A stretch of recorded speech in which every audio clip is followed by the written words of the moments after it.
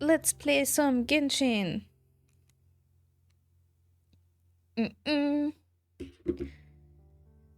Right, sound. I'm gonna have to get used to the Fontaine music now. Okay, so we did the start of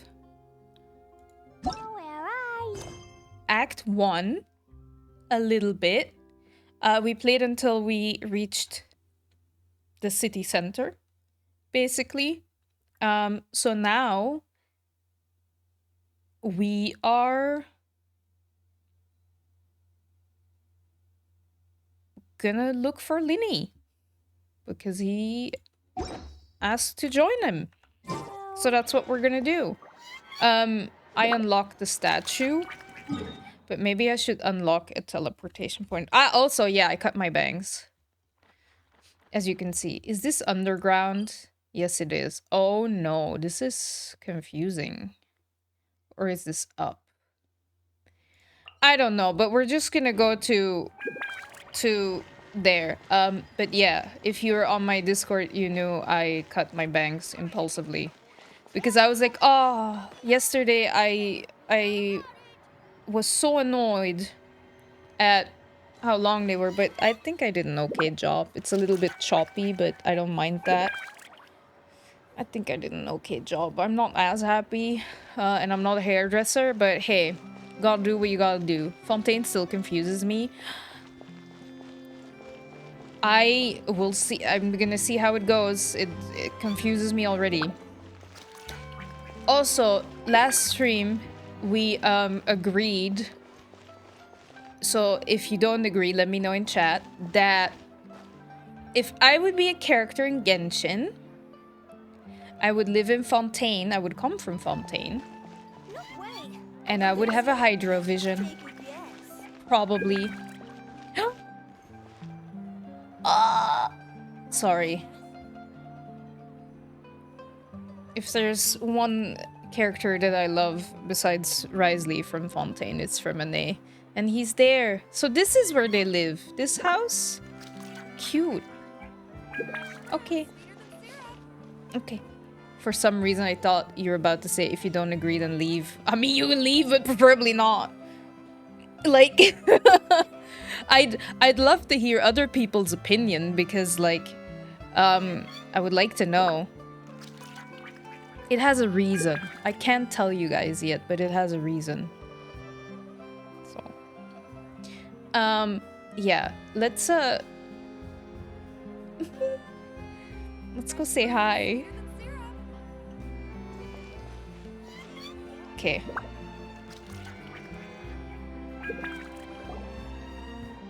This is our current abode. Oh, he's not there anymore? Ah, Freminet, Oh, you're home. Where did everyone else go? I have some new friends that I would like to introduce. You can see her chubby cheek anyway. Oh, they all just went out a moment ago. Oh, I forgot how depressed he sounds. He's so cute and precious. I see. Everyone is getting busier now that Father will be returning soon. I suppose that can't be helped. Allow me to introduce you to my little brother, Freminet. He is a phenomenal diver. Ooh, we knew that. Hello. Oh, hi. Nice to meet you. Paimon is Paimon, and this is the Traveler. Oh, you sound very proud to have a diver as a brother, Lyney. I love that Paimon is Paimon, as if that explains everything. But Paimon is Paimon, that's true. Lyney sure seems to have a big family. What a talented family. Let's compliment Freminet. Lyney, could you come here for a moment? What is it, Freminet? Do you have something to tell me? Well, obviously. It's alright, you go ahead. Oh, we can't hear.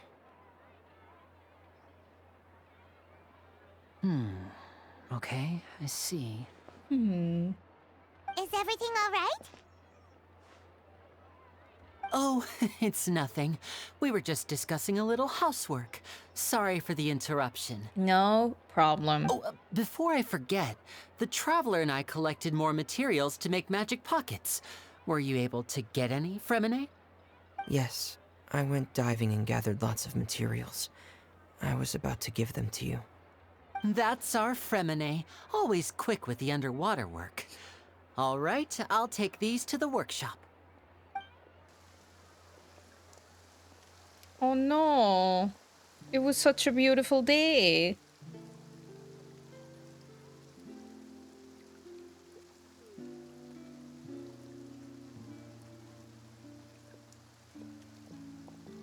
What happened? Looks like rain.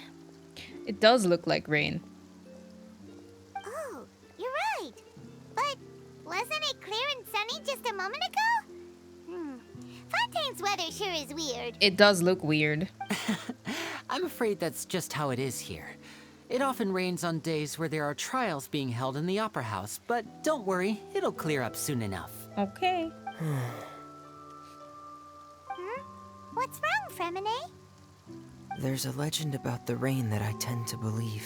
Tell us more legends. Damn, there's so many legends here. It said that a dragon of water once resided in Fontaine. Though we don't know where the dragon went, every time it weeps, the skies will cloud up and pour out rain.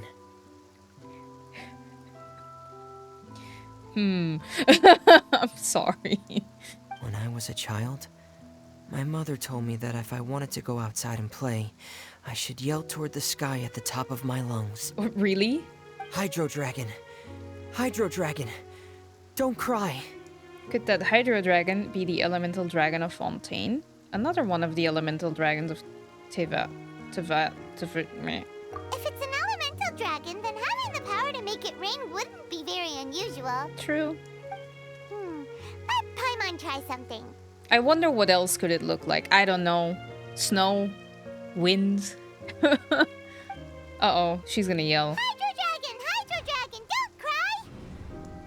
Did she do a little dance? It didn't work. It didn't work. At least she didn't make it worse. Doesn't seem to be of any use.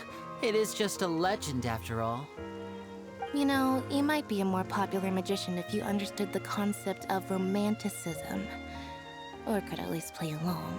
Yeah, Lyney. Sorry, it might be because we've never met the Hydro Dragon. Perhaps it can't be comforted by the words of strangers. After some time, the rain stops. It rained for longer than I suspected. Oh, it's already getting late. Did we just stand in the rain waiting? Like, how? Okay. Was there something you needed to do, Lyney? Yeah, some preparations for the show at the Opera House. I need to find a way to catch the last aqua bus of the day. Well, go ahead and catch it. On the day of the performance, just ride the aqua bus to the island of Aeneas. I'll have Lynette meet you at the fountain in front of the Opera House. Sounds good. You go ahead, Lyney. See you at the performance. Oh, are you leaving now?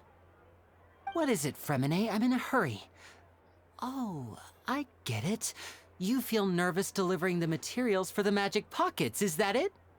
Perhaps we could trouble the Traveler to help us take these materials to the Beaumont workshop and deliver them to the owner there? I can do that. I'm afraid that Freminet can be quite introverted, and the boss there tends to be pretty talkative. Freminet has always been a little afraid of her. Hey, like, being an introvert doesn't mean you're afraid. No trouble at all. Don't worry, we're on the case. As always. Sorry for the inconvenience. I'm quite useless when it comes to such tasks. Oh, Hmm. I'll think of a way to make it up to you. no. That's okay, Freminet. Oh, no need. This will be a walk in the park for us. Yeah, that is definitely the easiest task.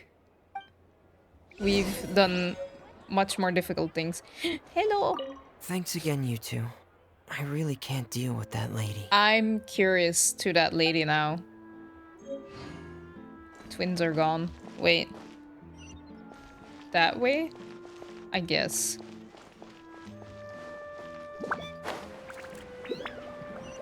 I think now I'm really alone here. Isn't that really scary? I'd find that scary.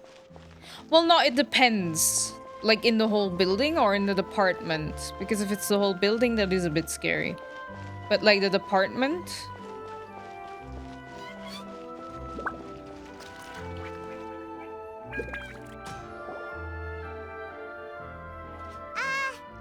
Hello?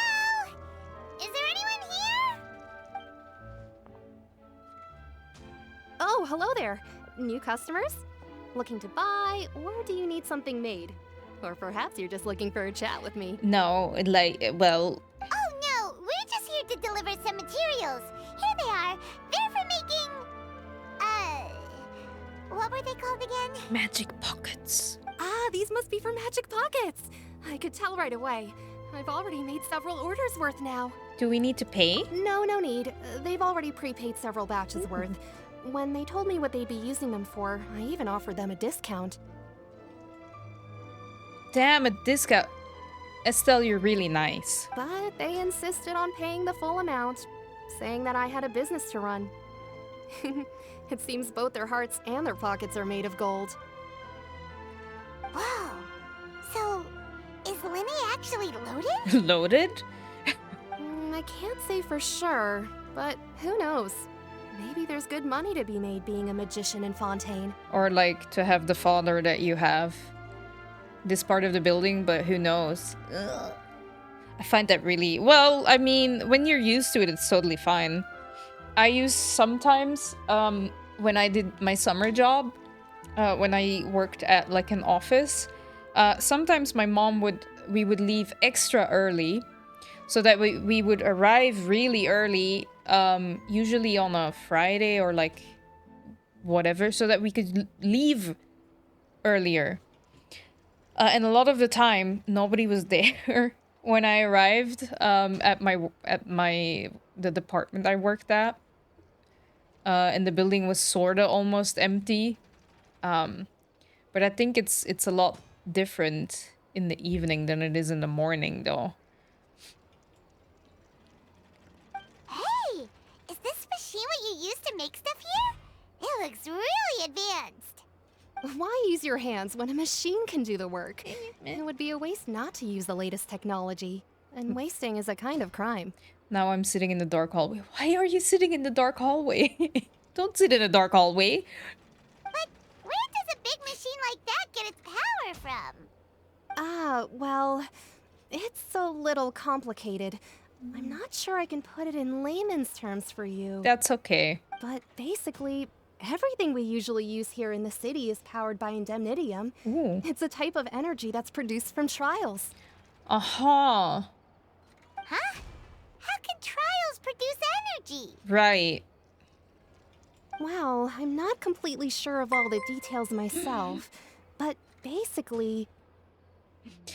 Tita! Thank you for subscribing. How are you? Good to see you. Thank you so much. 31 months? That's so long. That is so long. Holy crap. How have you been? How are you doing, Data? When a trial is in session, the Oratrice Mécanique d'Analyse Cardinale harvests people's belief in justice and converts it into energy to be used all around Fontaine. She did a good job. She did a really good job with that. So that's what its other function is? Paimon heard that the Oratrice was created by the Archon to make judgments. She said the thing and she said it fair. She said it correctly. Been good. What about you? Also been good. Been yeah.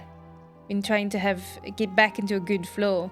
Been helping out or like trying to help out with our conversation AI chatbots. Image side of things. Always forget how annoying Paimon's voice is in the English dub. You know, you get used to it. I can't hear Oratrice normally now. Oratrice. I'm so used to Paimon's voice that I'm just, whatever. But I think if I would go back to my VODs when I first started playing, I'm gonna go like, she sounded like that? But I'm happy that you've been good. It's always nice to see you.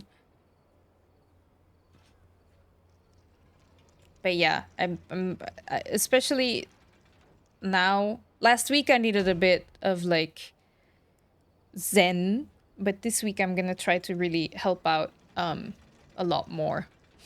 With like, I think we like with like image creation for our website and like our AIs. I've been helping out a lot already. I was doing quality assurance, I guess you can call it, but now I'd be more involved with the creation of the images as well. So I'm very hyped. You too, Dana.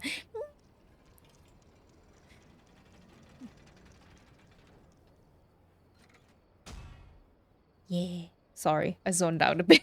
But yeah. I mean, Fontaine, I'm very excited. Sorry. Estelle was talking. But... No, Paimon. still doesn't get it.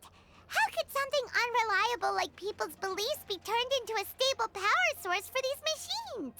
Hi, Queen Sea Fairy. How are you? Shouldn't you be working on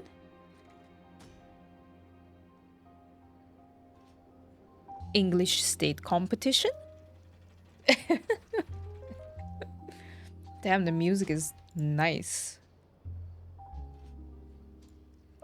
Well, Venti and Nahida both said the gods rely on belief to obtain power. Oh, yeah! So that means the Hydro Archon relies on the machine to take the energy created by belief and turn it into power for all of Fontaine, right? I'm pretty sure Paimon doesn't even know what a power source is. I mean, she seems to be getting it a little bit, but I know her main focus tends to be food and Mora. Streams are more important. They're not. But I can't tell you what to do. Who's feeding these lines to Paimon? I don't know. We still don't know what she is, so like, you know, might as well be a robot. She suddenly become a mechanic. Yeah. She has a Bluetooth headphone under that hair. Like an instant connection with El Hatem, who's reading everything for her. No, he doesn't, as if he would do that. Even though I've never heard anyone really put it that way before, it sounds like it makes sense. I'm wondering who in Genshin would do that for her. For some reason, I see Venti do that. Tone Deaf Bard. Besides Indemnitium, we have another type of energy called Pneumosia. Uh-huh. It isn't produced by the power of the Archon, but it is unstable by nature. Even now, it still cannot be widely used by civilians. Hmm. I thought I'd find you hard at work, but here you are chatting the day away. Since you're already talking, I'm sure you wouldn't mind a few words with me. I already don't like where this is going. Ito would be... His facts would always be off. That's true, Ito would do that. He would. Speaking of Ito, now that I'm in Fontaine, I saw like a really funny like meme on Instagram, and I don't think I shared it. But now I think I can. So I'm actually gonna look for it, and I'm gonna share it in Discord. So if you are not in my Discord, please join. Ah, you're not alone again. That's good, Bear. Okay, saved. Did I save it at least in my memes folder? If not, sucks to be you, Dana. Where is it? It was like a meme about Ito being in Fontaine with Cookie, and it was so on point that I thought it was so funny. I don't think I saved it. No, these are all old ones. See, I save a lot of posts on Instagram, and then instead of being smart and keeping them in folders so that I don't have to scroll all the time, I just have one big ass thing, and it's a mix of recipes, skincare, stuff that I wanted to watch with the sound on, but I couldn't at that time, so I saved them. Or like accounts that I don't want to follow, but I do want to like check the account out again. Why am I... Oh, God. Why did I... It's really... I don't think I'm gonna find it. Oh, I found it! Copy link. I'm gonna post it in Discord now. Oh. Okay. Discord. And should I do memes? Yes. There we go. It's on Instagram. Go ahead and check it out. Check it out. Anyway, I don't like this guy. I hope we can beat him up. You again? Didn't I already promise you that I'd have the more I owe to Confrérie of Cabriere by next month? Why are you hounding me now? Poor Estelle. Yeah, but how do we know that you won't go running off by the end of this month? I want 50% today. Wait, no? 70%. What? Huh? You... Seems business isn't so great for the workshop. We've already finished our job and delivered the materials. Maybe now's a good time to leave? No! Also, it doesn't sound like a usual case of money owing somebody, you know? Whenever people call her Cookie, I have to stop for a few seconds because I just can't take... Sorry, Shinobu. I apologize. I won't do it anymore. Please don't be angry. You're right. Hey, hold on. Before you go around trying to collect payments, why don't you settle your own debts first? Oh, for what? Of course he's here. Of course he's here. Hi, Gretlin. Tartar sauce again. What are you doing here? Weren't you in leeway or something? If Confrérie of Cabriere wants to poach clients from Northland Bank, that's fine. But I'm afraid you still owe the bank a hefty sum of mora. So why don't we work things out between us first, before you get back to your little conversation here? Everywhere except Sumeru. Was he in Inazuma? I've never seen him in Inazuma or Mondstadt, but he might have been with events, I don't know. Tartar sauce. You're from Northland Bank. Oh. But we said we'll pay everything we owe next month. Oh, next Why are you month. hounding me now? Oh, I heard those words before.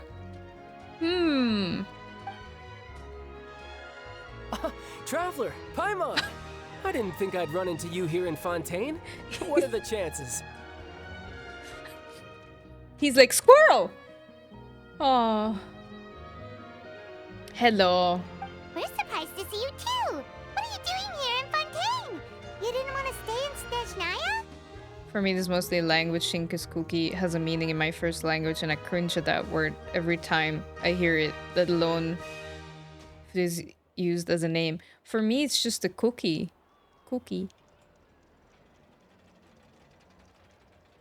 You can... I like tartar sauce a lot. We sure seem to have run into a lot of friends today. Fontaine really is a curious place.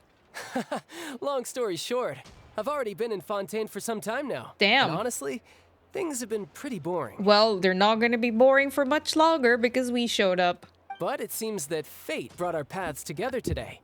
Not only will I have some good friends here now, but ones who always seem to find trouble. Yep, he knows. Either way you look at it, it seems things are going to get a lot more interesting now. Pretty sure we'd want to avoid anything that you'd find interesting. Besides, our trip here has gone pretty well so far. Right, Traveler? I think we've already weathered enough storms for now. I don't mind a little... No. I'm fine. I want boring. Hey, you, Northland Bank boy. Aren't you forgetting something? Damn, he's getting annoyed that he's not getting attention. Be glad he's not paying attention. He's gonna make you pay. Don't interrupt.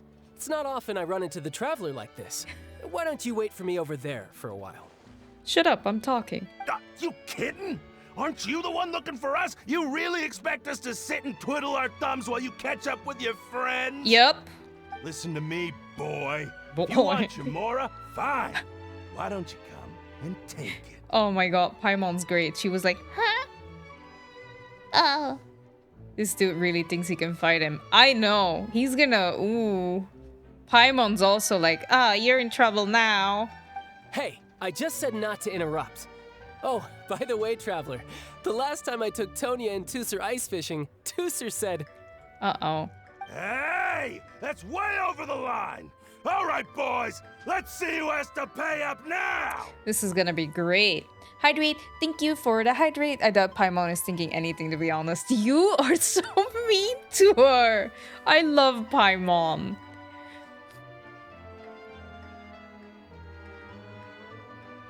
I don't consider child a friend. We can be friendly. Man sounds like he has a throat problem. He probably smokes. We're in France after all. Can you at least let me finish one sentence? Fine. Though the bank told me not to get rough with our clients. You're the ones who started it. This is an act of self-defense. You two will have to be my witnesses, okay? Oh, by the way, Data, did I have my emotes already the last time you were here? I have a bunch of new emotes now. They're great. You know, I think they're great. I don't get them. They know he's from the Northland Bank. It is a common knowledge that Northland Bank is a Fatui Institute. Why are they threatening him? I think they just see like this young guy and they think like it's probably like an errand boy, so it's whatever, you know? I think that's what it is. Yeah, that one.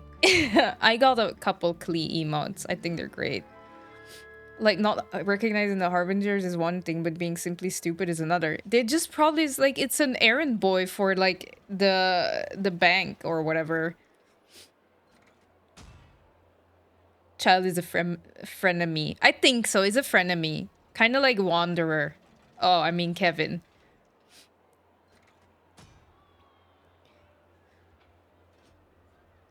Go ahead. They're all yours. I'm sure this won't take long. Not seeing the clearly visible vision is also a mistake. They're probably trying to not look at that area because he's showing skin, and then they might think like, oh, you named him Kevin? No, stars gazing, I didn't. But I kind of regret it now. We talked about naming him Kevin, and I was like, no, that's dumb.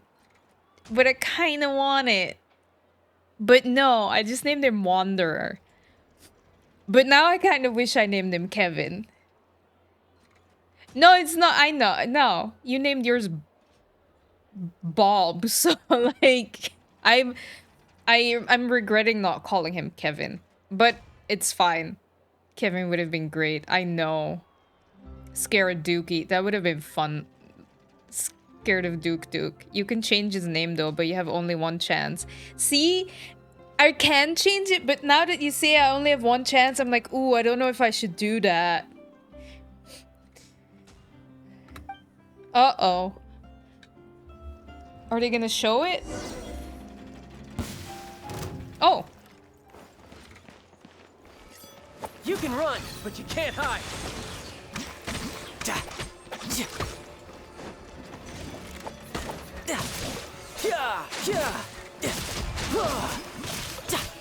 I don't know how to play with tartar sauce.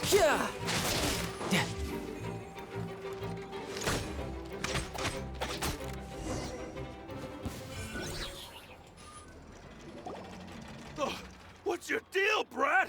How are you so strong if you're just a staffer from Snezhnaya's Northland Bank? There we go. Wait, don't tell me you're... There we go. He's like, he's just an errand boy. I don't support the Kevin option. I know you are so against Kevin. Well, you said you hope they get beaten up, so here's your chance. Yeah, everyone calling him silly names. I spent like 30 minutes thinking in something meaningful. What is he called in your game? I know, like that's why I'm doubtful about Kevin. Because like on the other hand, it's like, oh, I don't just want him to be like a meme. Because I do feel bad for Wanderer. I feel so bad for him. I named my Wanderer Motherless. You guys are so mean. I was hoping you would name him Yoshi. Why, Evie? Yoshi wasn't even an option. Hi, Feline. Y'all have so normal names for him. I named mine. Why? I called him Kazunoko. To my knowledge, it means like child of the wind or something like that. See, that's great! I named him Toreka, which means wayfarer or traveler. See, that's all so cool. I was gonna name him Kevin. Like, oh, it's probably better that he's just wanderer. He's going through it now. Oh, now you notice. It's a little late, don't you think? Just make sure you understand that you don't mess with Northland Bank. Got it?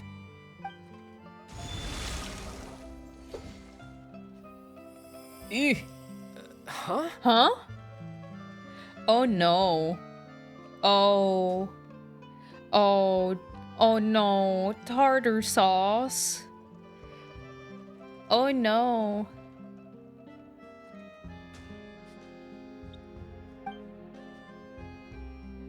Now's my chance!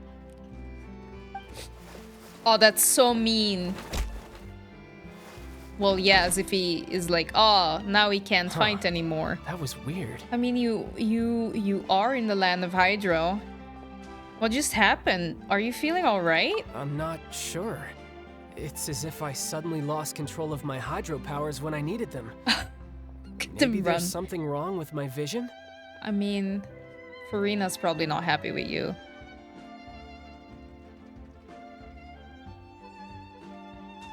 Strange. How could that happen? First time Paimon's ever heard of someone losing control of their vision. Never mind. It doesn't matter. If I want to stay sharp, I shouldn't be relying too much on my vision anyway. Besides, I always have my delusion in case I need it. Wait, he has a delusion? Right, it makes sense. There's a reason why you can, like... You'd better not use your delusion too often. I don't have a vision, so don't ask me. Well, you'd better not use it too often. So what are you doing in Fontaine, child? I don't see it's work for Northland Bank. Well, I guess it's because I've been in a bad mood lately. Why? Why have you been in a bad mood? Huh? What kind of reason is that? Wait, since when do you feel down about anything? I don't know. Maybe I still have a lot to learn about myself. He has an electro delusion. Uh-huh. As far as I know, there wasn't even any in-game lore reference about visions losing their power. I mean... I'm just thinking, because, like, Farina is, like, the Hydro Archon, right? She might have been like, I don't know. But recently, there seems to be some sort of restless power stirring inside of me. And I don't know why, but every now and then I feel like I'm in a terrible mood. He's about to get his period. He's PMSing. Stop using the delusion then. You know? Maybe you losing control of your vision just now is connected with that power you're feeling inside. Well, I'm sorry I had to go there. That is a possibility. So about this power, do you have any idea where it came from? I can't remember if I ever mentioned it before, but when I was 14, I fell into some unknown abyss. Damn, okay. It was during that time I learned nearly all of my abilities. The one who took me under her wing and taught me was named Skirk. She was always quiet and very mysterious. Nobody knew where she came from or what she had been through, and she was always very strict when teaching me combat techniques. One time, I asked her why she was willing to take me on as an apprentice. From what I could make of her answer, it was because I had awakened it, and traces of it remained on me. She said that all my combat training would be useful in the future. What is it? But what is it? What did you awaken? She never explained that, but my guess is that it's related to a dream I saw when I had just fallen into that abyss. Okay. In my dream, I was in the deepest depths of the sea, and the boundless seabed was all around me. But in front of me appeared a whale that was so massive, I felt like I couldn't breathe. Damn. A whale? Oh, that sounds familiar! When we fought against you before, you summoned a huge whale that seemed to leap at us. Is that the one? I don't remember that. That's just an abstract form of a whale that I create using my elemental powers. Okay. It takes that shape because the scene I dreamt of the whale has always been stuck in my mind. I'll never forget it. A whale? Is he talking about me? Hey, you're the one calling yourself a whale, Hira. So you used the whale as inspiration for one of your moves? Huh. Seems a little twisted to Paimon. It's very possible that the power inside you is connected to your incident in the abyss. So why don't you just go ask your master? Maybe she knows the answer. You make it sound so easy. Ever since the incident I experienced there, I've never stopped searching for Master Skirk and that unknown abyss. Dana is not a whale. She's free to play. True. Let's do, are you that chunky? Oh. But it's been years now, and I've still found nothing. There isn't even a trace of the place where I remember falling into the abyss. Haha. Oh, it sounds like some kind of ghost story. Yeah, I'm out of leads at this point, but there's nothing more I can do. It seems that strange encounters in this world tend to be elusive like that. Oh, seems the time really flies when I'm talking with you. I just remembered I have somewhere else I need to be, so I should get going. I love how we've been talking to him this whole time, and this, like, lady from the forge or whatever has probably been like, what happened?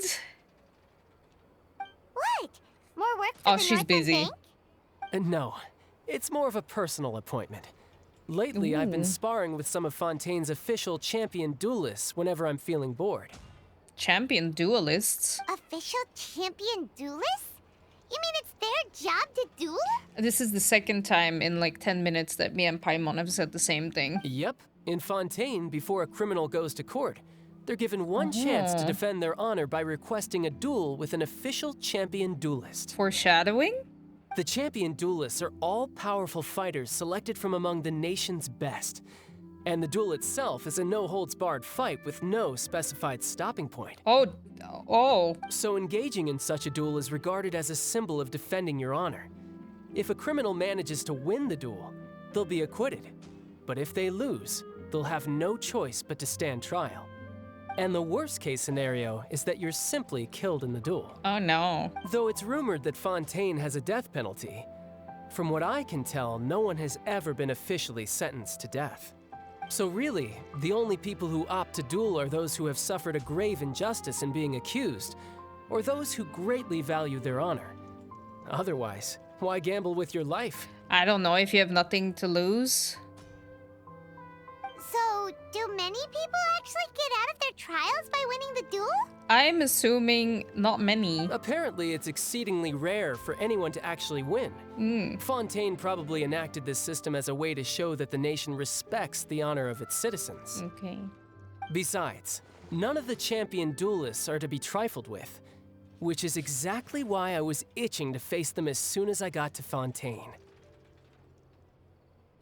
Apparently, the one I'm meeting today, Clorinde, is the strongest of the champion duelists. I had been asking her for some time before she finally agreed to face me today. Damn, she's just gonna shoot him in the face. Well, that's child for ya. Paimon feels like we heard that name somewhere before. Clorinde. Huh. Clorinde. I love how you can easily run into a champion duelist on the streets and it is just a completely unimportant NPC. Oh god. That's hilarious though. It's like some random guy. When we met the Hydra Archon. Oh, before I forget, I want you to have this. What? Huh? Your vision? What? You're seriously just giving it away? Why would you do that? I'm just worried that it could become uncontrollable again. I'd be pretty upset if it got in the way of my duel, so I think I'll be better off without it for now. He's just like, here. What? Besides, I just need you to hold on to it for a short while. Okay. I'll come retrieve it when I have some time later. I find it nuts that we're friends. That he's just like, here, one of my most important possessions. Keep it for a little bit. Isn't she the one whose button is ready to burst off? That's her. I think one of the local legends is a champion duelist. Hi, Heaven knows what you're Roshan. up to. By the way, You just want an excuse to come talk to us again, don't you? look at them. Oh, hey, he's nice to talk to. I send you a pic of the hallway. I am in on Discord. Ooh, guys, join Discord if you want to see the picture of the hallway. Let me check it out real quick. Discord. Ooh, why are you sitting there? Why are you doing that to yourself?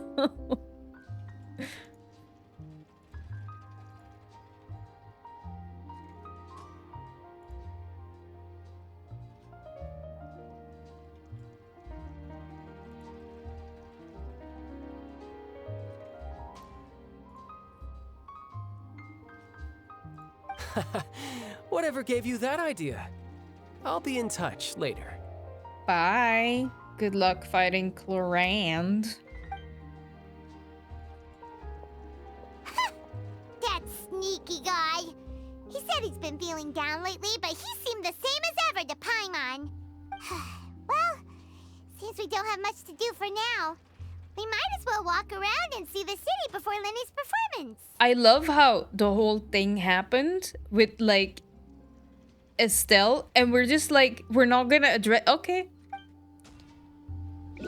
Not like under Paimon's enthusiastic leadership, you walk all around the court of Fontaine. Not even like, are you okay? Wow! Who could have seen that coming? The reporter who was barely around for most of the story was the murderer all along! Huh? Hey, don't blurt it out, Paimon. It's rude to spoil the mystery for everyone else. Sorry. Paimon was just surprised, that's all. Whew. Paimon never saw that twist coming. The murder mystery novels here are amazing! Paimon knows what's up. Paimon knows what's up. I love murder mystery novels. I finished one Saturday. I told you about it. For those that hadn't heard, I finished reading the Thursday Murder Club. It's about four elderly people. They live in like an elderly community home thing, and they solve murders. So pretty great. Murder mysteries are great. Anyway, never thought I'd see the day when Paimon would enjoy reading. The whodunits here in Fontaine are a lot different than the light novels you see from Yai Publishing House. Both have their merits, but Paimon thinks this style of novels are more, well, novel. Yeah, I prefer these as well. It's so exciting to reach the moment when the mystery is uncovered, especially in the one Paimon was just reading. You should buy a copy and read it too. You already spoiled who the murderer is. Oh, sorry about that. Paimon will be more careful next time. Okay. Hey, shouldn't we be heading to the Opera House to see Lyney's performance soon? It's almost time for the show to start, so we should get going. Right, we have a show to The catch. Opera House is on Aeneas, so let's go ride the Aquabus. We're gonna ride the Aquabus? Oh. Wait, is there like... Oh, maybe I can get... No. That's it's underground, so I don't know how to get there anyway.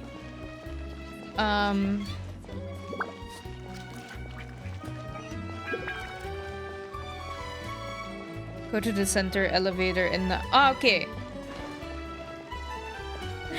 I would have gotten lost already.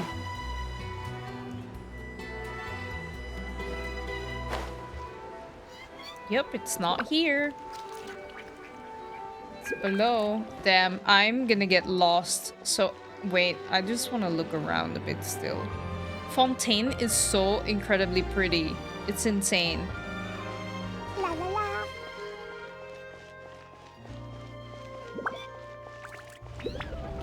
Okay.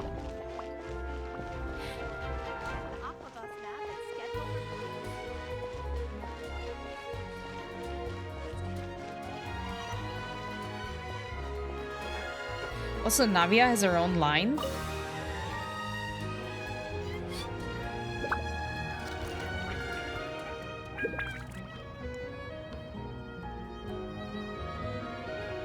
at least music is playing. I don't have to pretend to like sing for like. Oh. Huh? Oh. Is this okay? Damn, it's far away. I could teleport though. I've been there before, but we're not gonna do it. I want to ride the aqua bus so I can talk to you guys. Hello. Do you want to come fish blasting with me? How do you do? When does the immediately? Oh.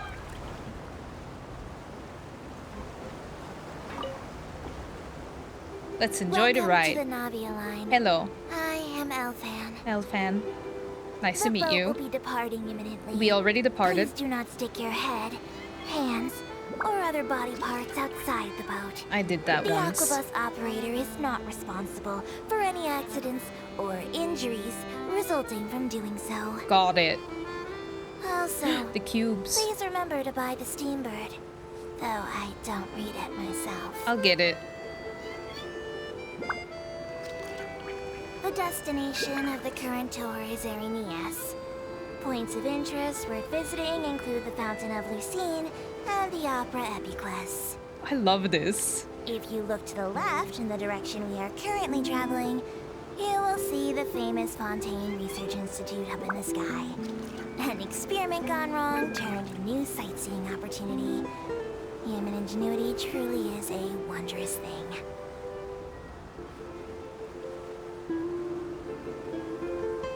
Are you done talking? Okay, guys. If you really like the stream, you can always donate. Well, no, I was gonna say sub, but donating is also fine. But you can always subscribe and get the really cute Klee emotes and support me directly. Oh, there she's talking. Destination. Please be sure to bring all your personal belongings with you as you disembark. I will. Donate, sub, follow, watch. Items to the lost and found. The paperwork is rather annoying, as Melusine hands are not suitable for grasping pens. Okay, I'll make sure to... Please be careful when disembarking. It has been my honor to be your tour guide this trip. Thank you. This was great.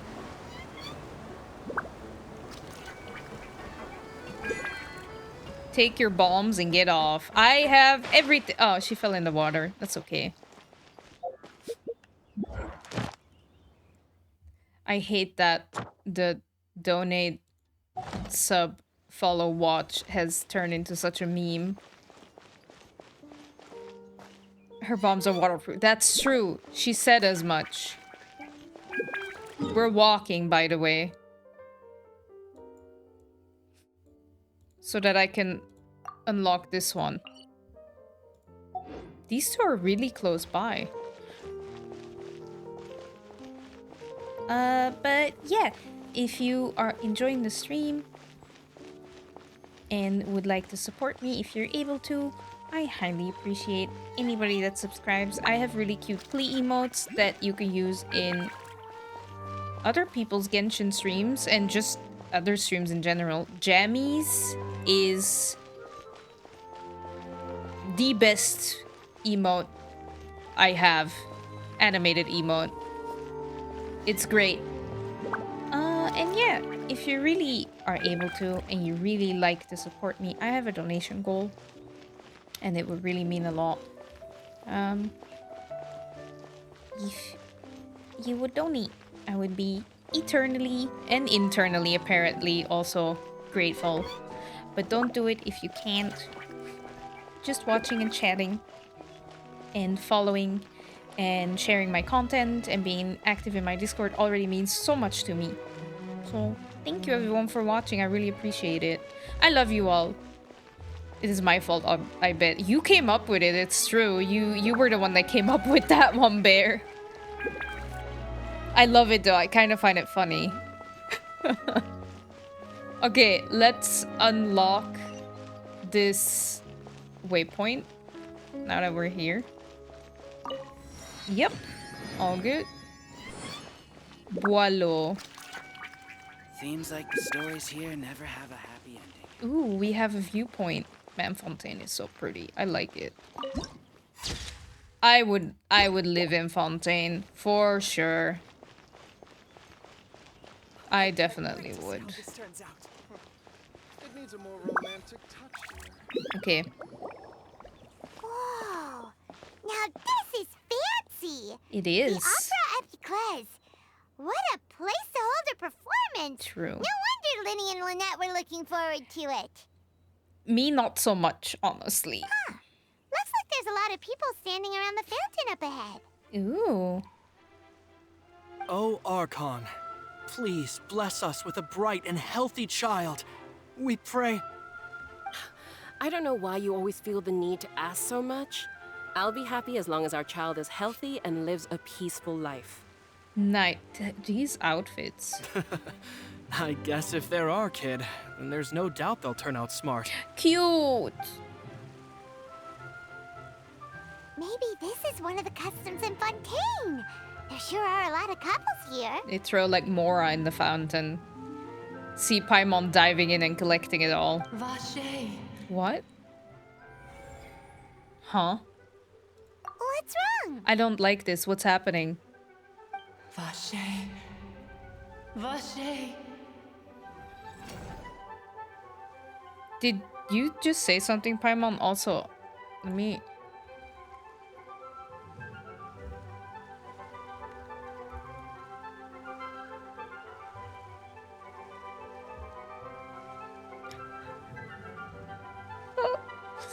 I just went to look what it means in French. I just love how no NPC in Fontaine wears the outfit that every pre-Fontaine Fontanian NPC wears. I know, right? There's like nobody. Everybody's like really fancy. Cowboy? Yeah. Cow herder. I mean, I recognized vache because like vache is cow. And I know that because we have a cheese that's called la vache qui rit and it has a cow on it. And it means the cow that laughs. So like vache. Anyway. I thought I heard wash hay. I think that's when you're not used to like French or something. But I don't know French that well. Did you just say something, Paimon? No, Paimon didn't say anything. Damn. Are you hearing things? Strange indeed. Paimon not saying anything? Whose voice was that just now? Welcome to the Fountain of Lucine. Oh. All the water flowing through Fontaine converges here. It's customary for newlyweds to come here and wish for children. Oh, that's cute. Lynette! You scared Paimon! When did you get here? She's a cat. She's good at sneaking. Lyney asked me to wait here for you, remember? No, I don't, but that's because I'm not good at remembering things. Right. By the way, Lynette, I seem to hear a faint voice just now. What do you mean? There are a lot of people here right now. Why are we trusting this person immediately? We just like, hey, I just heard a weird voice. Let's tell this to the first person we met in Fontaine. Totally not weird at all. It seemed as if the voice was coming from the fountain. Cowherder, okay. Hey, you're not trying to scare Paimon, are you? I wouldn't dare. Besides, it's the middle of the day. It's not the time for eerie things. I see. I might be able to tell you something that could help explain the voice you heard. Ooh. In fact, you might not be imagining things at all. I suspect that what you heard is a result of your hypersensitivity to the hydro element. Others in my family have had similar experiences. Damn. What kind of family? It's because of her sensitivity to the hydro element? But what would hearing a voice have to do with elemental power? When do you cry, Paimon? Wait, what? What does that have to do with anything? Just answer me. When do you cry? When the traveler gets hurt. You should be able to interact with the fountain. It's like that sakura tree. Oh, I'll try that. Thanks for letting me know. I'll see if I can. When Paimon's really sad? Oh, and when Paimon's super happy. Oh, and also when Paimon's really, really scared. When I'm also when I'm sad. Also when I'm scared. Also when I'm confused. then you should understand that tears contain your most intense emotions. That makes so much sense. Like I just mentioned, the Fountain of Lucine is where all the flowing water in Fontaine converges. Mm-hmm. Even the tears that fall to the ground will eventually gather here. Damn. So maybe what you heard was the intense emotion coming from someone's tears. Cow herder. Cowboy. I'm sorry. When I don't get food. Also when I'm amused. When I don't, I get hangry when I don't get food. Hello, Shaven. How are you? Good job with your presentation. Huh? That's an interesting explanation. I'm not sure that I buy it, though. I mean, it's an interesting explanation. It's not the explanation, but... So, what did the voice say? I hope you enjoyed the quiz. I have to head to uni now. I am doing EP. Well, good luck with uni. It's nice that you came to say goodbye. I really appreciate it. I like seeing you in chat. I like seeing everybody in chat. Gotta go in early to prepare for another presentation. I'm sure you'll do great. Let us know how it went. But yeah, as I said, I'm pretty sure you'll do great. It seemed to be calling out someone's name. Oh man, I hope it's not a name. It's probably a name. Huh. If you were hearing their emotions, then Paimon wonders what happened to them. Trampled by cows. Rather than worrying about them, we should worry about my brother first. Oh? Don't let that calm look of his fool you. He tends to get pretty nervous just before a performance. So chatting with Lyney might help him relax a little before he goes on stage. Paimon can do that. She's pretty great at it. Oh, right. That makes sense. Let's go in and see Lyney. No, let me go and check out the fountain. Yes. No. Phileda. Hello, dear human. I was just considering a problem a moment ago, so I almost didn't notice you. I love these little guys. Could I ask what you were considering? Of course you can. I was wondering how humanity came about. Good question. We Melusines were born of Elenas, so I've often been wondering, how did the first human in this world come to be? Were they born from flesh and blood like we were, or were they created in some other way? I'm not from Tevat, so... Oh, is that so? Never mind. It's just one of those thoughts that crossed my mind, you know? There are so many things in this world that we Melusines are unable to understand. I'm used to it. Still, thank you. Please take this small souvenir. What? Oh!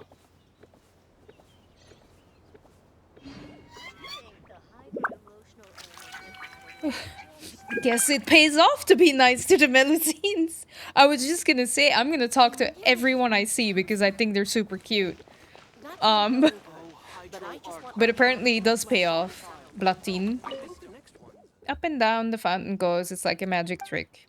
Thank you for reminding me about the fountain. I already forgot. Do you like magic? Yep.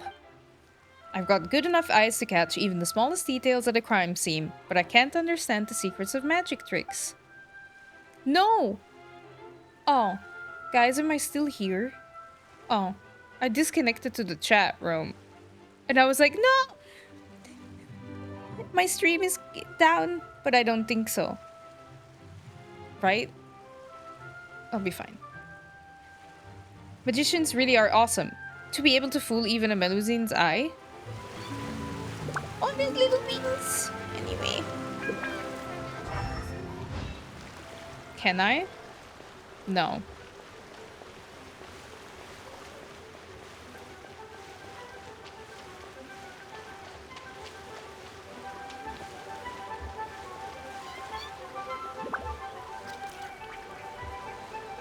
Apparently I can't. Hello.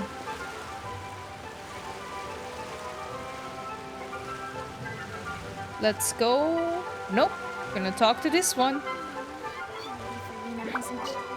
Take a guess. Will Monsieur Neuvilette preside over the next trial? Will Lady Farina make an appearance?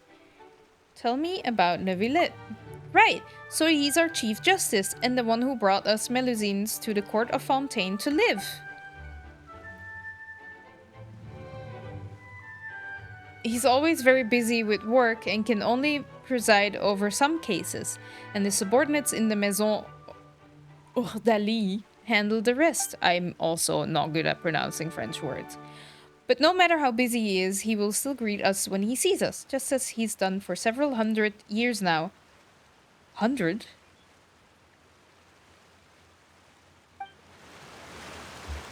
Don't be surprised. How did you manage to run around and through it and miss 2 interactable points? Really?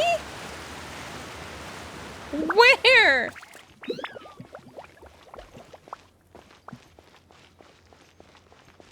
Oh!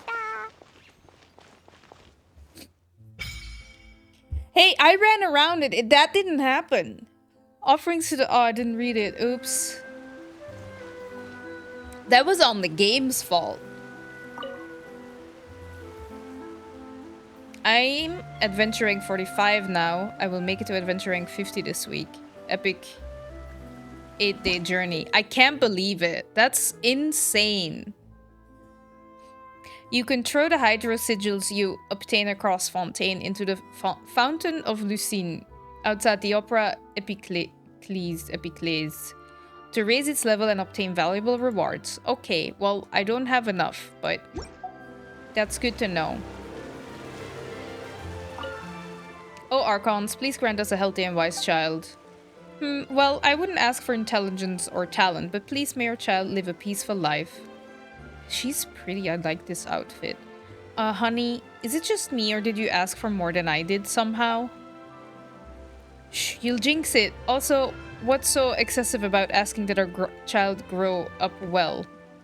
That's not what I'm saying. It's just in light of that prophecy. Right, that's true. But it's just a legend and not something that will happen for sure, right? Like, is this the first time you're playing Genshin, silliness? By the way, hi, by the way, hope you had a great day. Or like, this is like a new account. Sumeru has its own thing with rewards like this, but you need to do 15 hours of Aranara quests for it. Well, we will do that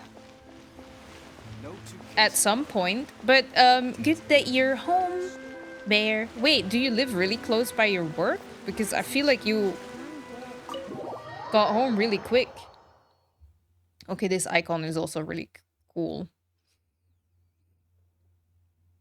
Yeah, like 6 minutes of walking. Ooh, that's not bad. That's super close by.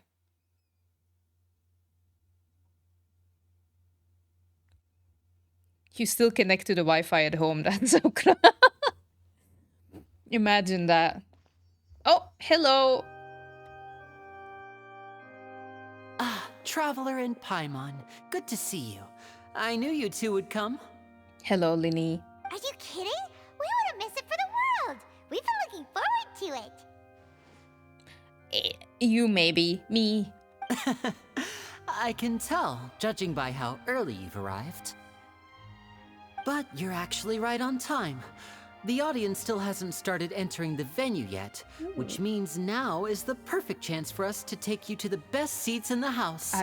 Wait just a moment. I'll fetch the tickets. I do not trust this one bit.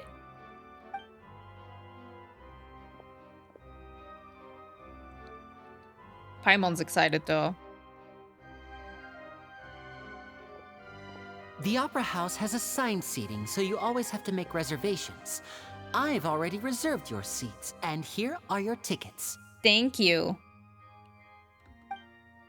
Ooh, front row seats. Oh no. Thanks, Lyney.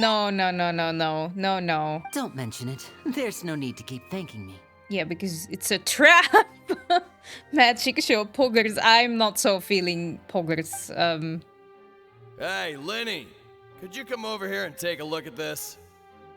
Oh, I'll be right there. Seems there's an issue with the stage props over there. Oh no. That's Cal, my assistant, calling me. I'll go lend him a hand. Sure, best get busy. Yeah, we'll just go to our seats. You go ahead, Lyney. No. I don't like this.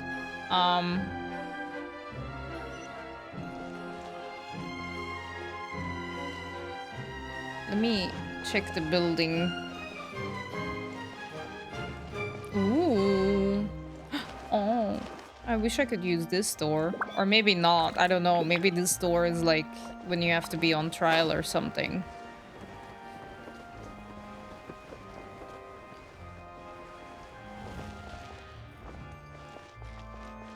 It works? I can go through there? Wait then.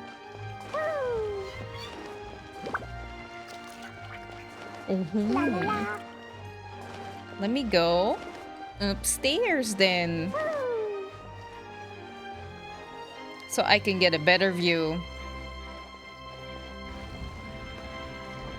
Wow. Look at this. Damn. Oh, I don't trust that I have front row seats. Like, somebody's sitting there already.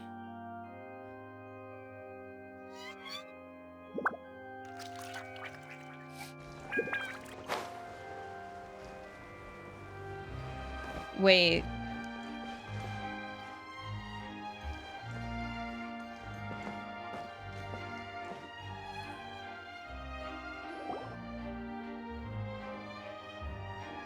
What an ass, they took your seat. Oh, these should be our seats. Come on, let's sit down.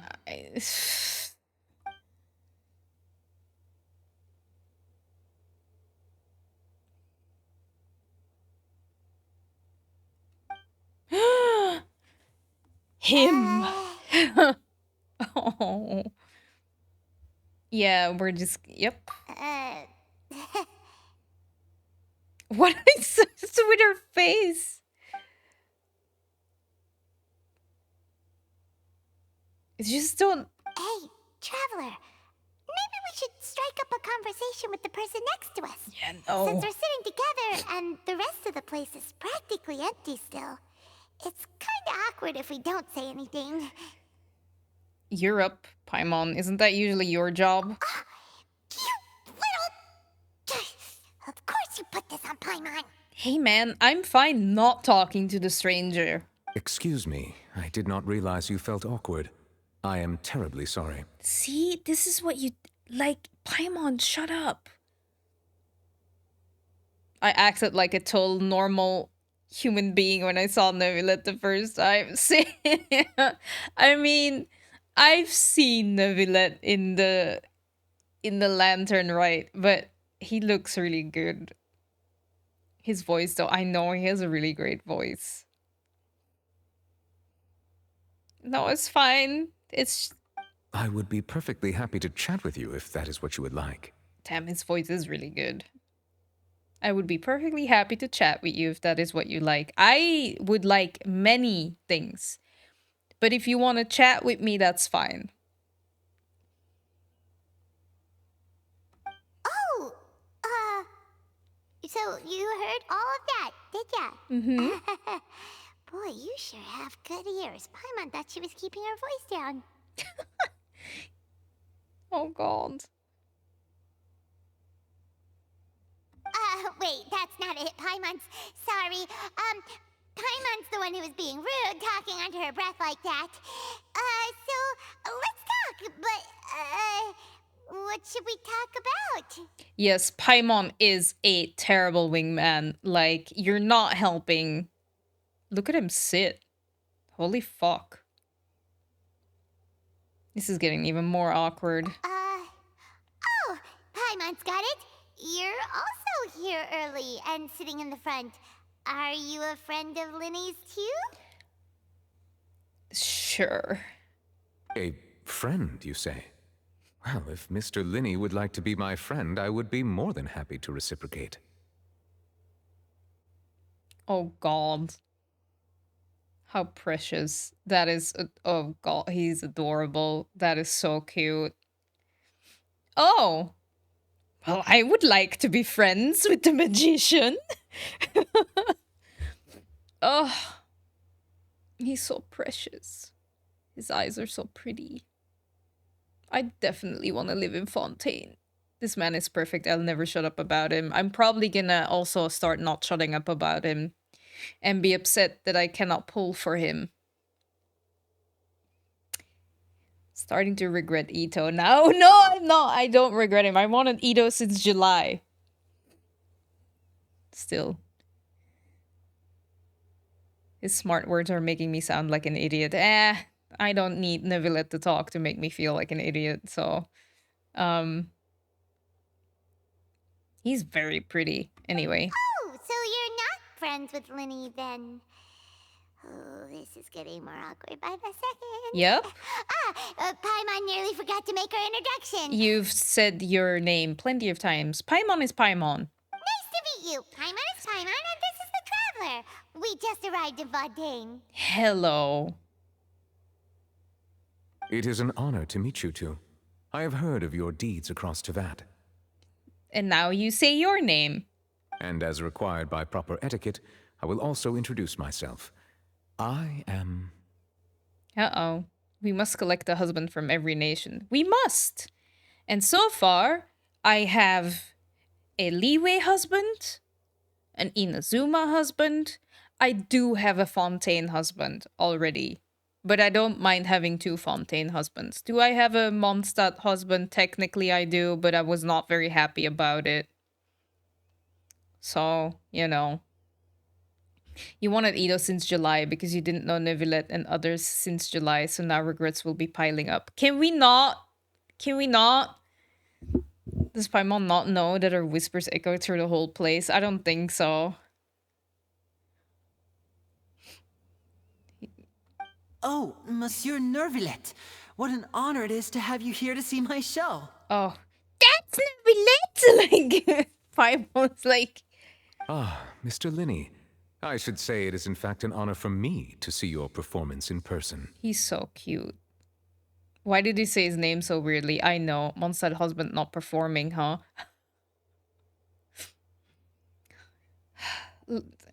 Let's just say it was an arranged marriage, I guess, in a sense.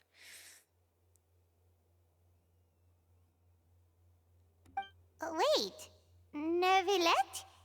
Could he be? Yep, that's him. French struggle is real. French is difficult. I saw you all chatting just now, but it seems you still don't know who Monsieur Neuvilette is. No, I don't. Allow me to introduce you to Fontaine's Chief Justice. Oh, no. That seat is always reserved for him. It wouldn't be too much to say that he's the symbol of justice and honesty here in Fontaine. And here we are having a super awkward conversation with him. Ooh, sorry for being so rude just now. Paimon had no idea you were such an important person. We're outlanders, we're travelers. Like, they can forgive us, I guess. No offense taken. Being Chief Justice is merely what I do for work. Nearly every person has their usual reserved seat, so I'm not so special, really. Not so special. And by the way, I should probably let you know, even though I would prefer not to. Yes.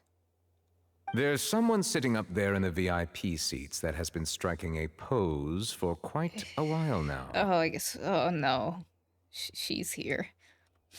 I'm gonna say bye already, but join in later. I'm gonna eat my mom. Ooh, zucchini walnut sauce. That sounds delicious. Oh, can you send some my way? Enjoy your food, Feline. That sounds so good. How do you make that? Anyway, Farina's here, and she's looking. I believe she is trying to give you a most elegant and impressive first impression. We already had a first impression, and... So I think you should take notice of her sooner rather than later.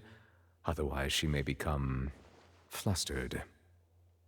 Neuvilette is the real MVP. Tina, you cut that sentence off at the worst part. I'm gonna eat my mom. Oh. I'm sorry, I said walnut, zucchini, walnuts. Yeah, I should. See, I'm having Farina cheeks, child, whatever. Please don't stop mid-sentence and eat my mom. I know. I shouldn't. The urge to say something about Farina, but remember that Bear is here makes me shut my mouth. Yes, let's not talk about Maybe I can send the recipe in the Discord, but you gotta use translator since it's German. But bye for now. Yes, do it! I don't mind. I can... Well, we have Google Translate, and my German reading can be okay. I will read full sentences from now on. Guys, I apologize. Please forgive me. I love Neuvilette. I'm actually kind of starting to get upset now. If there is a sugar daddy out there that wants to help me, or mommy, glucose guardian, fructose friend, I should have a second donation goal, which is like the Fontaine Husbando fund. No, I'm fine. Technically, I could pull for him, but we're not gonna do that. I should save up. He'll get a rerun. I'll be fine. Next year or something. I don't know. Anyway, let's pay attention to Farina. She's been waiting way too long now. Oh my god, it's the Hydro Archon! Hello? Huh? Oh, it's Farina, the Hydro Archon. Huh. She sure has a smug and satisfied look on her face. Guess she has no idea that you saw right through her act. Much like your smug and satisfied look on your face right now, Paimon. Very good. That is for the best. No need to pay her any more attention. We may now enjoy the show. Nice. Huh? So is this what things are like between the Chief Justice and the Hydro Archon? All right, please wait just a moment longer. I've pretty much finished my preparations, and the performance will start as soon as the audience has made their way to their seats. Which hopefully won't be long. Yay! The show's finally about to start! Paimon can hardly wait! Paimon's never seen a real live magic show before! I have a bad feeling about it anyway. The crowd enters the venue and the curtains open for the show to begin. Okay, it's happening. Oh, they're dimming the lights! The show must be starting! Yep.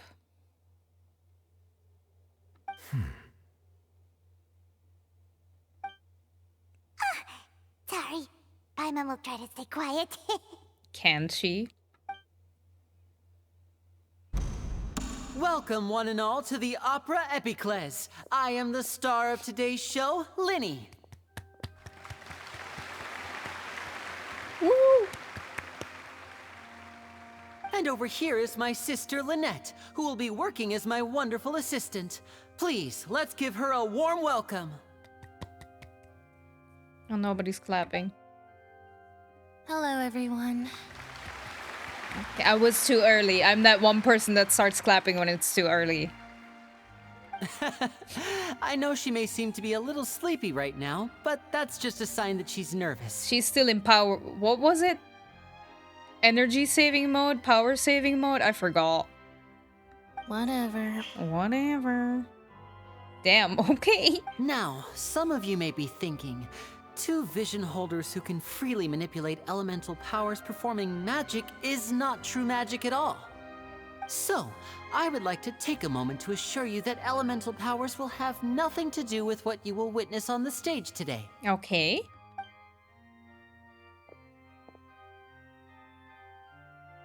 Both Lynette and myself have removed our visions for the show. Oh. That way, even the gods won't be able to help us. Oh, good point. That's what makes the show real magic. Now, without further ado, let the show begin. Lynette will now exit the stage to make some preparations. Okay. I know you might miss her, but don't worry. She'll be coming right back on stage momentarily. Perhaps in an unexpected way. I'm sure she'll be stealing the spotlight soon enough. Damn. Oh, and before I forget, there's one more thing I should say. Oh. Oh, the music stopped. I don't like this. You never know what can happen in the blink of an eye. Okay. A magician's greatest skill is making things disappear Okay. or appear. The possibilities are endless.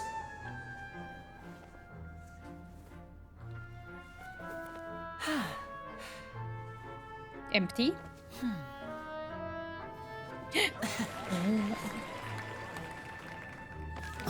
Oh.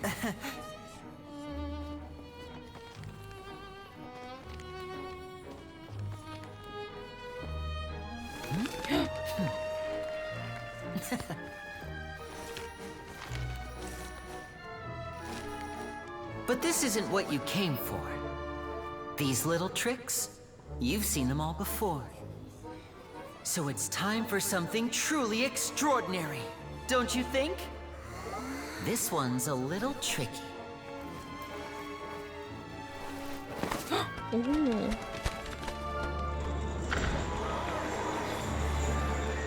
Using this water tank, I shall make my sister vanish completely, right before your very eyes. Damn, a cat jumping in the water.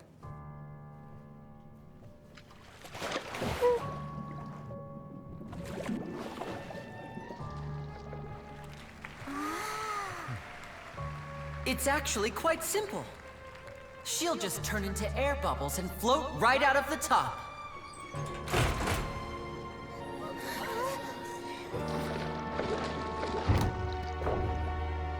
Oh no! I told them to check all the props carefully. With the lid on, even air can't escape. An amateur magician would be getting very nervous right around now. Luckily, it's me on stage, so let me show you what a true virtuoso can do.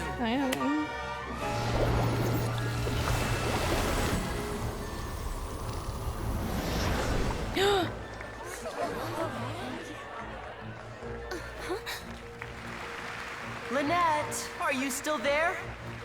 Don't go too far. We don't want to use up all our magic. Hi, I'm back. Uh-huh.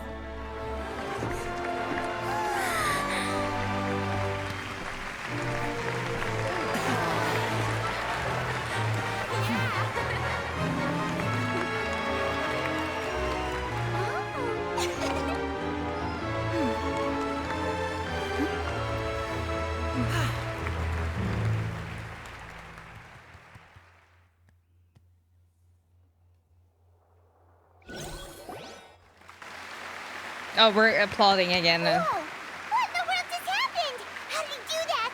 Paimon didn't seem to do anything! That is what a good magician does. Wasn't Lynette inside the water tank? How did she disappear and then reappear out of nowhere? What a show. No wonder he's a famous magician. If we could see easily through his tricks, then that would mean that his skills are still lacking. How many sets of clothes does she have? Clearly enough, like Hira's. It's more than enough. To appreciate magic, you should focus on the show happening on stage, rather than getting caught up in trying to see that which has been intentionally hidden. Damn. Guess you're right. Paimon couldn't believe her eyes when Lynette reappeared. Amazing! Thank you, everyone. I'm glad you enjoyed that performance. Oh, there's more. But our magical journey has only just begun. I've prepared even more astonishing surprises for everyone here. The magic of transformation and disappearance can go far beyond what you've just seen. I'm sure many of you are thinking that escaping the water tank was impressive enough. But Lynette is still my assistant after all. Okay. In which case, I have ample time to make all necessary preparations. So, for my next trick, I will require the participation of one lucky audience member. No. Not me. Please, if my assistants could bring out the magical boxes now. There are 2 boxes and only 2 boxes. One is here, and one is there in the aisle among the audience. Okay. I'm sure many of our clever audience members have already guessed our next magic trick. A swap. Interesting. Our lucky audience member and I will each enter a magic box. After 1 minute, we will each emerge from the opposite box. Now please, everyone pay very close attention to the box you see here. Don't give me any chance to make a move. Mm-hmm. Wow! How's he gonna do this? Shut up, Paimon. Shh, you're getting the attention. Hey, do you think this is all magic tricks, or does Lyney have actual superpowers? Let's watch and see. The lucky audience member will be generated by this random number selector. It selects numbers entirely at random. Even I don't know who will be chosen to participate. Now then, let's begin.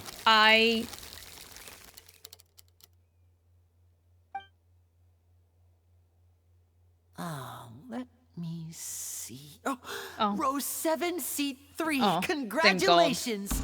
You now have the chance to experience magic firsthand for an entire minute. I was like, oh no. Please, come forward.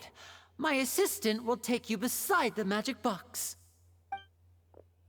Okay. I'm sorry, it might be a little cramped inside, but no need to feel nervous. We've carefully arranged everything for you to be as comfortable as possible.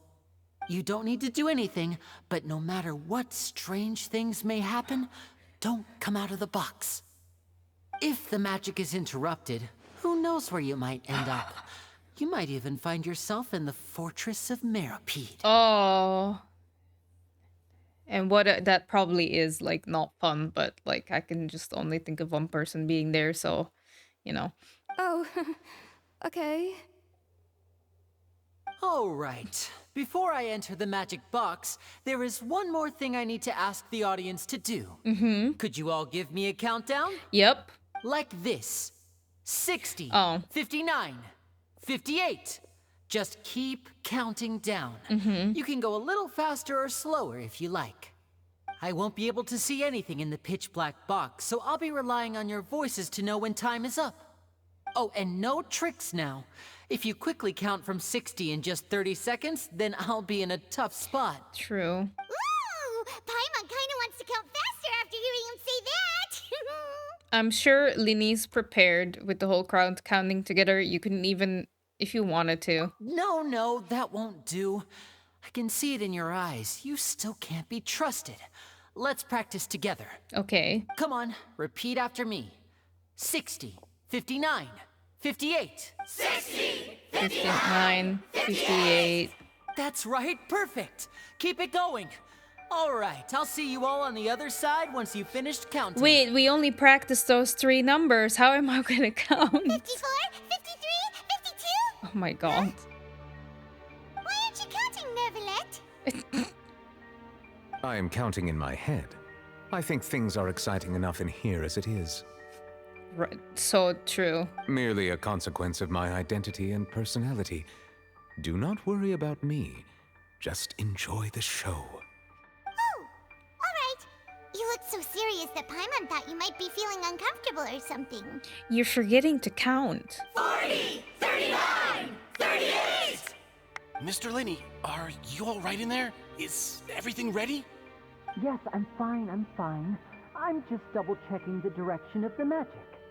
It would be a disaster if we get sent to the wrong places. For example, midair right above the audience.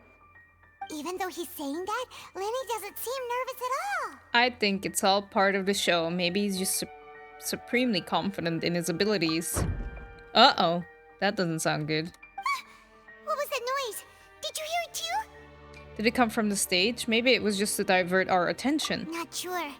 Anyway, it doesn't seem like anyone's worried about it. 25, 24, 23!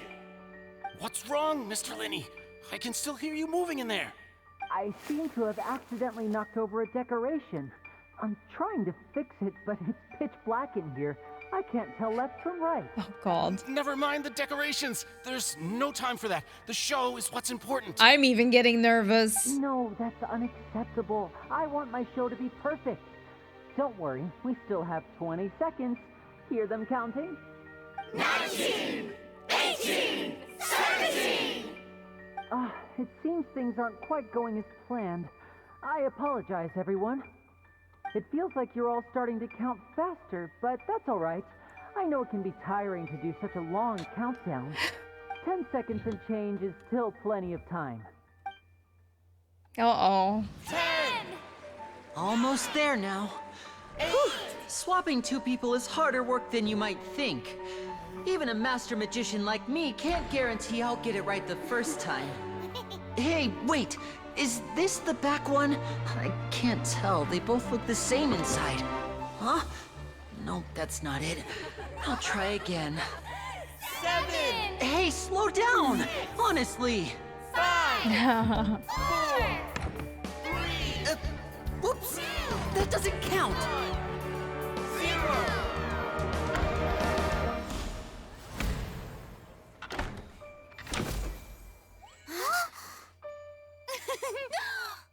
Ta-da!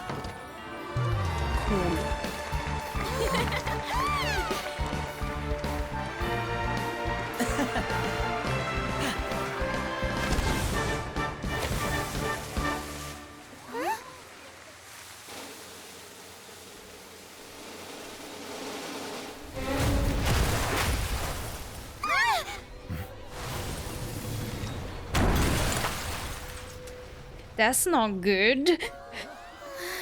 Not so poggers anymore.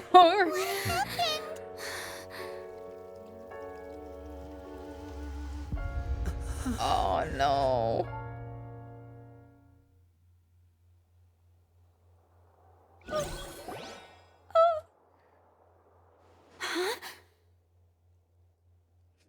Hi, Butter. How are you?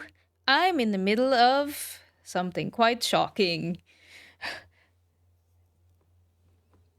I would have never expected this. What a twist. You are so mean here. For me, this is a twist. I didn't see this coming. Is this part of the show? I don't think so, excited audience member. Mr. Lyney, you're going to use magic to fix the stage now, Nope. right?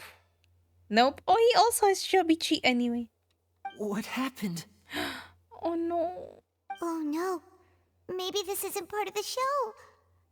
The girl was still in that box, right? Oh no. Hi, Persian. This performance is over. Medical staff with me. Guards, secure the scene and detain all the performers. Seal the exits. No one is allowed in or out at this time. Yes, that's right. If this was just an accident, then we must investigate the cause. But if this was all part of some scheme, then those accountable will not escape the judgment of the God of Justice. No need to be alarmed, you two. We'll get to the bottom of this soon enough. Oh, I'm alarmed. After some time, the guards complete their investigation. Damn, they can invest. Okay. Unfortunately, the person who is in the magic box has been pronounced dead. His name was Cowell, one of the assistants in Lyney's magic troupe. Oof. Wait, where's the girl? Apparently, the fireworks on stage ignited the ropes that were suspending the water tank, which then caused the tank to fall onto the stage. As of now, we are still not sure why we found Cowell in the box, rather than the guest from the audience. We just wanted to see a magic show and now someone is there. I know. And after an initial search of the area, the guards have confirmed that the girl is nowhere to be found. Okay. It appears that this incident was not merely some mishap with the performance. And there are many indications that it is connected with the case of the serial disappearances of young women. The serial disappearances case? Uh-oh. That's the case that Charlotte mentioned before. And to pull it off like this in front of an audience, including the Archon and Chief Justice? I know the truth. I can see through the whole thing. Really, using such a shallow and obvious mystery as his finale. Did he really underestimate us that badly? I say that our powerful magician, Mr. Lyney, is now the prime suspect for the serial disappearances case. Oh no! Huh? Why me? This whole thing was an accident. No, this all occurred during your magic show, did it not? The missing girl disappeared after being chosen, did she not? The deceased is one of your assistants, is he not? Now that I think about it, that whole speech about magicians making things disappear was nothing more than a provocation, a bald-faced challenge. Oh no. That can't be right. How can Lyney do this? He was in the box on the stage the entire time. We can even hear his voice. Besides, before the show, he told us that he would like to catch the criminal behind the disappearances. He couldn't possibly mean catching himself. He's a suspect at most. It's hard to believe all this happened during the show. Save discussion for a later time, please. Lady Freminet, may I assume that your comments just now constitute an accusation against Mr. Lyney and his associates, and that you are pressing charges? Oh no. I just think that he... Well, I think it might be a little early to talk about formally pressing charges. Oh, all of a sudden not so... But what Lady Freminet said just now makes perfect sense. Looks like she's gonna personally deliver justice. A kidnapping and murder carried out under the cover of a magic show. Oh. Lady Freminet said it all. I mean, of course, my dear people. But what excites me even more than the obvious truth before our eyes is the opponent I'll be facing. Okay. That's right.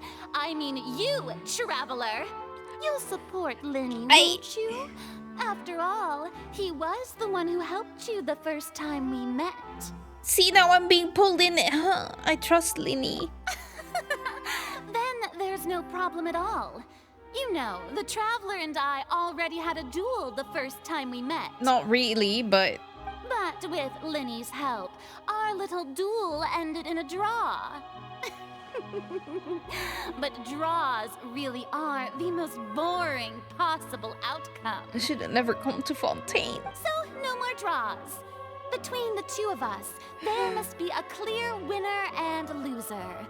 And what better place to hold such a riveting showdown and decide the true victor than here, on the grandest of stages, Oh the no! Opera Epiclese. Okay. It wasn't a draw. She obviously lost last time. Paimon, don't make it worse. I understand. Charges have now been pressed. No. As such, a trial is in order. I didn't agree to this. Well, Traveler, seems Lady Freminet has set you in her sights.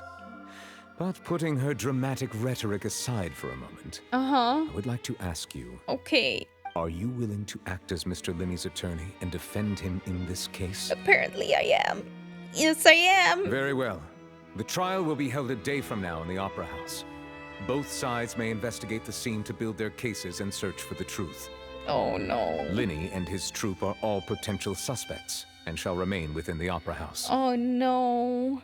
The audience may begin to leave in an orderly fashion once they have been cleared by the guards. A day isn't that long.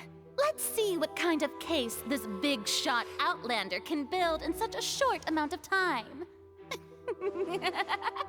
I'm really quite looking forward to hearing it. Oh. Everyone is dismissed and the audience begins to leave along with Freminet and Neuvilette. Oh god. Lyney! Sorry about everything that happened just now. Were you frightened? A little bit, but this is also frightening me. Of course! Who wouldn't be scared after witnessing an accident like that? Yeah, I'm a little shaken up myself. How could this happen? And poor Cal. Have fun at court. I know you already claimed that you would defend me, but now it's just us talking. Tell me, do you think I could possibly be the murderer? No. Good to hear. Thank you so much for trusting me. I mean, I don't think he did it. I'm sure everyone sees me as the biggest suspect at this point. Did he? Don't tell me. But if you ask me, the whole thing is mysteries layered upon mysteries, such that all that's left is confusion. I don't know whether what happened there on the stage was purely an accident or not, and I don't know why poor Cal was in the box. As for how that girl chosen from the audience could suddenly disappear, I'm afraid I don't have any answers either. If someone tampered with my performance, then we need to figure out what they did. Okay, we'll figure it out. Even a skilled and knowledgeable magician like myself couldn't pull all that off in just 1 minute. Yes, it's very strange, but there's no denying what happened. Which is precisely why we need to investigate. As this book says, the impossible could not have happened. Whatever happened must have been that which is possible. Wow. Oh my god. That is okay. Where did you get those glasses? Paimon bought them when we were reading at the bookshop in the city earlier. Pretty cool, huh? Yes, very cool. Don't worry. Paimon used her own savings to buy them. It from our travel funds. Okay, it was from your boot money. That's good. That's your favorite that is a very good Paimon look. I think they look cute on you, Paimon. Oh, no, well, they do kind of. You have good taste, Lynette. You look so... That's the right attitude. Feeling depressed isn't going to help me now. I need to get back to my normal self. Paimon, a man just died. I feel like the same thing. Like, it's like... I need to get back to my normal self. Your assistant just died. Oh, look at these cool glasses. Cool, right?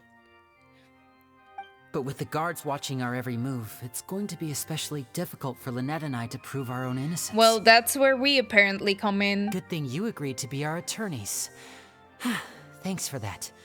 We'll be counting on you. Yes, thank you so much. I won't let you down. Yeah, just leave it to us. I'm used to these sort of things apparently too. Oh, since we're going to start investigating, Paimon has a question first. Where did Lynette go during the performance? Oh, well, I'm afraid that would involve some of our essential trade secrets as magicians. Well, I'm afraid you'll have to tell me anyway. Somebody died, Lyney. Like... The secrets behind our magic are past saving, Lyney. I suppose you're right. The truth behind our tricks is going to be important evidence that will be weighted during the trial. 'Tis truly a pity. As a magician, our magic show is a work of art.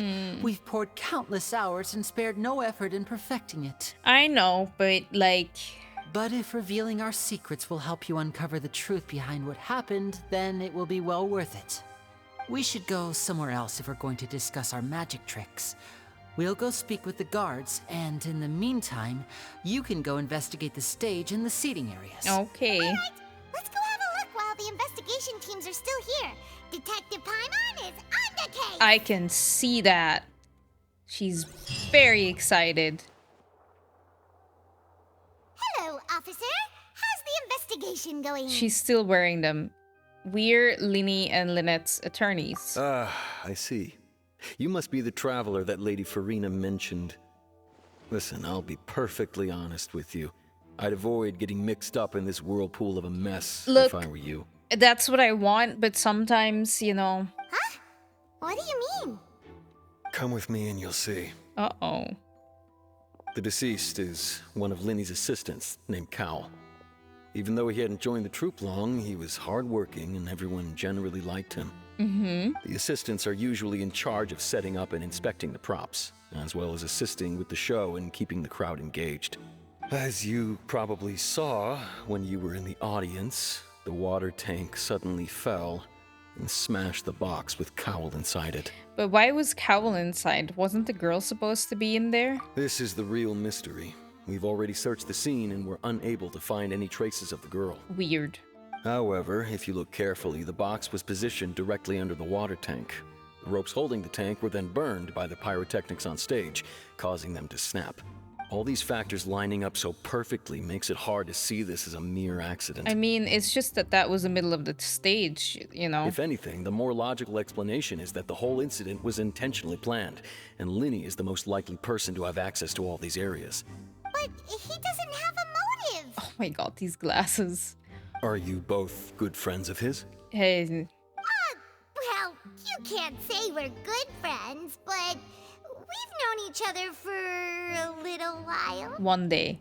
So in just a short time, he was not only able to win your trust, but even convince you to act as his attorneys. I know.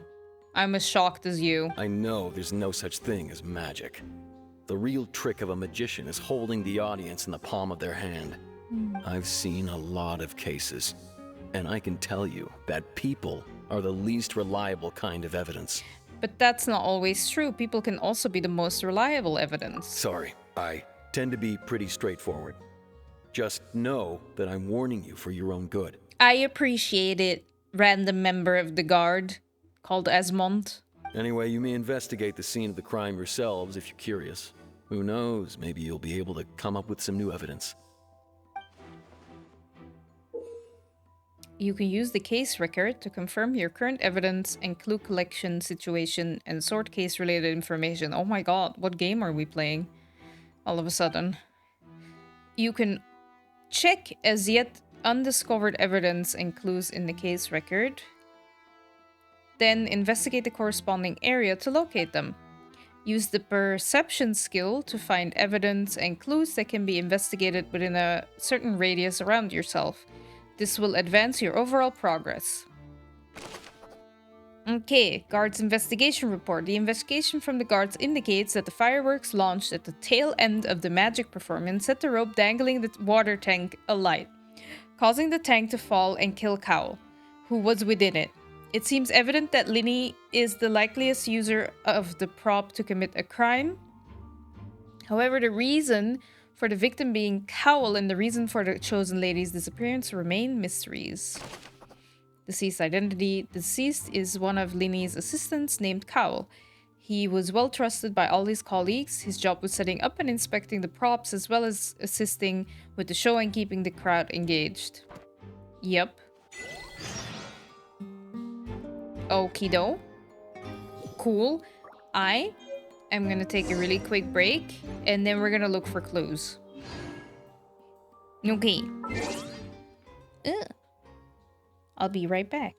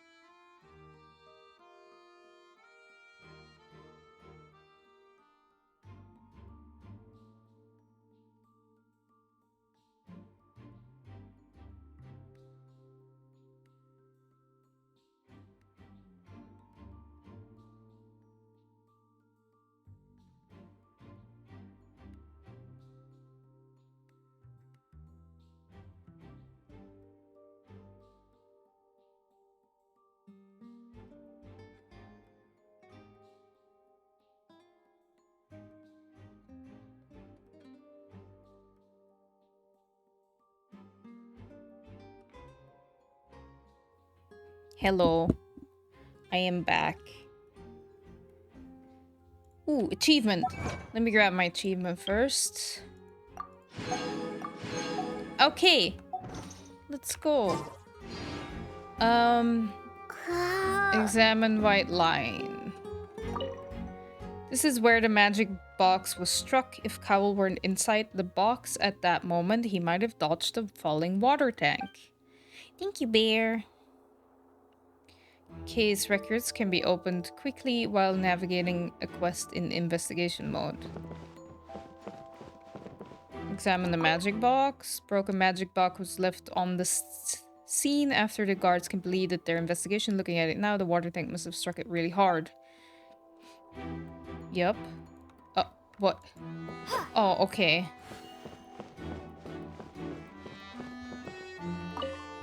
Let's investigate. So this is the rope that broke and caused the water tank to fall. Mm-hmm. The rope looks pretty durable. How can it be burned through so quickly by fireworks? Right. So either Lyney didn't realize this was a safety concern, or... Why are you suddenly so serious, Traveler? I'm just looking at where the rope snapped. Whoa. Look! This bit is made from different material! Oh. Most of it was burned away, but there's still a little bit of it left. It seems to be flammable, like a type of flash cotton. So if a rope meant to hold something was made with that kind of material in it, then that means... It was deliberate. Wait! Paimon should write all this down. Let's take notes. Yes! Welcome to Fontaine. So how much you enjoying it? I don't know how much I'm enjoying it. It was fun up until now. Special rope. This rope was used to suspend the water tank. It suddenly broke when the fireworks were being launched on stage. The investigation has shown that the location where the rope snapped was made of flammable material. Okay, we got one clue, right? Or not?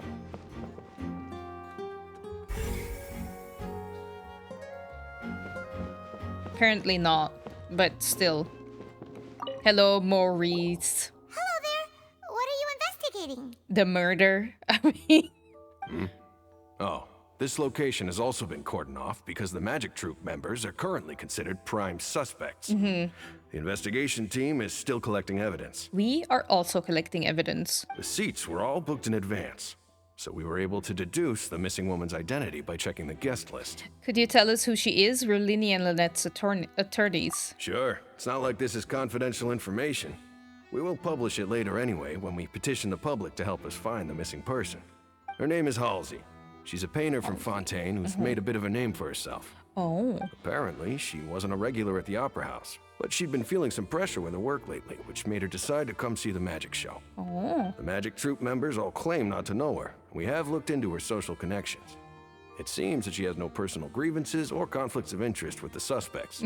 Simply put, she wasn't related to the magic troupe at all, which matches the features of the previous serial disappearances. Were the victims of previous cases also chosen at random? That's how it seems to us, in any case.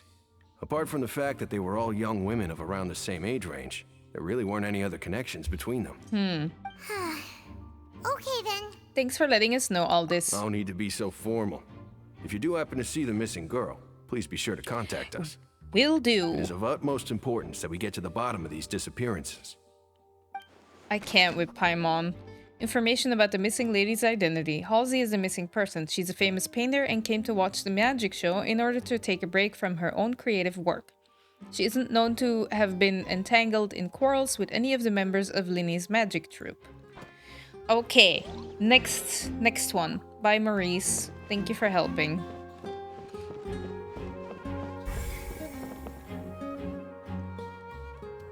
Okay, we checked everything here. Aha.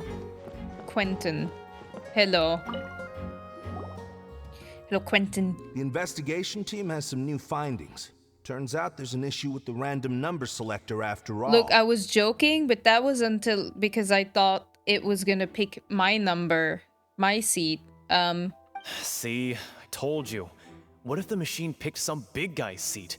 You think the murderer would have still made his move then? Sorry to interrupt, but we're helping Lyney and Lynette with their side of the investigation. What were you saying about the number selector?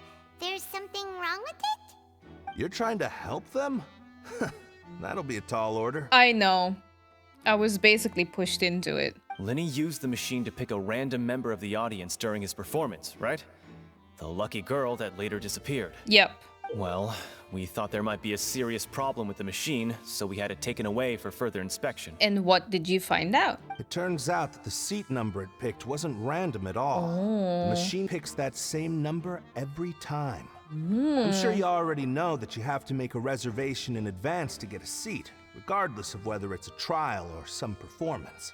In other words, Lyney knew who would be sitting where from the very beginning. That's not looking good.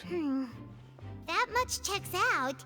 Lyney reserved our seats for us too. Bet you see why I was saying it'd be tough to make a case for Lyney.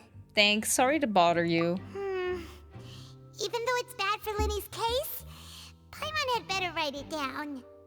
Yes, Paimon, you write it down while I check something. Okay, all good. Got a message on Slack.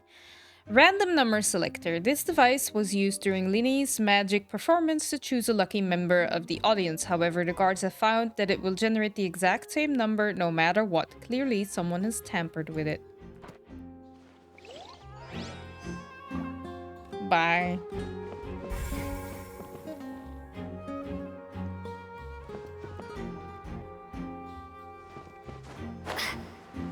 Let's go to her seat in the audience. Or the box. Magic box. It looks like an ordinary box, but Lyney somehow moved instantly from the stage to being inside of it. How did he do it? I don't know. Let's go talk to this person. Hi, Jen. And Paimon with the mustache. Yup. It's Detective Paimon now. Isildur. Okay. I see that you're investigating the area. Well, it just so happens that I'm interested too. Why are you interested? If you find any new and interesting leads, be sure to share them with me, alright? Why would we? We don't have too many thoughts yet. Don't say anything, Paimon. Then why don't I tell you my hypothesis first? The way I see it. And I'll start it with that loud thud. True. The thud? Oh, you mean the sound that happened during the countdown? Yes, exactly. It wasn't terribly loud, but I suspect that most people heard it. We did hear it. It's just that everyone was awaiting the results of Lyney's trick with bated breath, so no one paid it much mind. But now that the incident has happened, the thud has become an important clue. That makes sense. So, what do you make of it? Yeah. I'm of the opinion that it may have been the sound of Lyney's accomplice. Lynette, perhaps. Jumping atop the water tank, or something like that. Thank you for the posture check, Jan. Let me sit up straight a little bit more. I'm not the biggest fan of Freminet right now either. And when the pyrotechnics went off, she cut the rope, sending the water tank crashing down. That's not what happened. We already saw that. Wait, wasn't the noise we heard too loud for that?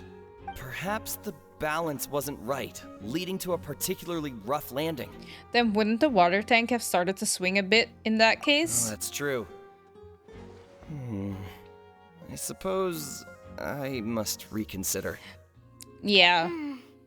That does remind Paimon, though. What was with that sound? I don't know. Strange sound during the magic show. During the switching performance, there was an audible thump that many audience members heard. Thank you.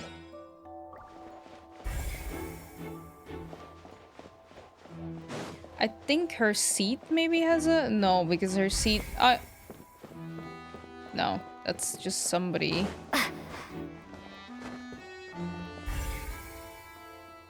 Yeah, okay. These people.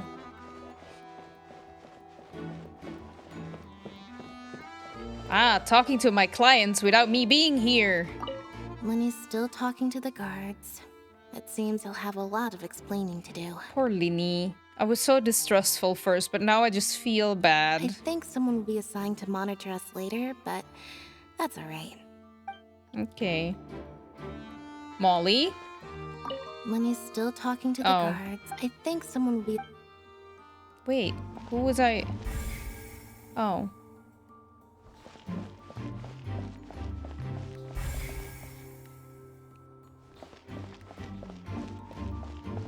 Apparently I have to go.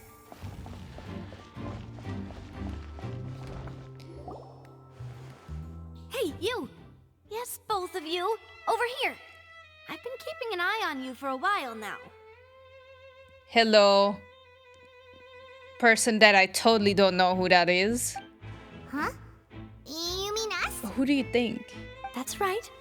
If I'm not mistaken, you're also among those who wish to cut down the thorns and pursue the truth. No? And by the looks of it, you're not from Fontaine. No. Well, you're right on the more about that one, but who are you? These glasses. Have you never heard of the Spina di Rosula? No, I'm sorry. From mediating disputes and providing protection to solving conundrums, you name it, Spina di Rosula does it. This is really looking like the mafia a little bit. And I, Navia, have the honor of being its renowned president. Yeah, you're the one with the. Your name is the same as that line, that Aquabus line. Are you named after the Aquabus line, or like is the Aquabus line named after you? Though those who play by our rules call me boss. See, mafia, Fontainian mafia. I'm Silver, her attendant. Pleased to meet you. Silver, this is totally. I'm sorry. Okay, what's the other guy's name? And I'm Melus. Demoiselle's various daily needs and affairs are under my purview. Mm-hmm. Huh? Boss? Demoiselle? What gives with the names? Well, I am the second generation president. Malus and the others are still used to my previous title. Previous title? 5 packs a day, Malus. It really does sound like that. He does sound like 5 packs a day. My apologies, Demoiselle. Should you prefer, boss, I will endeavor to use that instead. No need. You don't have to call me boss. Just Navia is fine. I would feel weird calling you boss anyway. Okay, if you say so. Not that we're members of Spina di Rosula anyway. Yeah. All merely trifling details. Never mind. Now, back to the situation at hand. So you want to investigate as well? That's right. I've always kept an eye on the serial disappearance cases. My interest stems from a matter back from my father's time. Oh. Judging from the look of things, I find Lyney an unlikely mastermind. She's calling him dumb. Really? We think so too.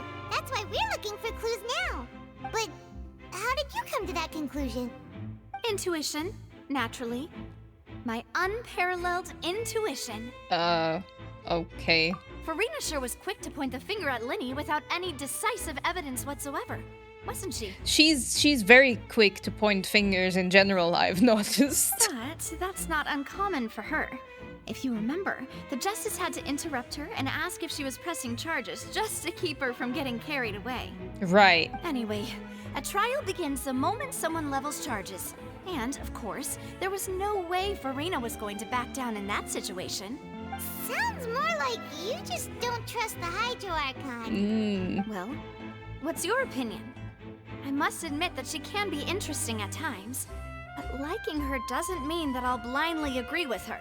Well, when you put it like that. All right, I've answered your question. Now, it's time you answer mine. Wait a minute, did that answer count? Apparently. Well, I say it does. But don't worry, you won't hear any pointless questions from me. In your opinion, do you think it's right to treat a trial like it's an opera? No. Well? Not always, never. And why would that be? Doing so makes it easy for the truth to fall by the wayside. Something serious like a trial shouldn't be treated like entertainment.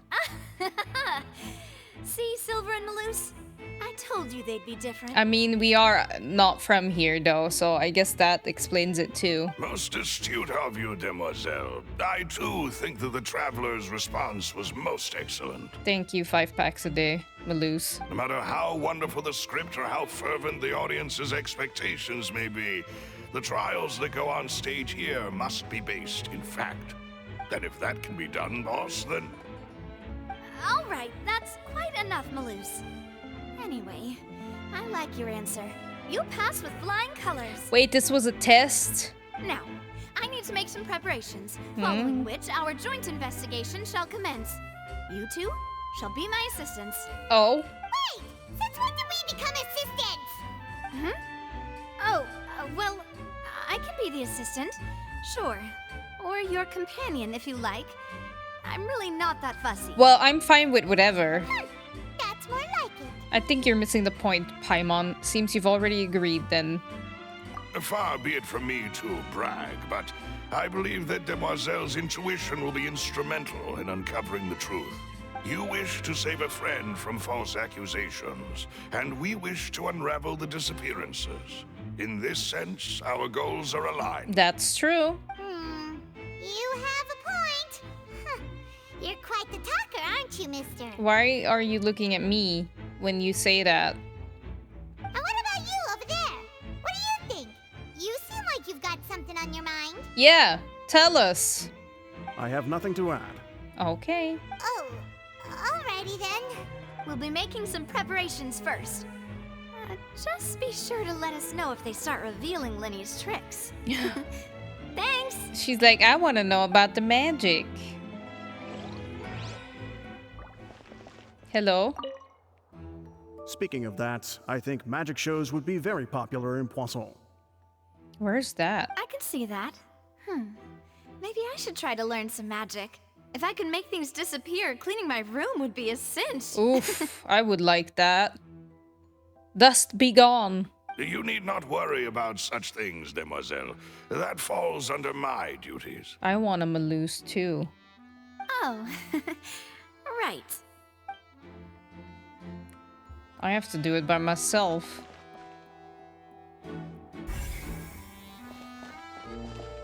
Okay. Let's go. Imagine cleaning the floor with hydrovision. Oh, that would be so good. Yippee! Well, we did that. Hello, Tristani. Sorry, but no one can freely enter or exit the Opera House at the moment. If you wish to leave, you must register your identity with us first. No, we're not leaving. We're representing Lyney and Lynette as attorneys, so we're investigating the case. It would be cool to have a roommate with Animovision. Why? For, like, dusting? Were you always guarding this entrance? I would like to have one with a Dendrovision so that I can at least keep my plants alive. Yes, after the Chief Justice gave the order, everyone coming in or out must undergo a strict inspection. Makes sense. Or like a Pyrovision to cuddle up against when it's cold in winter. So, the missing girl couldn't have left from here. At least, not from that point on. What about during the show? I doubt there was much opportunity then, either. I don't know. How can you be so sure, Well, because I was in charge of security near the entrance at that time. Call your roommate. I see. Well, I mean... Okay. Sometimes. You know. You can kind of count your partner as your roommate, right? If you live together, no? Does that not count? I couldn't see Lyney's performance from here, which was quite a shame. Just my luck. I mean, it was nice up until, like, that box crushed that assistant, though. I would have rather not seen that. I love how we just, like, gloss over the fact that we just saw somebody get killed right in front of our eyes. And Paimon is just like, let's play detective. I mean, your partner is basically your roommate if you live together. Yeah, that's what I said. Like, they're technically your roommate. So in that sense, you know, that works. Too bad Risley has a cryovision. But still, I did not abandon my post. And I stayed put no matter how loud the applause was. If someone had so much as even approached the door, I would have noticed it, let alone if they had tried to leave. I trust you. Though, like, you know, Risley, that would be very... You could still cuddle when it's summer, because he'll be cool. Thinking of everything. We Melusines are good at that sort of thing, you know. I trust you. So, it's safe to say the girl couldn't have left through here. Nope. Alright, thank you for your help. This'll be useful info. Bye! Entrances and exits to the Opera House. No one left the Opera House during the magic show, and after the incident happened, only those who had their identities cleared by the guards could leave. It's just a constant sleepover if you look at it like that. Here at the performance venue. Paimon wonders how Lyney's discussion with the guards is going. Let's go see, shall we? It is. You should. Things are getting interesting, huh? We're about to see how magic is made. Paimon, somebody died. Like. Oh, we're gonna see how magic is made. Somebody died. But yes, you could look at it as a constant sleepover. That's such a fun way to look at it. I think it would be awesome to have some powers and have the partner who has some too. What an epic combo. That's true. Especially if it's like complementary powers. Understood. Then I will be going with you. Just so you're aware, I will be monitoring your actions and making notes as necessary. Very good. Thanks for being so agreeable. I'd pull a rose out of my hat as a gift for you if I could. I think that counts as bribing, Lyney. You may spare the pleasantries. I'm just doing my job. You've arrived. Who's this? We apparently made a new friend. Me? I'm Spina di Rosula's guardian angel.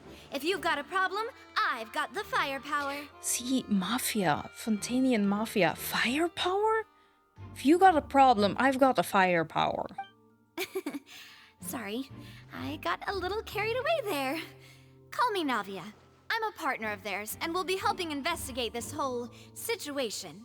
And these are my companions. Would you mind if they join as well? You just want to know the secret about the magic trick. Fine by me. Oh, new helpers? I would be most grateful. Well, let's just say we're tagging along. It's not every day you get to see the secrets behind magic performed on such a large scale. I appreciate your kind interest. Come with me. We'll be heading below stage. Okie dokie. Below stage? Yes, a world of secrets is hidden beneath this magic box, prepared specifically for this switcheroo trick. Tunnels. But before I reveal everything, you should have a look first. Notice anything strange here? Not at the moment.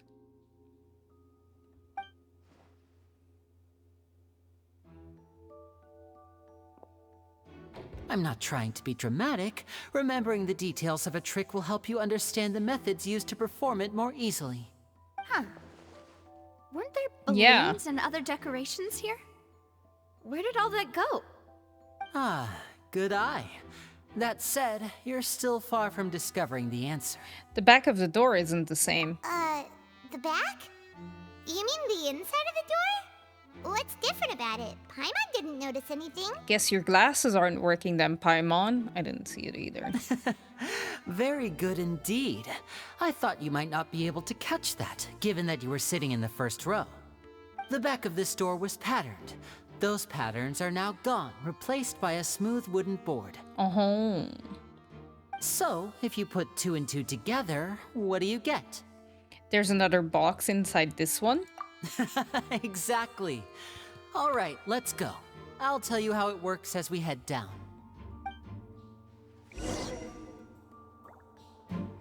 Oh, so there was a passageway under the magic box.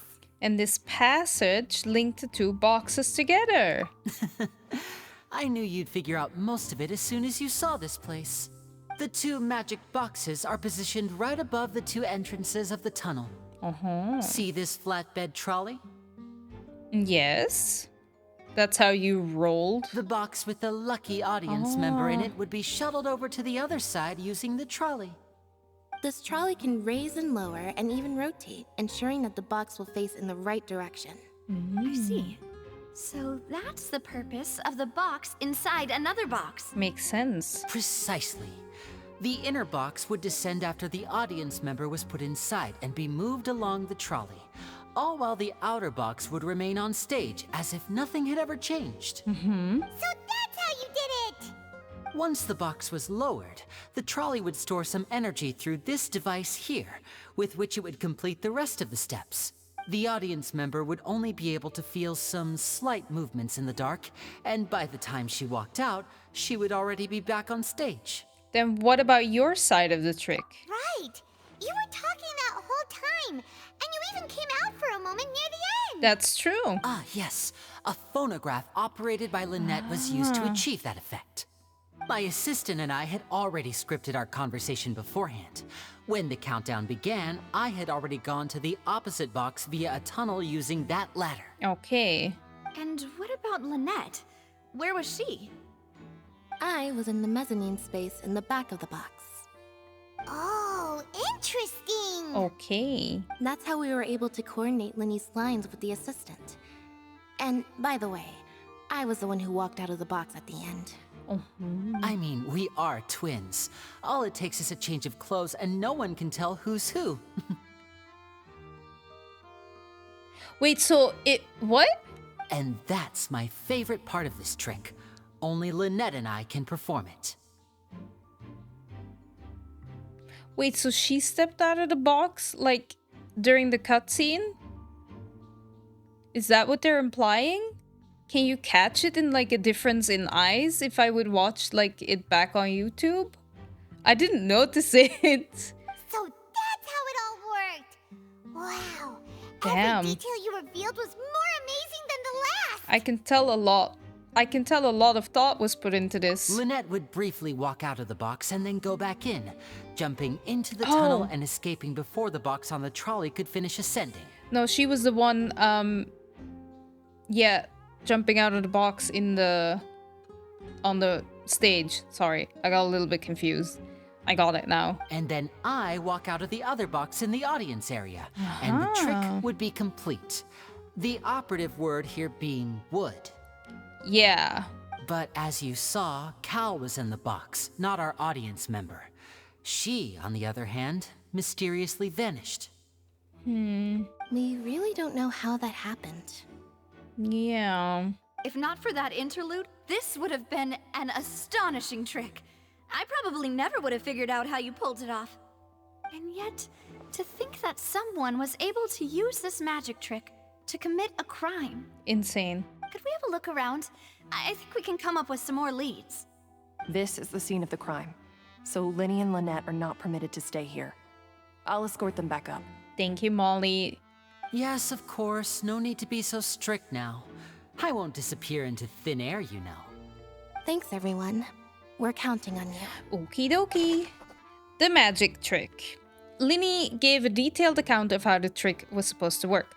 By using a box inside a box, the idea was for the box containing the audience member to be transported across via a tunnel underneath, and Lyney himself would also use this tunnel to get to the other side.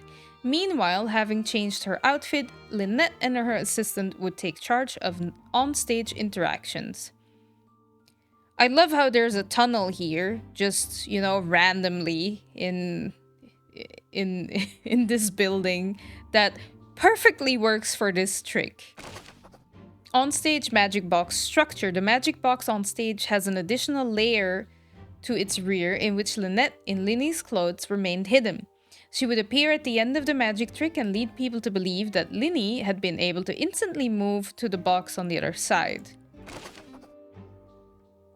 Audience side magic box structure. The magic box at the center of the audience stands has 2 layers, and beneath it is an entrance to an underground tunnel.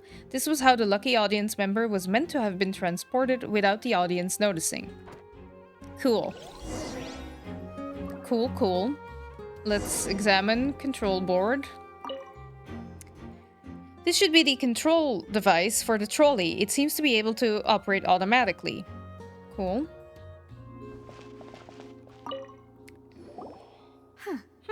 What's this? A hook. Looks like a hook tied to the end of a rope. Huh? There's all kinds of odds and ends here. Lyney didn't mention this earlier. Perhaps it was a prop for a different trick. But why would it have been left here? Good question. Whatever it is, let's make a note of it first. Dropped hook rope. A rope that has fallen to the ground. A metal hook has been tied to one end of this rope. Its use is unclear. Interesting. Okay. Let's check. Ooh, water. the floor is wet. Please be careful not to slip. Thanks for the heads up, Maloose. Speaking of which, why would there be water here? Maybe it was for a trick? Oh, Paimon knows! It's one of those tricks where you pour water into a jug and then flip the jug over only for the water to disappear. I mean, you might be right, you might also be wrong, I have no clue. And here's a broken vase. Huh. Did the trolley knock it down while moving? Or was there a commotion when they kidnapped the girl? That can't be. The trolley moves along tracks from start to finish. It couldn't have hit the vase at this distance. Let's note this down too and think about it later. Good idea, Paimon. Broken flower vase. There are many pieces of a broken flower vase on one side of the tunnel. All the water within has been spilled. Judging from the distance, it seems unlikely that it was knocked over by the trolley meant to transport the magic box. Okay. Clothing.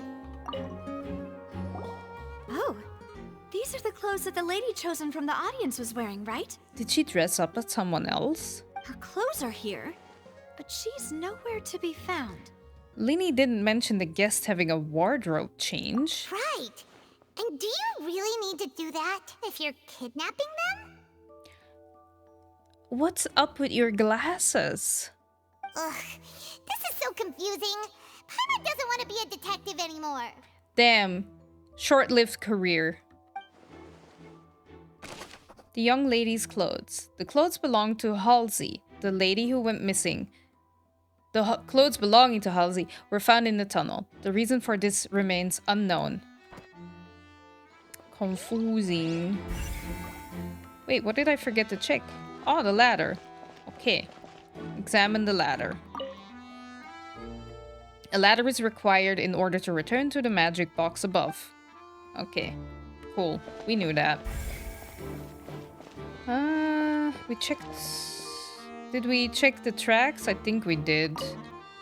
Or not. High precision is required to complete this magic show, and tracks are perfect for making the trolley stay on its designated course.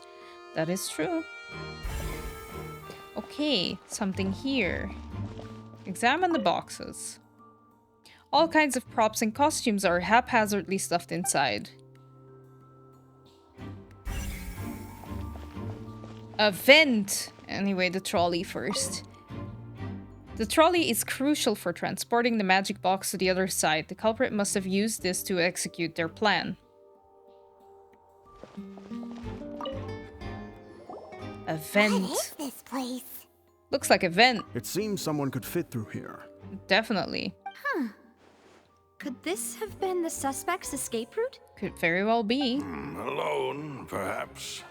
But if they had to pull another person with them, the space would be too narrow. Is she in one of the boxes? But there are no other ways in or out of here.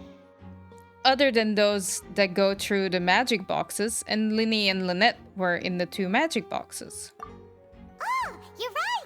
Let Paimon write that down. The tunnel vent looks like it could allow one-person passage barely, but leaving along with the missing lady seems an unrealistic prospect. I think we checked everything. Seems we're just about done investigating down here. Yep. Yes. Let's head back up.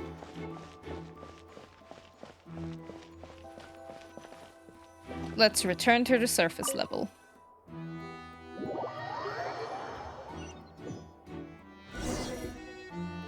Well, we've ascertained the state of the crime scene. Let's find a place to sort out our findings once Maloose returns. Seems to me that there are several things that don't add up here. I was gonna say where did Maloose go, but I'm thinking he went to smoke one of his cigarettes, you know, from his 5 packs a day. There he is. Apologies for the wait, demoiselle. So, what did the guards say? Did the criminal escape through the vent? They believe the odds of that are very low, since the vent leads to the Opera House's basement. That doesn't mean anything. The guards have checked the area carefully. No one left through the basement during the performance or after the incident, and no one was found hiding there. Okay, bye, Stars Gazing. Thank you for stopping by. I hope you enjoyed the stream, and I hope you have a good rest of the week. Thank you for the hydrate. I will hydrate. I need to hydrate. So the tunnels become like a secret chamber then. You know, like the kind you usually see in novels. It would seem so. The plot thickens. Halsey's disappearance and Cowell's death are both quite inexplicable. Kinda. No wonder Freminet was so confident in her accusation. All the current evidence points toward Lyney and Lynette. But like, what did they do with the girl though? That's the thing. In other words, the charges are very likely to be upheld unless we make some considerable progress. Better get going then. Charges and then trial. So if the charges are upheld, they'll announce a sentence? That's right. This is how a trial goes in the Opera House. During the proceedings, the Chief Justice and the Oratrice will hear statements from both sides. The Oratrice will too? That's right. This is how indemnitium is produced. Uh-huh. The statements from both sides, the defenses from attorneys, witness testimonies, and even the audience's emotions will all be projected on the Oratrice. To put it simply, it's as if the Oratrice has its own will and is a judge in its own right. Uh-huh, but how... Okay. This also precludes any kind of favoritism on the part of the Chief Justice. And not that this has ever happened anyway. Fascinating. Once both sides have finished speaking, the Chief Justice will make his final decision. This, too, will be used by the Oratrice as a reference. Then, finally, the Oratrice will be consulted by officials. The result it returns is the will of justice itself. Huh? So that machine is the one that actually decides? Paimon thought Neuvilette Interesting. called the shots. In practice, there is very little difference. Both have always come to the same judgment, which is why people have great faith in the Chief Justice. I wonder if me being here is gonna cause them finally to disagree. Yes, the guards also asked me to convey that none of us will be allowed to leave this place before the trial. Damn, we have to stay here? Why? Because we've chosen to act as the twins' proxies. That makes us persons related to the case. Okay. They're concerned that we might be colluding with outside parties, or that we might find outside help to disrupt the case. I guess. And even if that were not so, it could prove problematic if we happen to spread key information about the case ahead of time. I'm ready to break out at any time. Okay, calm down, Silver. Whoa! There's no need for that! Paimon thinks they have a point. That said, are they providing food? Paimon asking the important questions. Of course. I just hope you don't mind the lack of options. I'm afraid that catering to all tastes is not in the cards, nor is any guarantee of balanced nutrition. Well, now is not the time to be picky. In that case, let's just sort out our findings together here. Pity. I was hoping to take you to try some of Fontaine's famous desserts, too. Oh, now I'm upset. I wanted Fontaine's famous desserts. I mean, what better way to properly think through our findings than over some tea and sweets? It sounds great. Huh. Breaking out suddenly doesn't seem like such a bad idea after all. Paimon. Just kidding! Just kidding! Paimon will still do her best, even if there are no snacks. What do you mean, no snacks? Of course we'll have snacks. If we cannot buy some, then we'll simply make some. How? Huh? Here? But how? Understood, demoiselle. Everyone, please come with me. Does he have like a portable kitchen? Like, what? Where are we gonna... I hope we're not doing it at the crime scene. Wait, you're carrying a portable stove with you? Where did you put that? In your pocket? Yes, I must be prepared to meet the demoiselle's baking needs whenever the fancy strikes her. Oh, I see. I have eggs, sugar, and almonds at the ready. Good work, you two. Then I'll get to it. Please sit tight for a moment. You'll get to taste my awesome snacks soon enough. Damn! These three are quite the interesting group. Must be a Spina di Rosula thing. They do have a... Navia methodically handles the ingredients and pulls out... Oh! And Paimon thought it smelled good while it was still in the oven! Oh, it's even better now. Paimon can't stop drooling. Damn, she can make macarons? That's very difficult to make, I've heard. What do you mean, no snacks, Navia? Look at them. I want them now. That's not good. I just want dessert. Earlier, I was thinking how badly I want chocolate. From the way you had these two guys carrying all that stuff around, Paimon thought you'd have them do more during the baking process. I knew it was you, Matsu. I knew it. I see this and I go to my who's in my chat. Who's here? Hi, Matsu. You didn't have to. That's so kind of you. Thank you for the crystals. How have you been? Hamburger-sized macarons, right? Isn't that great? Look at that tea, too. That must be really fancy tea. It looks really nice. I want tea now.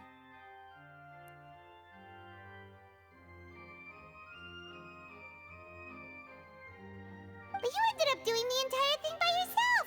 Beating the egg whites, grinding almonds, everything. Damn, she even did the grinding of the almonds herself?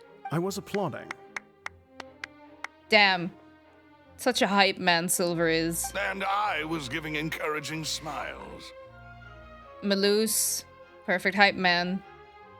I got caught flee epically. You're the only one that gives me crystals, so it's very easy. I was like, oh! How have you been? That's not quite what Paimon meant, but okay. Paimon was just thinking, aren't you worried about getting your fancy dress dirty beating egg whites and baking like this? Well, I don't think it's carved in stone anywhere that fancy ladies can only read books, sip tea, ride horses, and play the piano. I just really enjoy making snacks. I don't know how to give crystals like that either, Bear. It's nice that you make snacks. Don't underestimate beating egg whites, by the way. It's a real arm Oh, workout. for sure. You also need to beat them to just the right consistency, or your macarons will crack. I know that. I tried it once. We wanted to make chocolate mousse, but we didn't have like a mixer or anything, so we had to beat the egg whites like by hand. Anyway, give these a try. Fresh out of the oven. There's 3 for each of us. Damn. 3 hamburger macarons? Only 3? Ooh. Look, there's even like chocolate piping on top of it. Well, eating too many sweet treats might send all that sugar to your head. That's true. You wouldn't be able to think clearly about the case on a sugar rush, would you? Maybe Paimon would, we don't know. Tea is ready to be served as well. This is Demoiselle's favorite, strong black tea with a floral fragrance that clears the mind and lifts the spirit. It doesn't really look like a strong black tea. Also, we have here... but these are for Maloose and Silver, I'm assuming. So, thank you. Why don't you take a break as well? No need for concern. I'm merely doing as I should. I'm working, but today I only have to do some copy pasting, so I was just here in the background watching. Yay! That's okay. I appreciate all the I appreciate all the lurkers out there. Don't worry. Don't feel like you have to chat. It's all good. But I love chatting with people. So if you're shy, just say hello. It's okay. But good luck with your copy pasting work. I'm glad I could keep you company during your work. I really want desserts now and snacks. I'm so bad. Down to business. As Paimon mentioned previously, the tunnel seems to be something of a secret chamber. However, we can assume that Lyney and Lynette were not alone within it. Some criminal also occupied its sealed confines. I'm super shy, super shy. Hi, Foxy. No worries. Hi, it's good to see you. Lapfana Wendell, hello. How am I tonight? I'm doing good. I am solving a murder, apparently. I set one foot in Fontaine and I'm pushed in drama again. But how are you? I appreciate... I appreciate every lurker. But I also like it when people chat. But it's okay, I tend to lurk as well. I need to get over that. I also usually lurk in chats. Or The magician streams. twins could have committed the crimes, of course. but they lack any logical motive. For sure. I don't think they did it. Exactly! Why would they do such a thing right when everyone was watching? So apart from the twins, we're left with two other people, the missing girl and the deceased. The flower vase and the thud we heard during the performance could indicate some altercation between Halsey and the criminal in the tunnel. Maybe. Resulting in the shattering of the vase, the discarding of her clothes, and her abduction. Perhaps the criminal thought that since she was chosen from the crowd, she would be too easy to identify if she was still wearing the same clothes. Maybe. Paimon thinks that makes sense, but the real trouble is... There's no evidence that this third person even exists. True. None of the clues we found thus far support the existence of this third person. Yeah. You finished the Midnight Library today? Thanks for recommending it. Did you like it? And you're welcome. I'm happy to recommend books. But the only people left to consider are both technically victims. Whether Yeah. it's the missing girl, Halsey, or poor Cowl. Hmm. Huh. Could Halsey have secretly made modifications to the magic props in order to murder Cowl before making her escape? If you ever stop by my channel, maybe I can try to speak in English, although it makes me a little embarrassed. That's okay. I'll probably be lurking. I'm usually, I tend to be busy with other stuff when I'm like when streams are on. But I can come say hi. But you don't have to speak in English. It's totally fine. All your viewers are used to you probably speaking Spanish. It's Spanish, right? If not. But yeah. So they would be used to that. They'd be like, why is he randomly talking in English now? So all good. But she had no way of knowing how the magic trick worked. That's right.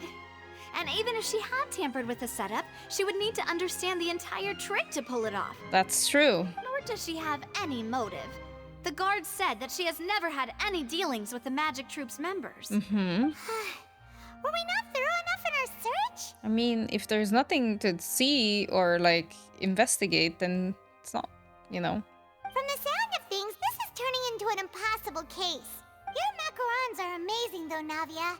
They smell great! They're nice and crisp and super sweet. Oh, I want them so badly. They are my specialty, after all. And I see you've already had 5 of them. Oh, she stole from the plate. Okay, at least she didn't steal from mine. At first I thought it was too cliche, but I liked it the more I read, and the ending was pretty wholesome overall. I think it's definitely worth reading. Nice! Yeah, I can see what you mean. I didn't feel like it was cliche. I thought it was pretty, well, for me personally. I mean, I can understand that people would find it cliche. I liked how it was written. And yeah, I just also liked the ending. It was great. I'm glad you liked it. I've been recommending it to everybody. So far, everybody who has read it after I said they should read it, they liked it thus far. I even got like another book by the same author. It's on my to-read. Currently, I'm reading a different book. My viewers don't speak English, or as we call it in Latin America, we don't speak taka taka. No worries. See, that makes sense. So don't speak English for me. It's fine. Well, I don't speak Spanish or Portuguese. What are you reading right now? I just finished the Thursday Murder Club, and I'm currently reading Before the Coffee Gets Cold. I've finished reading the first part. Like it's divided in, I think, 4 parts. Wait, the love husband and the wife. Yeah, like 4 parts. And I finished the first one, which is around like 55 pages or something. And so far I'm really liking it. And I'm definitely gonna read all the other, like, the other books in that series. I can really recommend it. It's by a Japanese author. But if you look up Before the Coffee Gets Cold, you'll see which one it is. I can recommend that one, even though I haven't finished it yet. But I like it. I can also recommend the Thursday Murder Club, but I know that not everybody is like into murder mysteries and all these things. But I like that one as well. What? 5? Oh, that can't be right. Paimon only counted 3. Oh, Honest. sure. Please don't worry about it. At my age, a few less sweets might actually be a good thing. You ate Melusa's macarons, Paimon. No. Being greedy is one thing, but Paimon knows how to count. Besides, Paimon knows that if she ate too many, then others wouldn't have enough. It's fine if you ate them. You ate them. It's fine. Everyone knows how much you love eating. Wait, even you don't believe Paimon? I mean... You... Paimon, it's in line with, you know... If Paimon ate those 2 extra macarons, then may they turn into stone in her stomach! All right, we get it. Well, I suppose one of us might have gotten too engrossed in our chat and eaten them by mistake. No big deal. I mean, but we're the only ones with, like, with some left on our plate still. Malus, set up the stove again, if you would. She's making more? Huh? What are you doing? Making sure everyone gets 3 macarons, of course. Oh, there's really no need to do that. Exactly. We don't want to trouble you. As you wish, demoiselle. Okay, clearly we have nothing to say. I have the egg, sugar, and almonds. Okay. Man, I wonder what he has in his bag all the time. Well, this really is your hobby, huh? Damn, I want a friend like that. Navia does a second round of baking over the 2 missing macarons. However, the discussion that follows does not yield much progress. That's it for snack time. I'm going to have another look around the area. Thank you for the food. I don't know what we're looking for yet, but we've still got some time. As attorneys, I suggest the 2 of you think the case over again. Wait, did she just make 2 macarons? Like just 2? It would be awkward if you got all tongue-tied on stage during the trial. All right, thanks for your help and for the snacks. Yum yum. It was nothing. A small task for the Spina di Rosula. Silver, Malus, it's time to go. The mafia is out. I'll be back if I find anything new. Okay. Probability of third person being involved. Neither Cowell nor Halsey had a motive, but after having talked to Navia, the likelihood of a third person being involved seems very low too. Well, if they are that big... It's time to put our heads together. We've got to get our defense ready for the trial. Oh, it's probably gonna be a long and difficult case. There's no point in worrying about that now. We just need to prepare. Here, take Paimon's notes. They should help you review the situation. Thanks, Paimon. Well, we have to wait. They are that big, maybe it isn't. That's true. But then it took a really long time to make, like, how many did she make? Like 15. That would take a long time then. Let's wait. We don't have to wait that long. So I think I only have time for, please subscribe to me. I would like to reach my daily sub goal today. 8. There we go. Okay, it's time for the trial. So heavy. Oh, the following day. Wait, I do have time. Haha.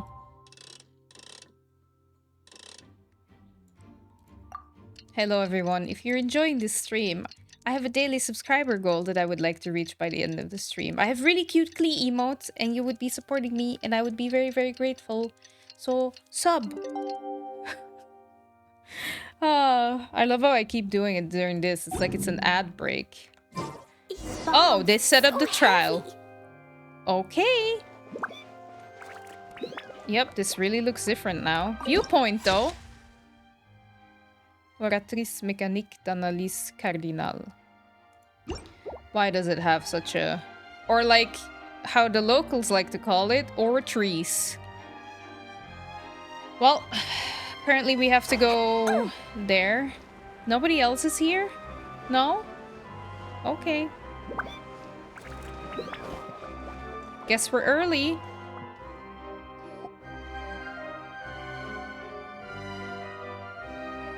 What do we do? The whole situation Why are you still wearing those glasses? They like to call it by its full name. I know. Oratrice. Whatever. I do have some thoughts, but let's take things step by step. Good plan. Impossible things don't just happen. We'll get to the truth one way or another. Yep. Just relax. Even if everyone else suspects Lyney and Lynette, at least we will be supporting them from the stands. That's true. Besides, I doubt Freminet understands any more about what happened than we do. Cool. Thank you for the posture check. I will readjust my pillow. And I will sit a bit better. Thank you for keeping my back health in mind.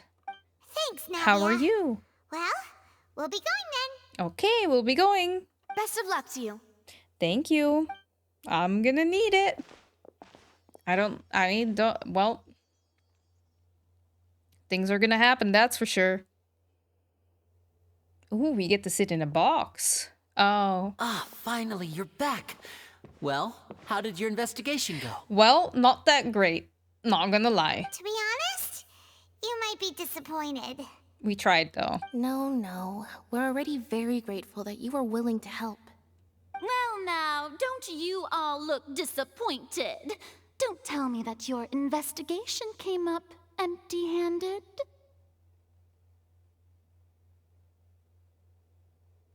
I don't like you, Farina.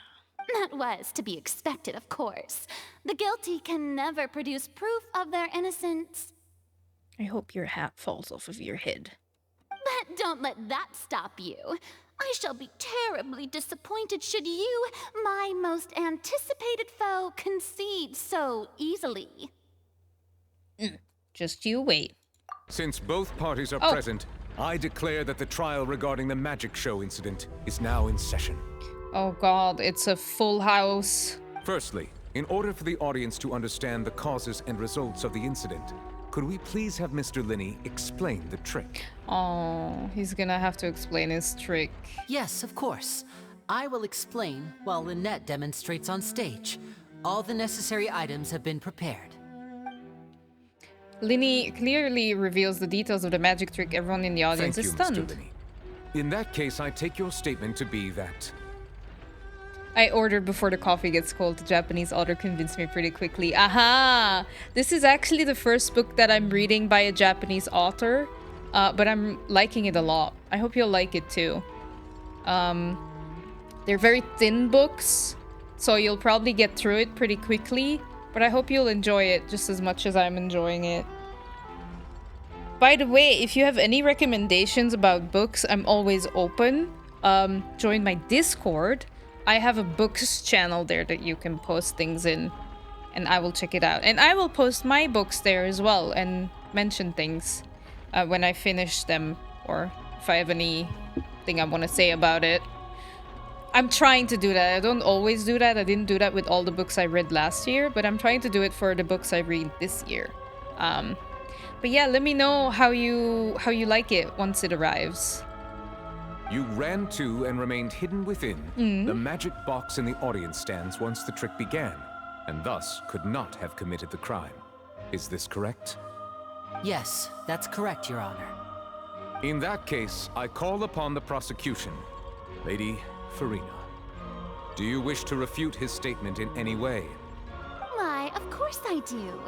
Allow me to take the first shot and break this case wide open.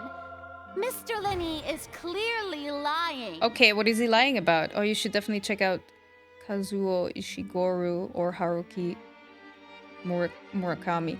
I heard about the last one. A friend of mine read Norwegian Wood, and they said it's the most depressing book I read.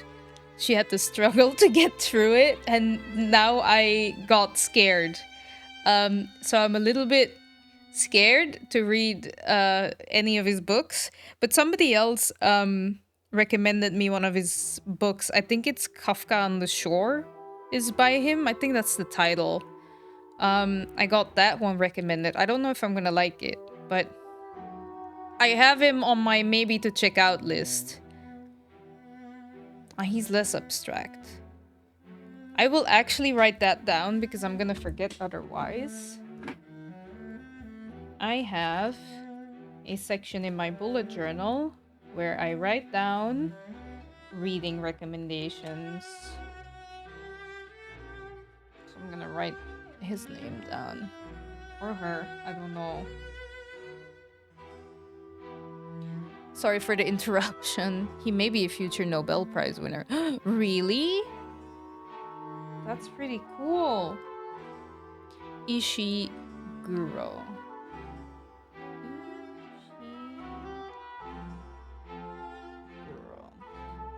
Yeah, my goal is to read 10 books this year. And so far, I have 11 here laying around that I still need to read. But yeah, I don't mind adding more. I love reading.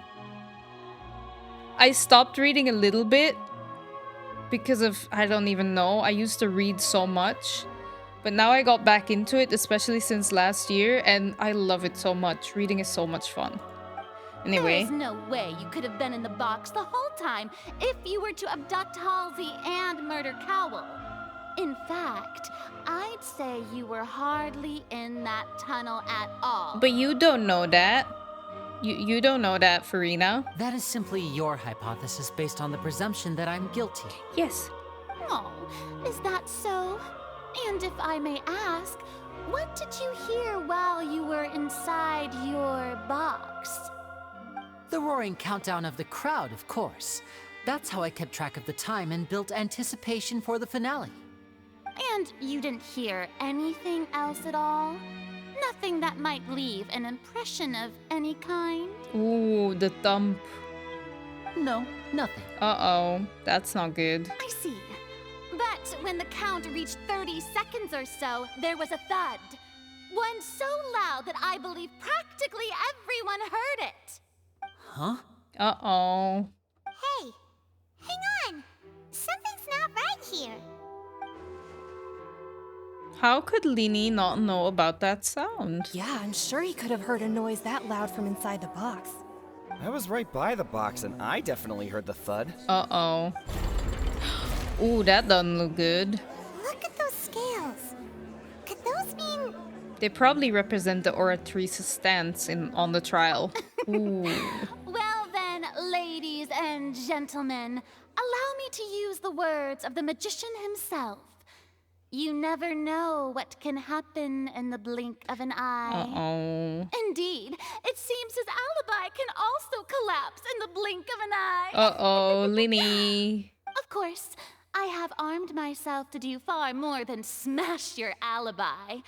Confidence cannot go unfounded, and my foundations are rock solid. Uh-huh. Tell me, aren't you and Lynette actually from the House of the Hearth?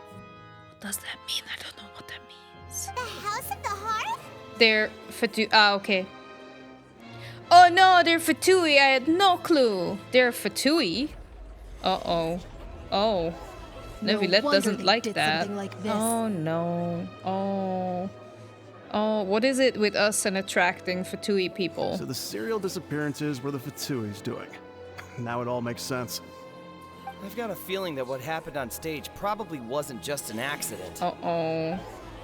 Oh no. That's irrelevant.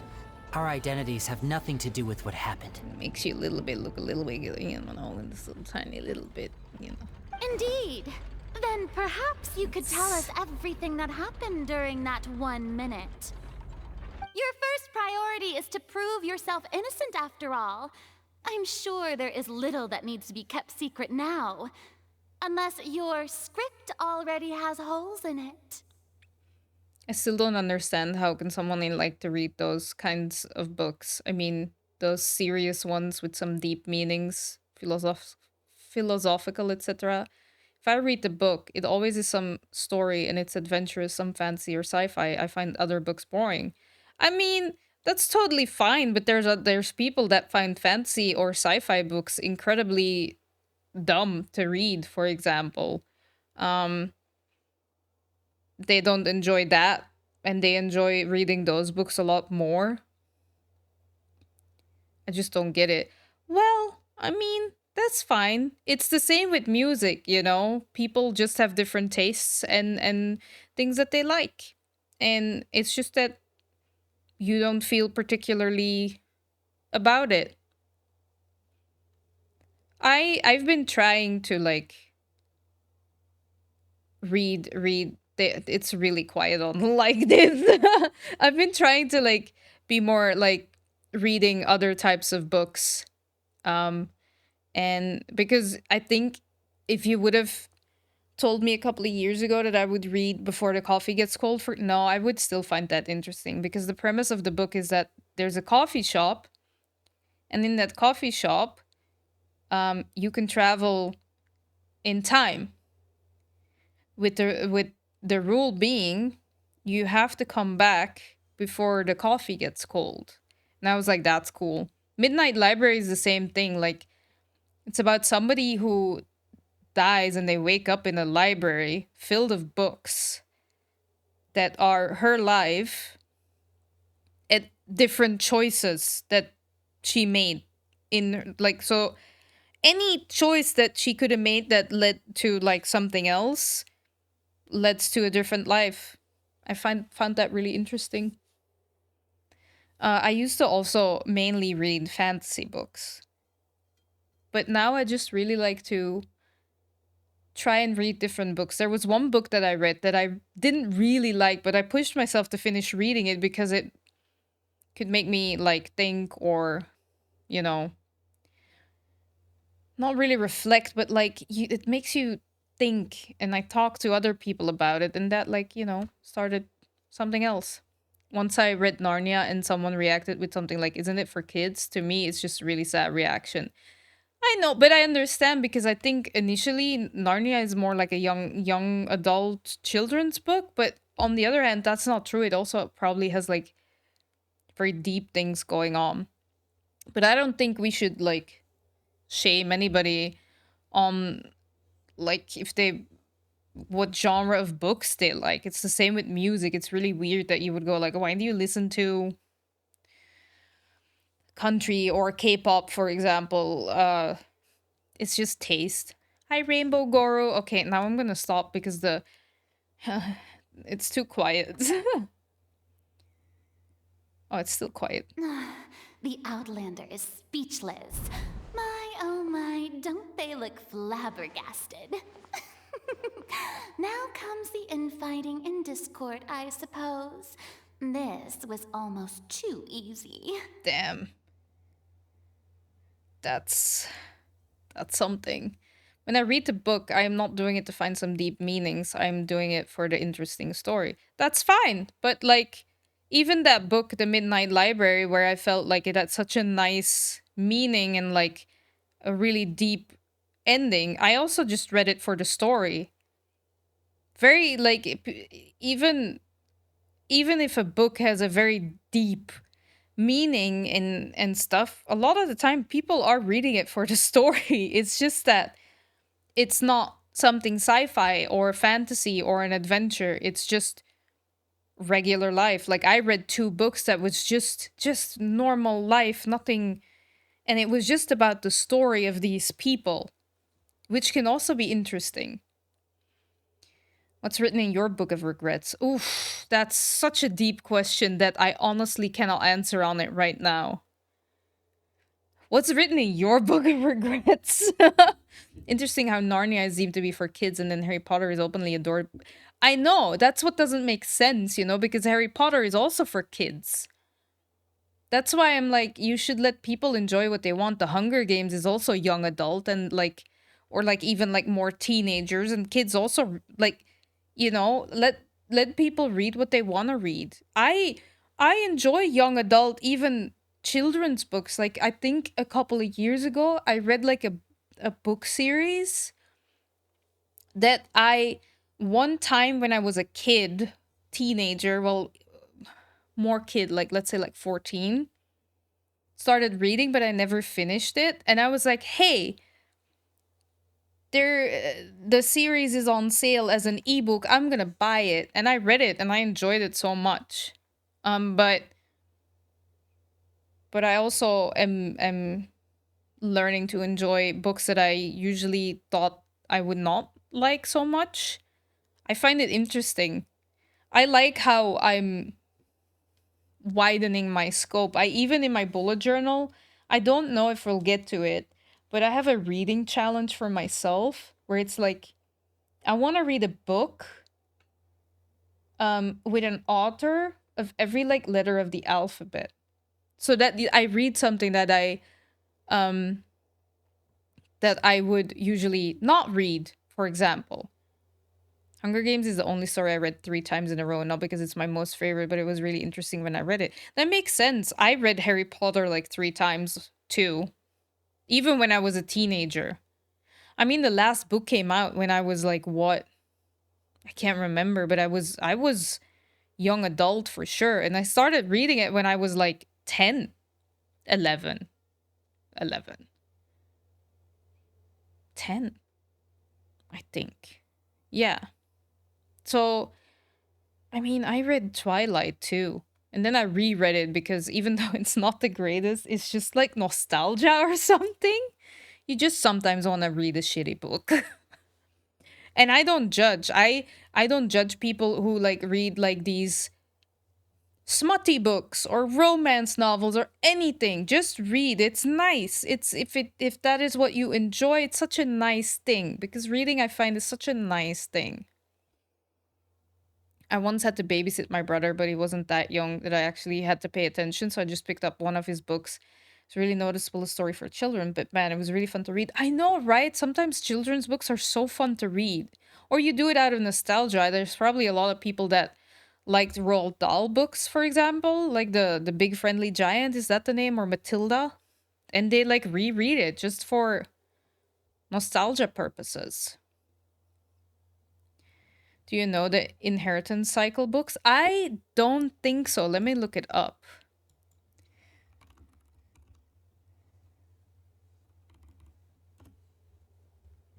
Oh no, I do! I have them! I have them here! I swear. I have them here. I have them. I've only read the first and the second one when I was younger.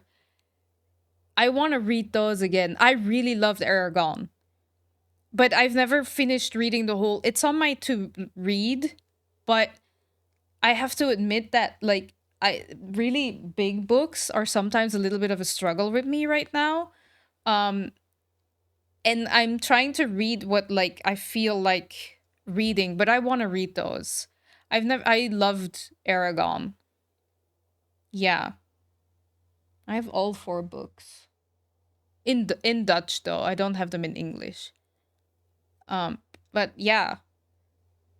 See, I have a wide variety. But, you know, I don't think it's bad to like, if you're into it, you don't have to. But I don't think it's bad to push at your comfort bubble a little bit when it comes to like some innocent things. Like reading or games, you might not enjoy it. But with reading, I find that like a very nice thing that you can push at yourself to read something that you normally wouldn't. Or like, for example, I recommend now The Midnight Library or Before the Coffee Gets Cold. And like you would see that and you were like, no, I wouldn't want to read that. But then like pushing yourself to, you know what? For example, Before the Coffee Gets Cold is a really thin book. You can probably, if you would sit yourself down for one day, you could finish that in one day. And then like, it's so innocent and you might even like it. You might not like it. And then you go like, not for me. But that's what I've been trying to do a little bit. That's like, for example, what is it? Conversations with Friends. A book by Sally Rooney. I had read Normal People. I loved Normal People. So I was like, okay, I want to read her other books. So I had Conversations with Friends and I read that and I struggled so much getting through to it because I really disliked the main character. So much disliked it, but I pushed myself through because in the end I was like, you know what? I talked to my friends about it, how much I hated the main character. I read some reviews and then I started to rethink about how I felt towards the character and all these things. It was really nice. So, yeah. But honestly, it's also perfectly fine that you read what you enjoy. Yeah. But I tend to then be stubborn and it's like, no, I have to finish reading it. I have a fun story I read right now, but I also struggle with reading currently, so my progress is really, really slow. But every time I pick it back up, I'm reminded that it is quite interesting. Yeah, I really struggled. I didn't read in February at all. That's why it took me so long to finish reading the Thursday Murder Club. Not because it's bad, but just because I had a really hard time with my brain fog and just sitting down.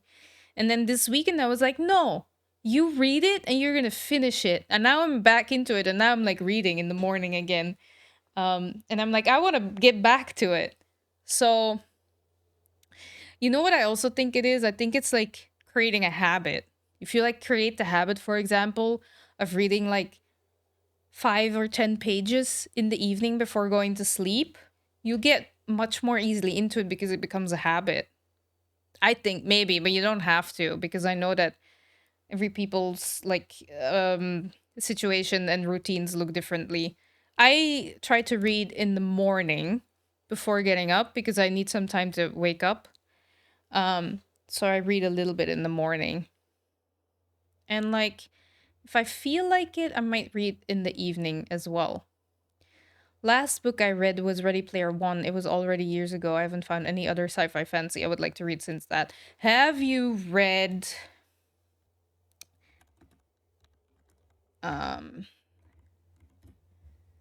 the Expanse series? It's sci-fi. It's very good. The first one is Leviathan Wakes. I read that one. I watched the show first. Like I watched the first 2 seasons. And I liked the show, so I read the book and it was very intriguing. I'm really picky when it comes to stories. I know, but sometimes I think it's good to just give things a chance and push through it, even though like you might not like it at first, because sometimes it might change. But yeah, doesn't mean I would like it. That's fine, but you can give it a shot, you know?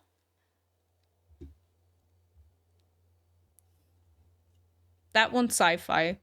That's pretty cool. I would like to read this series, but I don't really feel like it right now. So, yeah. But it is understandable. It's just it's not because that it has the sci-fi or the fantasy logo that it immediately is good. I get that. Completely get that. It's the same with games. For example, I've never read Metro. It would be too dark. Why do you think it would be too dark? I mean, that's totally fine. I'm just more that's like my way of thinking, or like my way of trying to go about it is like trying to push myself to try new things and to grow. Even in things like reading, as an example. And then like I would like other people to try that too, because it has made me happy, but I know that that is not for everyone. But it makes sense. Just because it's a fantasy or a sci-fi novel and that's a genre you like doesn't mean that you like it. It's the same with like I might like K-pop, but I don't like all K-pop songs. It's the same with that for sure. Because you know what the story is about. I get it. But even then, like, for example, my friend who read Norwegian Wood, she said it was such a depressing book and she didn't like it at all. But then I heard somebody say that is in my top 3 of favorite books that I've read. And then it makes me go like, huh. And then I'm like, I kind of want to read it. Just so I can form my own opinion on it. I might give up in the middle and also think like, damn, this is really depressing. I don't want to read this. Yeah. I just really like reading. Anyway, Farina, we need to give Farina attention. Otherwise, she's going to be upset. Good thing I made all those preparations. Seems the all-nighter I pulled last night is really paying off. Preparations? Who was that other figure? Anyway, that was her internal dialogue, maybe? Oh no, Lyney! Hey, Lyney! Why didn't you tell us this before? Lyney and Lynette are fatui. Order! Order! Mr. Lyney, allow me to re-establish the facts. Lady Freminet has raised 2 points. 2 points. First, when the thud was heard in the Opera House, you were neither in the box nor the tunnel. Second, you and Ms. Lynette are both members of the House of the Hearth. Are these claims true? Uh-oh. Lyney. There's no doubt about a magician's ability to con others. Given how Lyney has concealed his identity, this could all have been a setup beforehand. Plus, Child is here in Fontaine along with other house operatives. There must be some scheme at work here. I've been a victim of such schemes before, and now? Please answer my question, Mr. Lyney. I'm sorry. Lyney. Yes, they're true, Your Honor. Damn it. Oh no. That's not good. I knew it! Oh. Well, that's it. We might as well move on to the sentencing already. Uh-oh. What should we do now? Permission to speak, Your Honor? Granted. Besides books, I even stopped watching movies. I watch like 1 movie in a year. I'm basically only watching YouTube and streams at this point. You're not alone with that. I can give my view on that, but you might not like that. But that's because I recognize it, because I had a period where like I just started to do that and only that. There was a period where that was the only thing I like, YouTube, and sometimes in the evening like a show, but not even that. And like playing games. But I started to notice that I wasn't feeling too happy, and it wasn't helping with making me feel good or great, or like it wasn't like I noticed that by doing that my comfort bubble was shrinking and shrinking and shrinking more, and even things that I used to like were now outside of my comfort bubble. And I was like, that's not good. That's really not good. We need to change something. Because this, like, is not... Yeah, it's just not good. It's not healthy. So that's when I started to be like, no. Let's start to, like, slowly push at my comfort bubble and make it grow again. So that... just for myself, for my own like mental health and my well-being, and I just know that it's overall like a better thing to like push yourself. Not like a ridiculous amount. I mean, sometimes it's good, but just like gentle pushes. Starting with like, I used to like to read. Okay, what is a book that I really loved reading? Maybe I'll start by rereading that one. Or what is like a thin book that I think I would like to read, and then like start like that. The reading with me started because my friend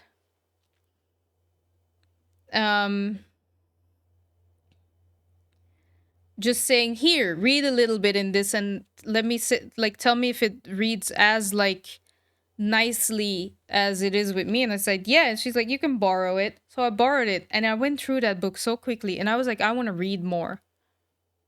And it wasn't a book that I would think I would read. That would have never been a book that I picked up. And that is how it started. It's like, huh, I should like really, you know, it's not like I don't want to watch a movie. I can't find any and I would like to watch. It's the same case as books. I mean, you're not going to like to hear it, but you have to push yourself. It's very easy to go like, I don't feel like reading that book. I don't want to read that book. It doesn't like, it really is just pushing yourself. Motivation doesn't come first. You have to start and then the motivation comes. And it's the same with like everything. It's the same with reading or like being active, or like all these things. You just gotta start, and like, even if it's like I can't find the book, just like, yeah, ask friends, ask here. I've given some recommendations, and just like try and really push yourself to like, even if it's like, I don't really know after like the first couple of pages, but that's just me. I know that people don't like hearing the words push yourself, but if I know I don't like the topic, then there is no reason to push myself. Why not? I feel like sometimes it's good to even push yourself just because you don't like the topic. Damn, this is a Genshin playthrough, not like wise words with Dana. It's just that sometimes pushing yourself through the things that you don't like help out the most. But I understand that at the start, that might be like even more difficult. But you have to start somewhere. And really like go like, gotta make changes. But I know it's difficult. Because I've also been where it's like, I don't want that. In some cases, yeah, but not when it comes to books and movies. I mean, I'm just giving you my opinion. You know. And eventually it has to come from yourself. I can only give like feedback and think like what usually works. Or like what worked with me. But it always has to come from the person themselves. And like, if you really want to get back into reading, for example, a lot of the times you'll start yourself. Sometimes you just need something that sparks it, I guess. I don't know. I'm very bad at explaining. Anyway, my client has withheld some key information. My defense cannot proceed. In that case, what is your request? I request a brief adjournment. There are things that must be discussed. Is that really necessary? They're already as good as guilty. Hey, man. The defendant deceived their own attorneys. What is there left to discuss? Oh, well. Order! Order, I say! Your request is reasonable, and we shall adjourn. This trial will reconvene in 1 hour. Thank you, Neuvilette. So you would stick to Mr. Lyney's defense even after knowing what you do now? You certainly have more professionalism than I thought. Hey man, just trying to do my job that was pushed upon me. In that case, my dear audience, let's allow the joy of victory to steep for a little while longer. Sure, okay. Oops, she was still laughing. I was too much like, let me leave. While court is adjourned, you meet with Lyney and Lynette backstage at the Opera House. Okay, spill the beans. Well, this is awkward. I didn't think the Hydro Archon would dig all that up. That's, well, I mean, she's thorough. I'm sorry, Traveler and Paimon. Yeah, sorry. Do you mean it though? Paimon just knew where to start. We trusted you two. Yeah, we did. We based our entire reasoning on the assumption that you weren't bad guys. Not to set the wrong tone or anything, but Paimon's really mad. I can tell. I'm very sorry. I know you're angry, and reasonably so, but please, let me explain. It better be a really good explanation. I know you've clashed with the Vatui several times before. I wouldn't be surprised if just hearing the word is enough to make you upset. Yes. But our organization is very, very large, and the Harbingers have very different personalities and goals. Okay. Right now, we want to save people. As many as we can. Hello, Himmel. That's right. I'm sure we're on the same page when it comes to this nation and the disaster that its people might face. Mm-hmm. I knew if it weren't for our respective identities, we could become good friends. That's why I didn't wish to flat out lie to you. but chose to hide some details instead. Well, that was a very big detail you hid. The truth is very important, but being completely transparent about everything would see us spending more effort than we need to. But how can we know this isn't all just another lie? Right. So, you be the judge. Heck, if I were you, I fear that I'd even struggle to trust me at this point. You met a Fatus who works as a magician, a trickster by trade. All by coincidence, too. Did you pull Chiori, Miss Streamer? No, I didn't. I pulled for Ito, though. I wasn't interested in Chiori. I have wanted to pull for Ito since the summer, so that's what we did. It didn't go all that well. But we still got him, though, so I'm glad. But still, I'm asking you to trust me. I am no criminal. At least, not in this case. Are you sure, Lyney? Sorry. Please forgive us. Well, you both say that, but... Explain the other issues first. Where did you actually go while the trick was being performed? Right.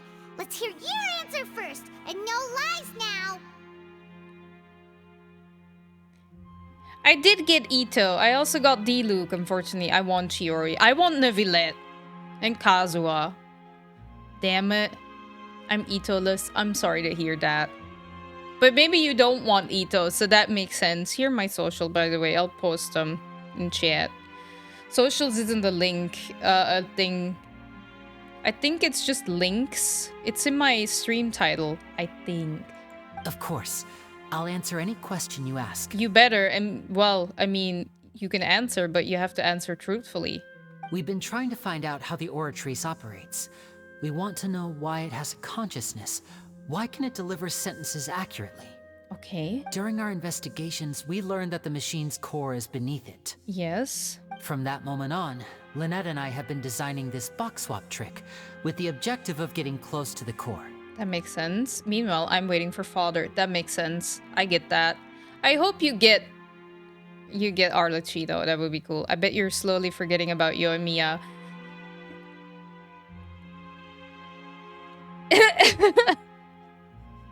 No, I'm not. I'm not, Bear. I'm not forgetting about Yoimiya. Not at all. Is that why you needed a whole minute? That's right. In truth, the audience would take about 75 seconds to count down from 60, while I would only need 15 to get to the opposite box.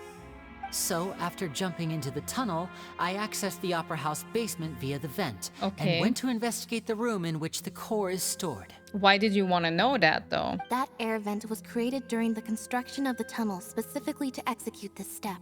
And what did you find? Wait, you guys dug this tunnel just for this one show? How did they agree with that? Well, nothing. As soon as I reached that room and was about to investigate, I heard someone's voice. Uh-huh. Which should have been impossible, of course. I was quite certain that I was the only one in the room. That voice seemed to recognize me and tried to speak to me. I chose to err on the side of caution and retreated the way I came. On the way back, I saw the broken vase and the clothes on the ground, but the countdown was almost finished, so there wasn't time to give it any thought. After that, the homicide occurred just as you saw. Well, that explains why you didn't hear the thud. But why do you want to understand how the Oratrice operates? That's what I want to know. Because of that prophecy I told you about, of course. We must know all we can about this nation's secrets in order to deal with that prophesized crisis. I make a one husbando per nation rule for myself. I got Ayato to keep Ayaka company, so no Ito. Really? Why? But, like, do you have a waifu rule as well? I guess not. Who are the husbandos? Let me know. I want to know who the husbandos are. That's the only way we can save everyone.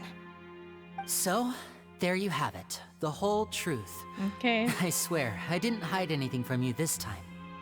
It was never my wish to proceed under this cloud of mistrust either. Mm-hmm. But like I said earlier, you can be the judge. If you want to leave because you don't trust the Fatui, there's nothing I can do to stop you. Well, Traveler, you decide. Paimon will follow your lead however you choose. Is the Mondstadt husbando D-Luke? Right? What if you lose your first 50-50 when you're trying to pull for, I don't know, like, Venti.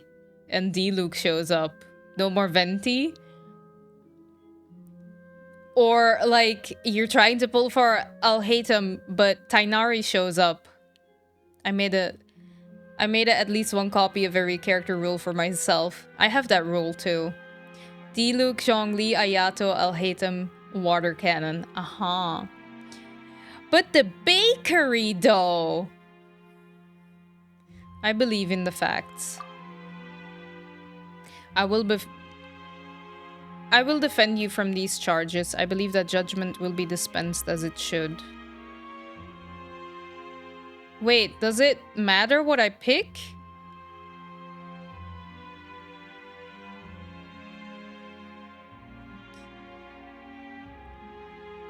I guess not. Yeah, okay.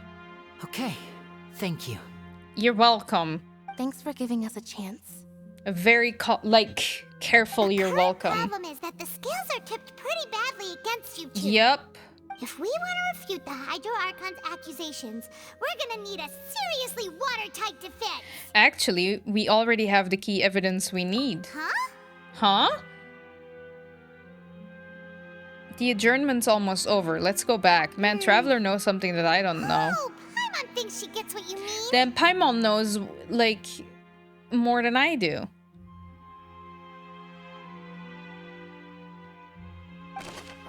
Lyney's statement. Lyney claims that he headed to the chamber containing the Oratrice core upon entering the tunnel and did not witness the crime taking place and thus did not hear the thud. The voice in the Oratrice core chamber. Lyney claims to have heard a mysterious voice within the chamber that houses the Oratrice core within the Opera House's underground structures.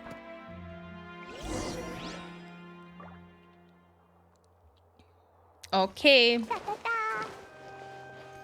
I don't know how much longer this will take, but I think I'm just gonna continue.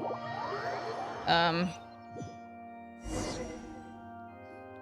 brief adjournment ends and the nail-biting trial reconvenes. Both parties have returned to their positions. Let us continue the trial. Man, Lumine looks very sure about herself now. When last we left off, Mr. Lyney acknowledged the new evidence presented by Lady Freminet as fact. Therefore, Lady Freminet may continue stating her reconstruction of the events. Ugh, that took long enough. Now then, if everyone would lend me their attention... I'd rather not, but okay. At this stage, let's revisit that scene from Lyney's perspective. Based on the opposition's account of events, you can identify loopholes in their statement. Ooh. Use evidence and clues obtained during the investigation to refute any erroneous assertions of fact and replace them with new inferences. Use your refutations to convince the audience and obtain more support from the people. The Oratrice will display such shifts clearly. Ooh! So it's basically Ace Attorney. When you find and refute all incorrect content, you can complete the cycle of refutation and unveil the truth. I don't want big brain moments. As the countdown began, he entered the tunnel. That's true. When the flatbed trolley passed, he opened the box and got into an altercation with Halsey, which caused the loud thud. That's not real. He did not realize that this sound could be heard by everyone in the Opera House, which is why he claimed earlier that he could not hear the sound.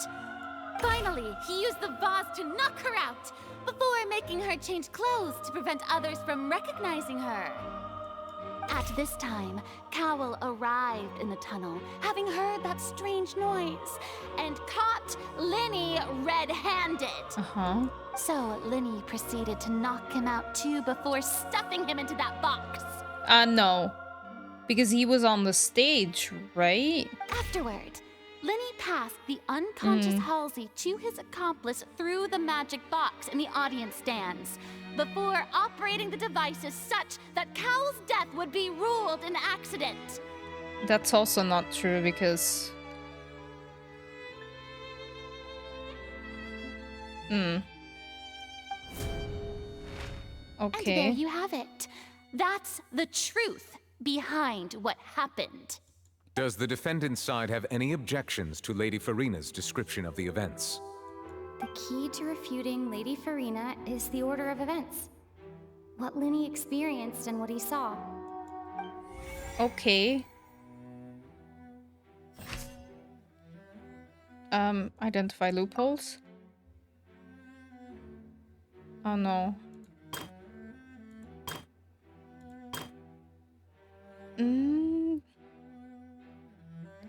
Claimed that he heard nothing in order to cover up the truth, which is the statement.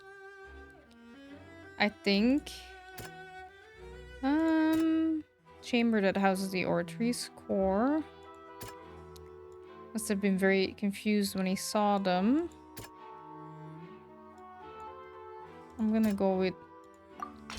According to Lyney, he left via the vent after entering the tunnel. He couldn't have had that altercation with Halsey. Nice! However, was Lyney really in the tunnel at the time? No, I think it's voice heard. Yes. Lyney went to the room that contains the Oratrice's core. This is the actual truth. Lyney went to the room that contains the Oratrice's core. This is the actual truth. To the tunnel as the countdown began.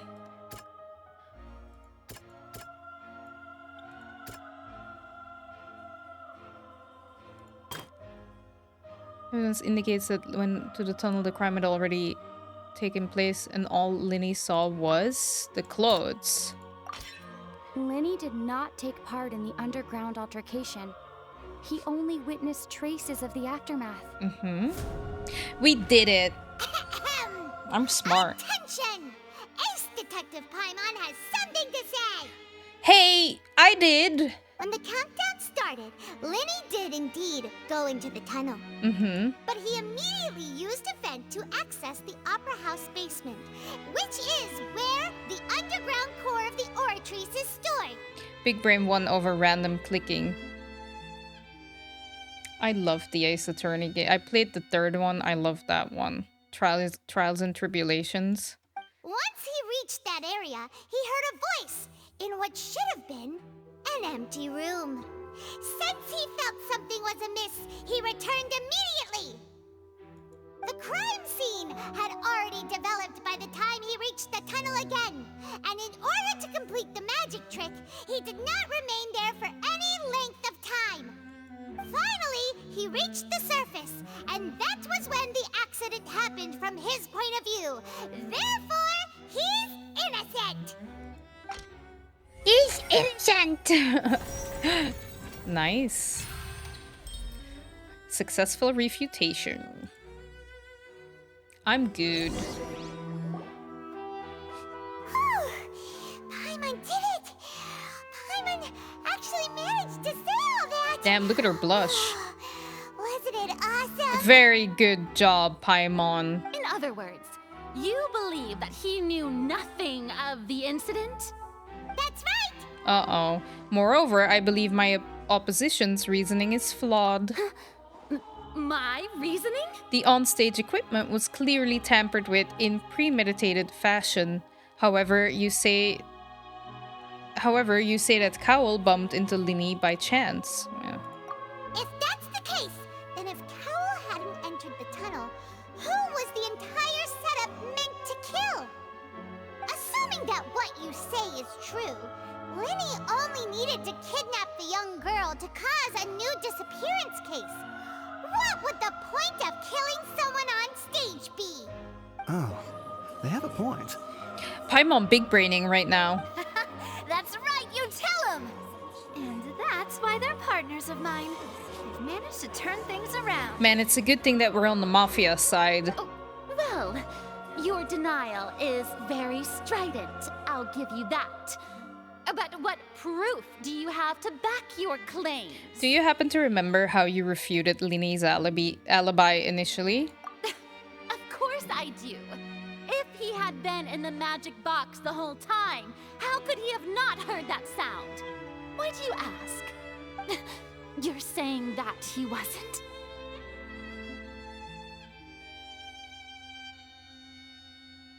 Your claim has now become my weapon. Your claim has also become a critical clue.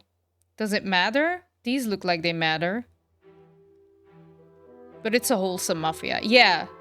The macaron mafia. Your claim has also become a critical clue. It's true.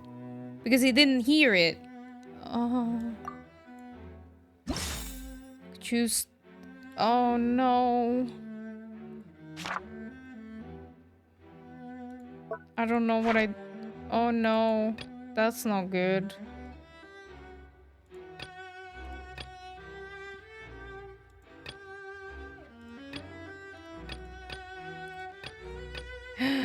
I'm missing one thing.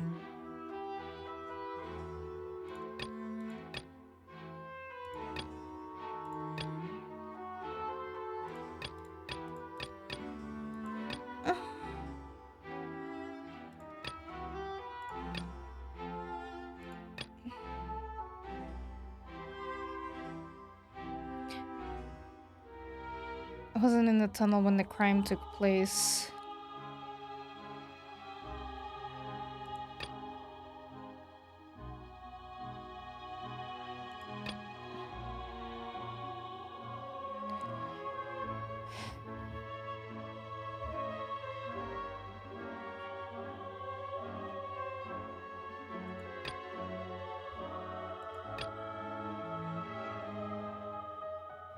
Well, he couldn't hear it? I think that... That's right! Lyney wasn't in the box or in the tunnel. That's why he didn't hear anything strange during the performance. Yeah, I totally knew that. This means that when the crime happened, Lyney had already entered the basement via the vent. The same clue you used to disprove his alibi has now become the best proof! How do you like that? Oh god. Well played. Yay, good job, Paimon. To think you'd use such logic. Hey, I mean... Well then, if it wasn't Lyney who committed the crimes, then who was it? The murderer was...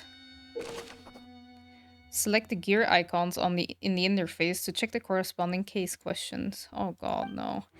Select answers and fill all the empty gears to verify the correctness of your deduction. If you have made mistakes, you must make another selection from the remaining options. Once you have answered all the questions correctly, you can complete this logic chain. Okay. The guard's investigation report indicates that the fireworks released near the end of the show ignited and burned through the rope suspending the water tank above the stage. This caused the water tank to fall and kill Cowell in the box below. If Lyney is no longer under suspicion, only the other members of the troupe would have been able to tamper with the props. What was the original plan for the performance? Lyney gave a detailed account of how the trick was supposed to work. By using a box inside a box, the idea was for the box containing the audience member to be transported across via a tunnel underneath, and Lyney himself would also use this tunnel to get to the other side. Having changed her outfit, Lynette and her assistant would take charge of on-stage interactions. The clothes belonging to Halsey, the lady who went missing, were found in the tunnel. The reason for this remains unknown.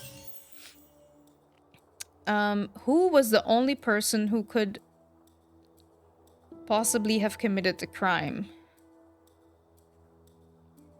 Why do I feel like it was her? Could there have been a third person involved?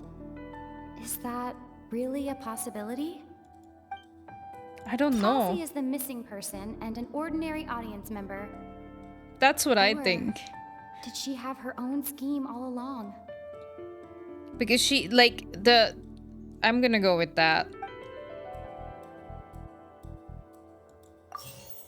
Oh, for fuck's sake. Okay, then Could it's there have been a third person involved? The deceased's name is Cowell, Lyney's assistant. He would have... Oh, well, this is random clicking. Could there have been a third person? Oh.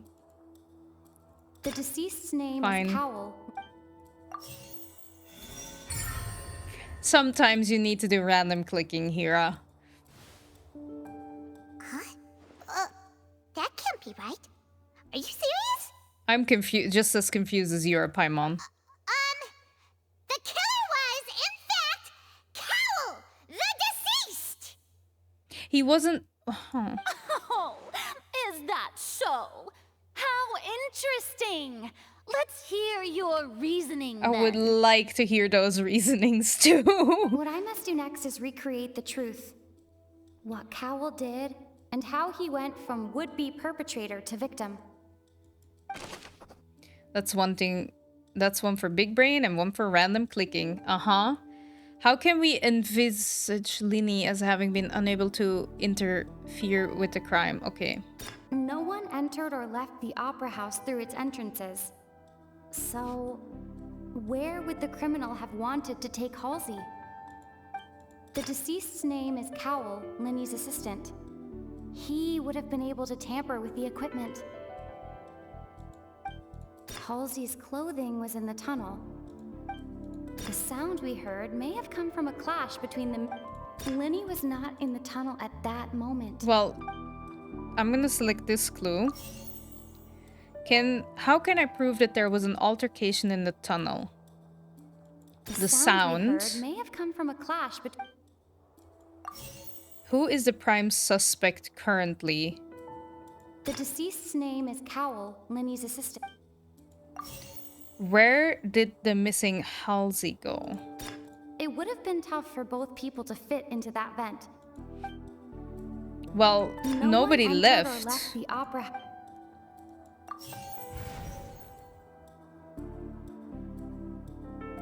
It would have been tough for both people to. Damn it! Halsey's clothing was in the What? Must have understood the methods behind Lyney's magic trick and must have been in a position to easily modify the equipment. Leaving aside how he died, Cowell had... That's... Well, was I supposed to always randomly fail this one, or did I just really fuck it up? Leaving aside how he died, Cowell had all the means to commit the crime at his disposal. Hi, John. How are you? I'm trying, okay?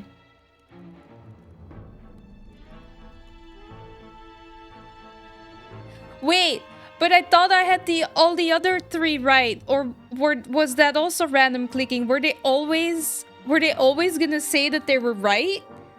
I'm good. How are you enjoying Fontaine so far? Well, now not so much. It's giving me a headache. No, I've been loving it. It's really nice. How have you been? You got those right. Okay, so like, can it be like the majority of points for like not random clicking? I got those three right. I got those three right. You can't say that it's random clicking too. The strange noise could likely have been the sound of Cowell and Halsey struggling. Also, yeah, shout out to Average Cornbread. Go follow him. He also plays Genshin, but also variety stuff, and he's really great. Hi, it's good to see you. I hope your Abyss stuff went well still yesterday. No, was it yesterday? Yeah, it was yesterday. Lyney was not in the tunnel for 1 minute. This would have given time for Cowell to bring Halsey out of the magic box in the audience stands. But according to the guard's testimony, no one entered or left the opera house, so even if he had taken her, there'd be no means of exiting. Exiting from the box would have been in full view of the audience, pretty much guaranteeing that they would be discovered. What's wrong, Traveler? Are you still having trouble figuring things out? The brain rot from Abyss has fully set in. Well, you know, but you messed up the last one several times and one thinking session only have 1 point for it, so...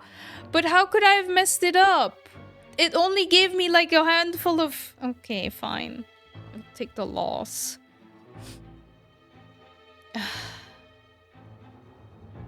Where in the world did Halsey go? I see how But I wasn't supposed to fix this was all just a What? bluff. And here I thought you had something to show for it. But it seems you're still far from the truth.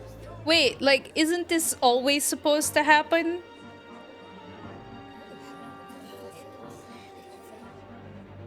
Are you not supposed to mess it up anyway?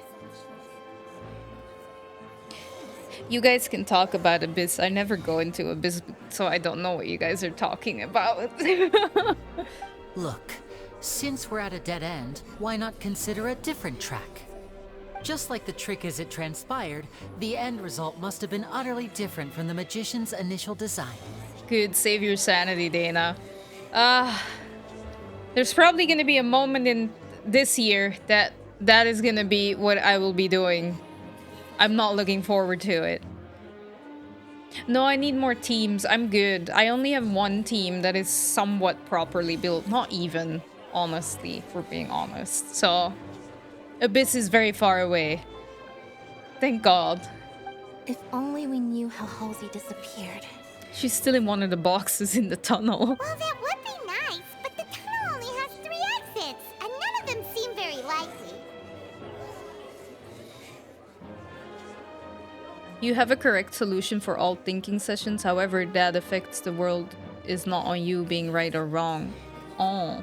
And it's not like this is a magic trick where you can just make a real live person disappear. You know, like you did from that water tank, Lynette. Magic. Escaping from the water tank. Wait, could it have been the water? Excuse my interruption, dear opponents. But do you not see that the crowd is growing impatient? There is no greater sin in this opera house than an awkward delay in the performance. Now you are in Fontaine, Dana. I can send you a funny Neuvilette meme. Well, it depends, like, what kind of meme it is, right? Is it caught up story-wise where I am or not? Because in that case, you might have to wait. But yes, send the Neuvilette meme. Oh no. Oh. If the defense is unable to make further effective arguments, no, we will move no, on to the next stage of the trial. Neuvilette, I'm not done yet. Hold on a second. Oh no, I have to think again. Lyney was not in the tunnel at that moment, which gave our criminal ample time. The sound we heard may have come from a clash between the missing Halsey and the criminal. Then you can send it. The deceased's name is Cowell, Lyney's assistant. I had all... He would have been able to tamper with the equipment.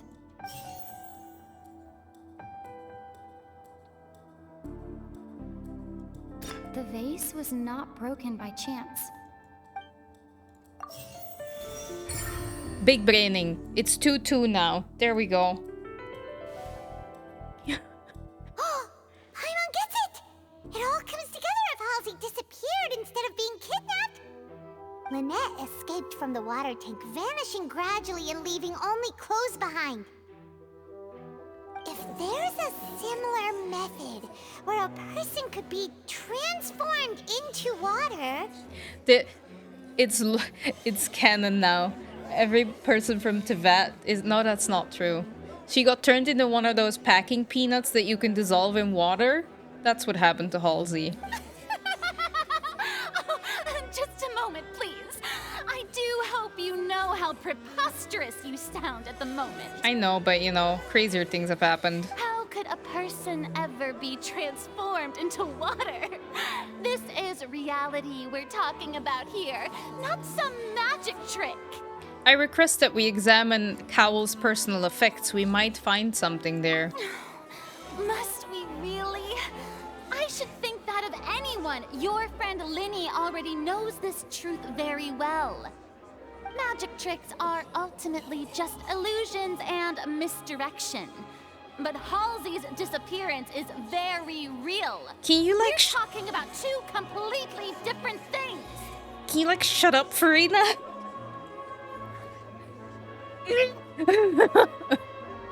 Even so, I trust the traveler's judgment. The truth must be out there somewhere.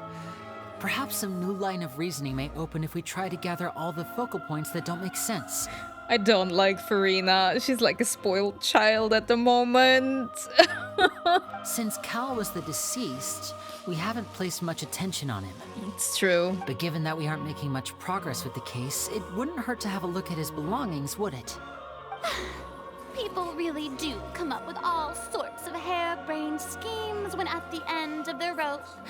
The way I see it, your suggestion that we broaden the scope of our investigation is nothing but a tactic for stalling the trial. Well, I mean, can't hurt, can it? Nevertheless, I believe that this is a reasonable request on the part of an attorney. Since the trial does indeed appear to be at an impasse, I believe that additional evidence may help us make more progress. I really want to say something, but I know you're gonna say that, you know, during all the Archon quests, we'll get to know her a lot more, and there's gonna be something that makes it so that you are gonna feel so incredibly sorry for her and love her so much, and then it changes, I guess. Which is kind of spoilery, but... You know, I mean, we met her at Lantern, right? And she was really sweet towards us. So, like, that's also, in a sense, a spoiler. So I know, but right now... she's a spoiled brat! Guards, please step into the lounge and examine the personal effects of the deceased, Callum. She's so... oh. After some time, a guard returns with news.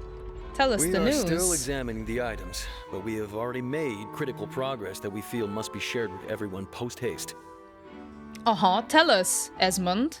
We discovered several test tubes of fluid within Cowell's baggage, each labeled separately. The notebook in his backpack claims that these fluids are... water from the Primordial Sea. How does that work? The Primordial Sea. The note's contents also indicate that Cowell belonged to an organization that sells illegal drugs and that he had an accomplice. Uh-huh. Yeah. See? You were wrong. The notebook has many entries concerning safe usage of these fluids, in which the keyword dissolve appears many times. Damn, did she just dissolve? One of these tubes was labeled Opera Epiclese, along with yesterday's date. It is empty. The notes also state that these dissolution properties work exclusively on people from Fontaine. It's likely that Halsey was chosen as some sort of test subject. Yes, and he wasn't supposed to be in the box, I'm assuming. They were just gonna pretend that Halsey died. As such, we believe that the defense's know. hypothesis is, in fact, supported by sufficient evidence. Hello, Rockstar Poetry. How are you? Welcome to the stream. Thank you for the follow. I really appreciate it. Hi, Auntie. Why am I an auntie? I'm not, like, that sounds really not nice. Well, that's not true. Aunts are nice. But, like, huh? I'm good. I'm not so good anymore. People are, like, laughing at it, so it's probably a bad thing. So... I'm just gonna keep playing. You gotta be kidding! People dissolving into water? But I'm glad you're doing good, Rockstar Poetry. I really appreciate the follow. Hope you had a great day. Could something so ridiculous actually be true? I mean... Wait a moment. This reminds me of a certain prophecy, but it's just a coincidence, isn't it?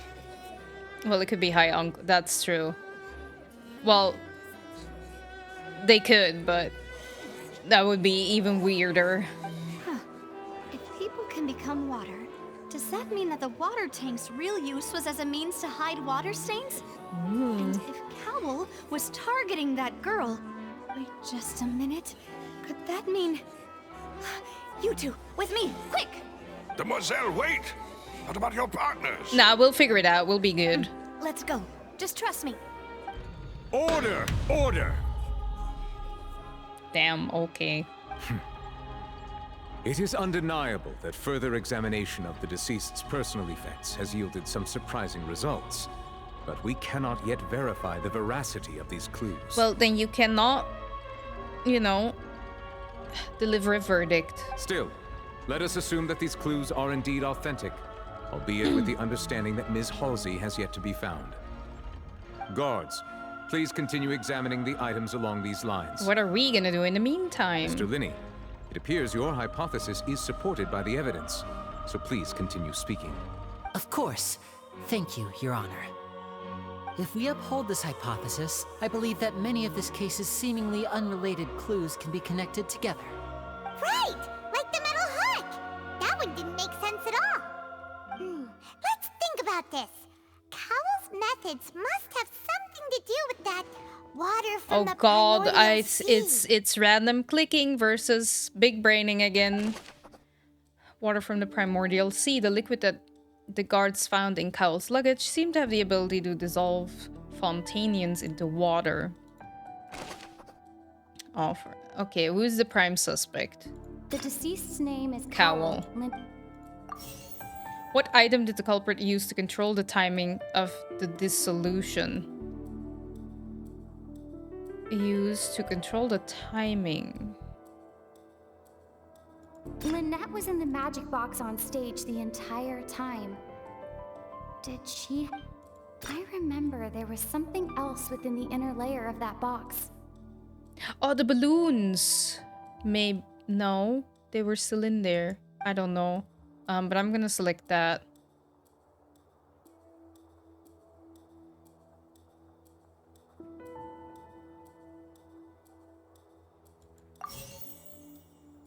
What item did the culprit use to dissolve Halsey? The water from the primordial sea. What item did the culprit use to hide the mechanism behind the crime? Now it seems like the hook rope was not meant for another magic trick. Oh! Okay. Why does it say it's correct then? What item did the culprit use to control the timing of the dissolution? Lynette was in the magic box on stage the entire time. Did she have something to do with this?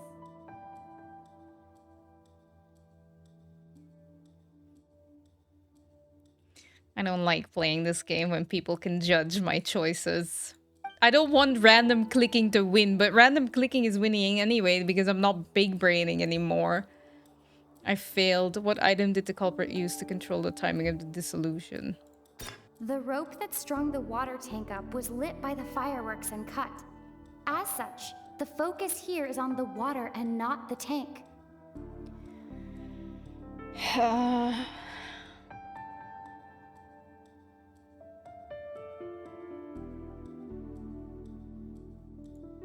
Now it seems like the hook rope was not meant for another magic trick, but was... To hide the mechanism behind the crime. The rope that strung the water tank... Oh, for fuck! I remember there was something else within the inner layer of that box. I did it! Totally on my own. Big brain. I hate how Hira's keeping score. It's Ace Detective Paimon's time to shine again! Yeah! In the original plan, Cowell would tamper with the water tank rope and the number selector securing his target. Yes. When the magic box containing Halsey was lowered, the metal hook would retract gradually and pierce the balloon at the top of the box. Right. When the balloon attached to the box popped, the water from the primordial seed inside it would pour down and dissolve Halsey. Right. Afterward, Cowell would enter the tunnel and break the flower vase to conceal the water inside the tunnel. Right. With the remaining evidence being covered up by the water tank on stage. But he encountered something unexpected in the tunnel and wound up being fatally hit by the same water tank he meant to use to cover his tracks. Huh. That does make sense. Good job, Paimon. Actually links together a lot of the more confusing pieces of evidence. Yeah. Oh dear, what do I do?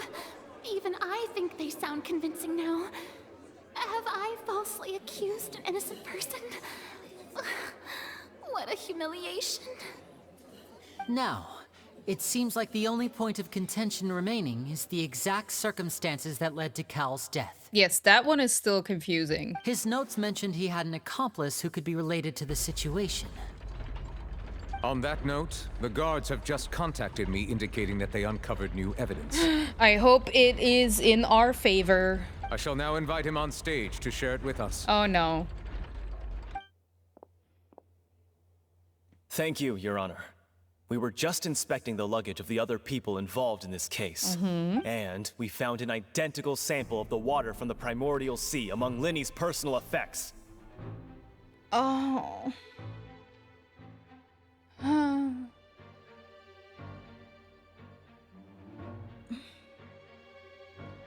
Damn it.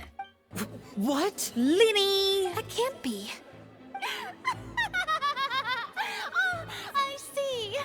Well, how wonderfully comedic to have your own counterattack only to come back and wound you. Shut up. Shut up, Farina. Does this not clear all doubt? Damn it. My dear citizens, my loyal audience, allow me to present my reasoning and bring this performance to a swift No, close. I don't need to hear it. I'm fine. Oh. Lyney did not need to take part in the dissolution of the is my young woman at chance. all. Indeed, he did leave the scene via the vent. This is my chance to go 3-3 with big braining. Having made modifications to the props beforehand, his accomplice Cowell then caused Halsey to vanish using the water from the primordial sea. Yeah. But upon his return, in cruel avarice, Lyney desired sole credit and prepared to do away with his partner in crime. No, like Ultimately, he knocked Cowell out, and the tool meant to cover the crime up also became a murder weapon. Now, as much as I regret having come to such a viciously straightforward conclusion, it does seem that the famed Fatui is quite the cold-blooded and ruthless organization. Okay. Am I right, Mr. Lyney? No, you're not. We've used up all the evidence we collected. There's no way for us to make a rebuttal here. Damn it. Is this the end of the road? Oh. Oh no. Paimon can't think of anything either. It doesn't look like there's any way around this. Navia, where are you? Seems using the water as new evidence was too good a move. Why did this have to happen now? I think we've all seen enough now, and we have ample witnesses to my flawless reasoning. I believe this is indeed the finale. No. Now then, my good, noble Chief Justice, should we not, in your view, move... Excuse me, everyone, Oh. but I must interject.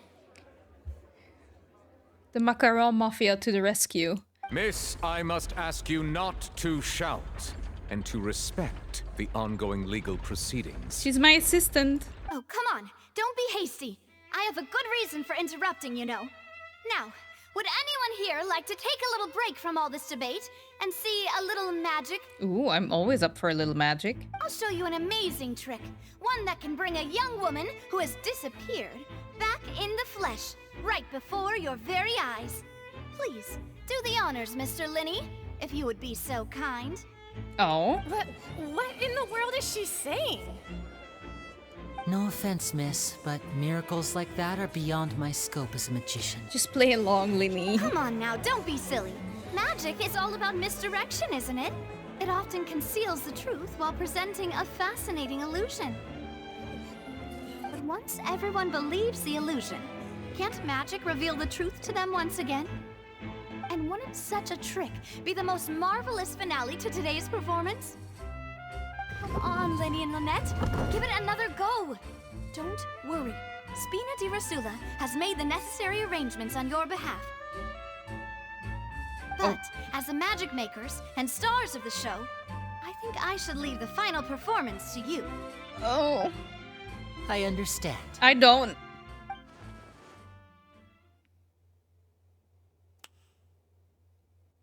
And voila.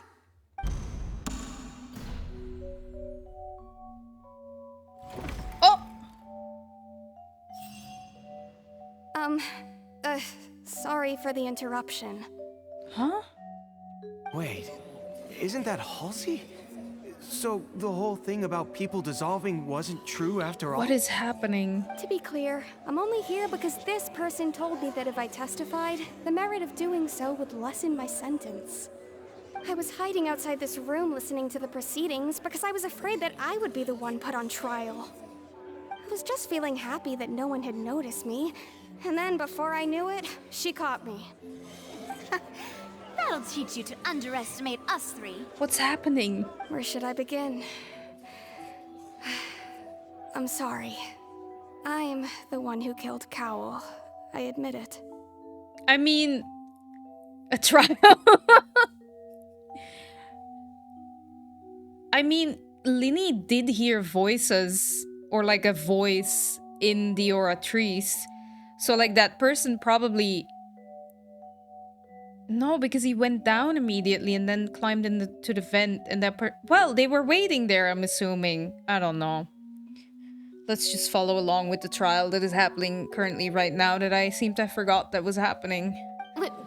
What? Why? Yes! Be humbled, Farina. Firstly, my name isn't Halsey. It's Lillian, and I'm originally from Mondstadt. I heard that Lyney's show was gonna be a real thriller, but I missed the chance to buy a ticket, so I stole one. Oh. That's how I make a living. I steal stuff here and she's... there. And I'd never been caught before. Isn't that the girl from at the start when we first arrived in Fontaine? But I was noticed at the harbor a few days ago. There we go. And I barely got away. Lyney was the one who caught me in the act. Hey, no wonder you look familiar. So you were the thief! Lyney even mentioned that you were pretty skilled. Well, and I thought that would have been the end of it, but then the number selector chose me. He even mentioned the Fortress of Meripede. That's a prison, isn't it? So you can imagine how shocked I was. I thought he was onto me for sure. So I played along with the show while looking for an opening to flee. But then I got water poured on me for no reason, and then someone jumped into the tunnel to nab me.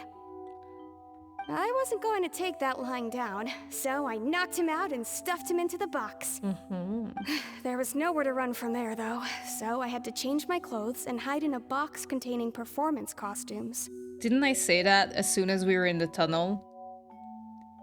That she was in those boxes?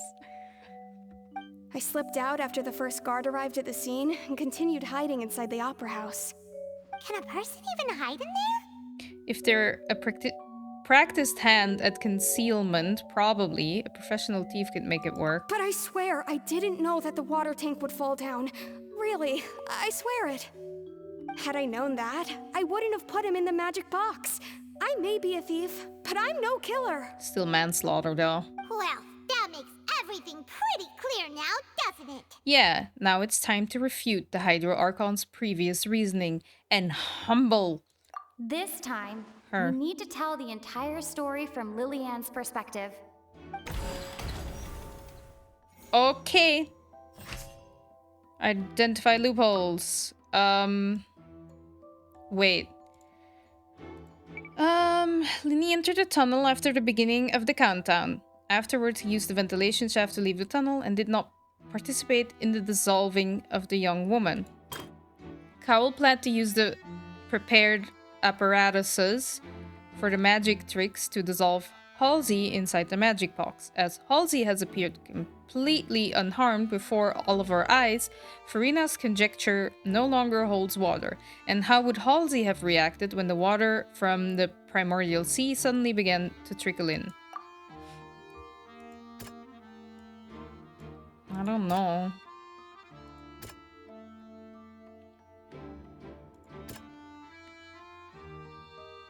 Well, yeah, change clothes, I guess.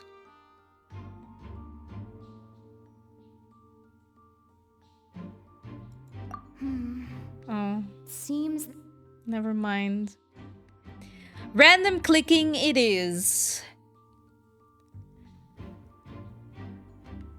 Does like one mistake count as random clicking if I still try to fix it? Lyney wanted all the credit and glory as Halsey, but there is evidence providing that a fight did indeed break out in the tunnel.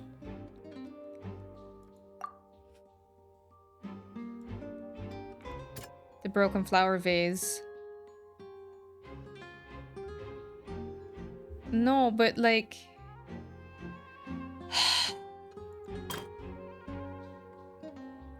Two on the other hand. Dan used the method used to dissolve young girls. He got rid of Cowl and disguised it as an accident. Halsey has appeared completely unharmed before. What did Halsey do?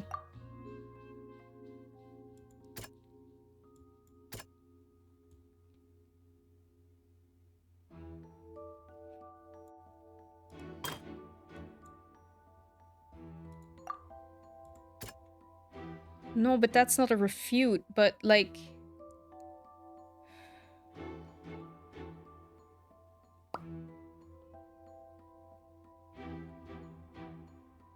I did this mission by choosing the responses randomly. I think a lot of people do, but I try to at least like try to get the things, but it's Look, I said I liked Ace Attorney, I didn't say I was good at it. Halsey dissolved.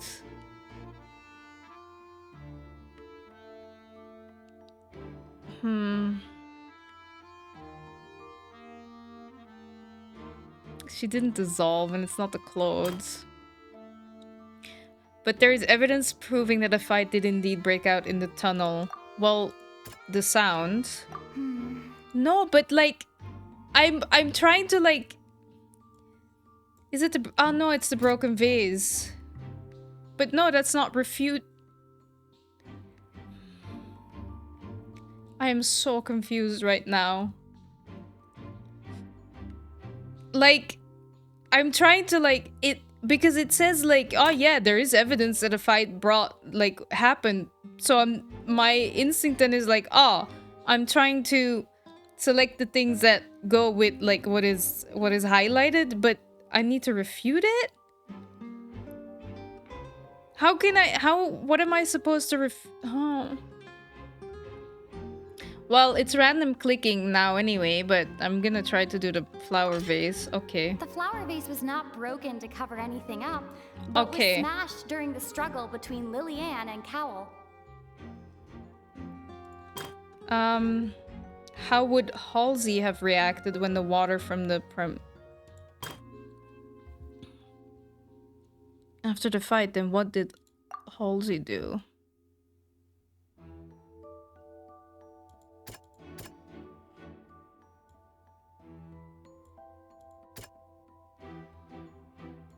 It's either that or the thump, which I thought was a vase, but maybe it's like the dropping in like the box.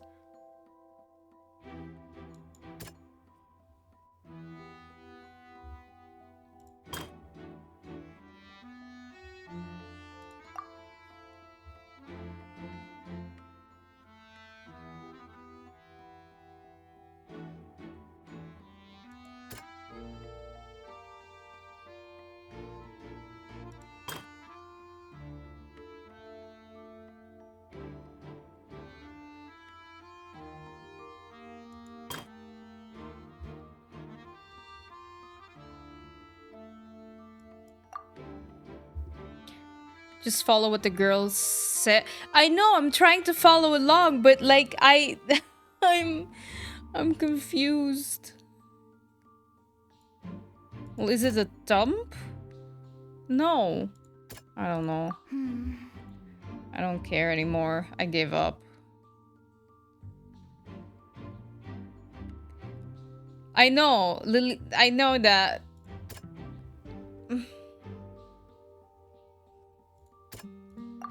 Oh, so it was the thump. The strange sound wasn't from a fight. It was Lily Ann's attempt to break out when she was frightened. Okay. What did...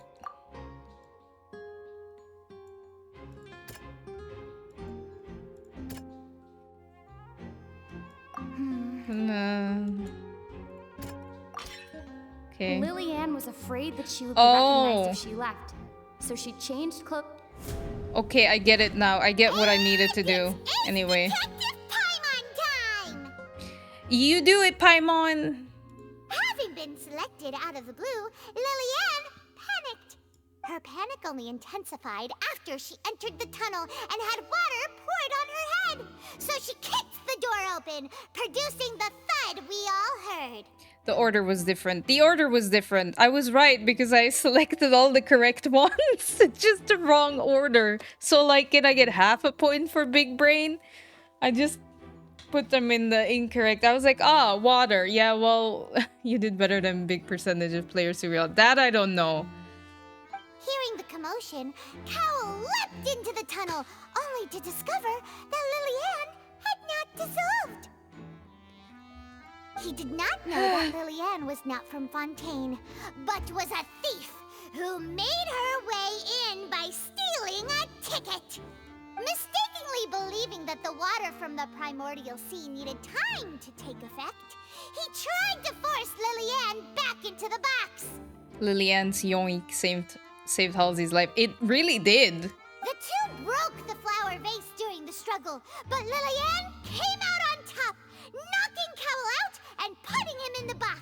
Not Cowl, though. With no way of escaping, she changed her clothes and hid in the costume trunk until the performance ended. We did it.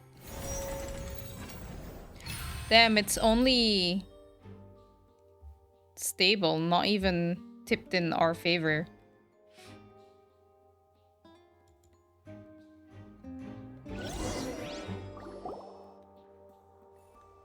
She knew that she would have to go through guard inspection if she tried to leave afterward. So, she has been trapped in the Opera House these last 2 days. She had already become desperately hungry by the time we were chatting over macarons. Oh. So, she swiped 2 of them right under our noses. Talk about a sneaky thief. So it wasn't Paimon at all. At this point, all the events that happened in the tunnel have now come to light. Have now come to light. Ah, so that's the whole story. Yep. Bravo! Bravo! Thank you. Thank you. Thank you very much. Now then, Lady Freminet, do you wish to speak against the defense's statements? Please answer the question, Lady Freminet. Also, if I may add, the trial has not yet ended. As such, I request that the prosecution not leave the room before the proceedings have concluded. Yes, Freminet. Take it. What? Are you reading my mind now? I'm just thinking how she managed to get the macarons from a table at which 5 people, including 2 bodyguards, were eating. I know, right? Very good thief. No, I have no further arguments. I admit defeat.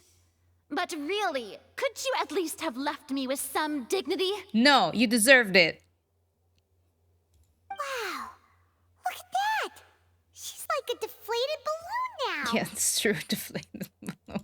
If there are no objections, then as the Chief Justice of Fontaine, I shall once again repeat the full sequence of events. The actual perpetrator of the serial disappearances, Cowl, selected his next victim from the audience reservation list. With some modifications to the selector, he could ensure that the pre-selected young woman would be chosen. Says Paimon, the OG balloon. Yeah, that's true. To cover up any evidence while committing the deed, Cowl thought of allowing the water tank to fall, which would conceal the water left behind after the young woman was dissolved. He also tampered with the rope suspending the water tank, using the fireworks at the end of the performance to cause the tank to drop and hide the watermarks. He poured the water from the primordial sea into a balloon during the preparation of the magic box and stuck it to the box's lid. Finally, he passed the prepared hook on a rope through the gap in the magic box's door when bringing the young woman to said box. When the magic trick officially began, the box containing the woman was lowered into the tunnel, Man, that tightening sounds the hook scary. rope and bursting the balloon containing the water. If all had gone to plan, the young woman would be dissolved at this time. However, Lillian was not from Fontaine, and thus fled the box with a loud noise. Realizing that there was trouble, Cowell entered the tunnel and met Lillian. Thinking that the waters had not yet taken effect, he decided to proceed. However, his opponent was more capable than he thought, and he was overcome, knocked unconscious, and placed into the magic box, and thus became his own final victim. Lillian, according to her own statements, then changed clothes and hid until the performance ended, before hiding in other parts of the opera house. As for Lyney, he was in the underground structures within the opera house, and was thus ignorant of these happenings. Dude got wrecked. I think that's even an understatement. From this reconstruction of events, we can conclude that Lyney, the accused, is in fact innocent. Yay! We did it! While there is much in Lyney and Lillian's conduct that should still be investigated separately, this case, at least, can be handed over to the oratories to make the final decision. Uh-oh. Oh no.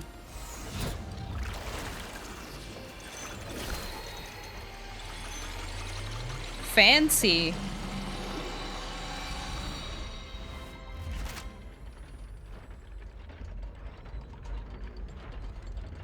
As such, Lyney and Lynette are officially declared not guilty. Yay! Man, like when you typed that, Hira, I got scared. You did a very good job, Paimon. Great work, partners. Thank you. We wouldn't have been able to do, like, no, literally, we wouldn't have been able to do it without her. Thank you all. The Macaroon Mafia. Let's not celebrate just yet. Next, I think we deserve an explanation, Guard Vaughn.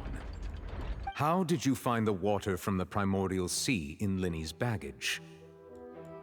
Right! Your discovery caused me to make a serious mistake, you know. Or was that not a discovery, but false evidence that you dared to bring before this court? Man, this guy gonna be brought to, like, jail just because, like... I suspect that the accomplice mentioned in Cowell's notes was not Lyney, but you, yes? I'm sure you know what you must do to lessen your sentence. What must he do to lessen his sentence? Speak quickly! Unless you want to earn yourself a one-way ticket to Coupon Town. Sorry, what is Coupon Town? I was just following orders. We were supposed to place blame for the serial disappearances onto Lyney, and thus cause suspicion to fall on the Fatui. The higher-ups said this was the best opportunity to do so. And now that your plan has fallen through, and the secrets of the water have been revealed, you have become a liability to said higher-ups. Who are the higher-ups? Therefore, you would be wise to tell everything you know and seek the protection of the guards. Yes, I'll tell you everything I know. Our boss discovered that the water can cause people to dissolve. It can also be made into a potion, which when extremely diluted, can cause people to experience unforgettable exhilaration. Damn. We've been in this business for a while now, and have made decent more off it. The disappearances were also the boss's idea. I mean, this is the boss we're talking about. Who?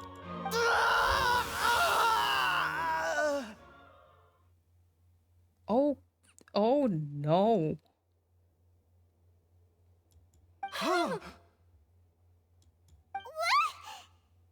He turned into water. Who's the boss? What's happening? No longer talk. Such ruthlessness. I shouldn't have expected any less of them. An outrageous act. All present, please submit to inspection immediately. What is happening?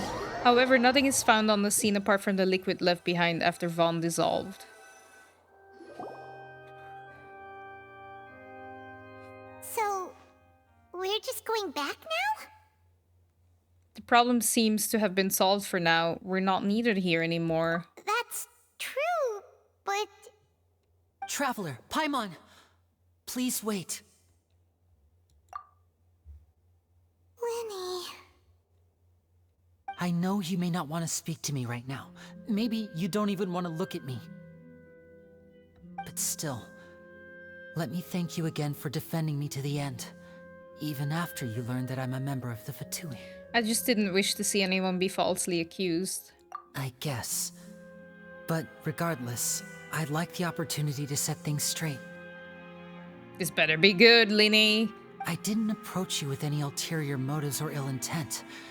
I've spoken to you as myself, just plain Lyney this entire time. Well, Lyney, let's agree on one thing. You're definitely not plain. As for why I'm a Fatus, it's because the goals of the House of the Hearth align with those of an orphan like me. That's all. That was how Father, who you might know as the Knave, approached recruiting us back then too. The Knave? The one who controls the House of the Hearth? She's your father? I mean, I knew that. That's right. And since we're here, I was wondering, would you mind hearing a story? It's about my past. I guess. Back when our parents first died, Lynette and I were left wandering the streets. To survive, I took to surreptitiously observing an older street performer who did magic. It took me several days to figure out how he pulled off his amazing tricks. This is a blind playthrough, you didn't know that. Not even with, like, the trailers?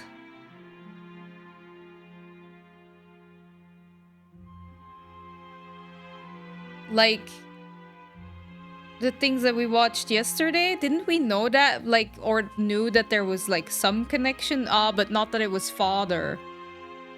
That's true. That is true. Oh no, I mean, oh my god, your father is the Knave? Holy shit! I took my sister through several streets until we found a crowded corner, and we began to perform magic tricks there. To my surprise, we proved to be pretty popular, and we could at least stop worrying about where our next meal would come from for a time. But I didn't want my sister to remain a street rat together with me forever. Before long, an aristocrat came to me and claimed that he wished to take us in after watching my performances. Okay. So you went from orphans to nobility just like that? That was how we felt at first too. As if fate was on our side and we could say goodbye to those painful days. But I gradually discovered that while we were called foster children, he was really after my talent for magic tricks. Poor Lyney He and would Lynette. constantly take me to all sorts of banquets to garner attention, which he would then use to expand his social circles. That doesn't seem too bad either. Better than roaming the streets at any rate. It took a while for me to realize just how dark his heart really was. After one particular performance at a banquet, I discovered that Lynette was not on the same return vehicle as me. I waited a long time after we returned home, but she did not come back. I went to that noble's bedroom and asked him about her whereabouts. The answer he gave me was, she caught the eye of the most eminent person at the banquet, so I sent her over as a gift. I mean, you'll be able to perform your magic regardless of who your assistant is, yes? Oh no. So he was gonna... But wouldn't Fontaine's laws deal with such people? As far as outsiders are concerned, this is a relationship akin to adoption or foster care, and they have their ways of escaping the eye of the law. Villains. So what happened after that? I managed to ferret out the location of the mansion of that so-called eminent person and hurried through the night. But by the time I leaped over the walls, avoided the guards, and made my way in, all I saw was the moonlit ground covered in blood, and the Knave standing there in the darkness. Damn. So, she'd already taken care of that guy. That's right. She had rescued my sister before she could come to any harm, and had even discovered several girls hidden in a basement, all of them orphans. Ew! Ugh! What a...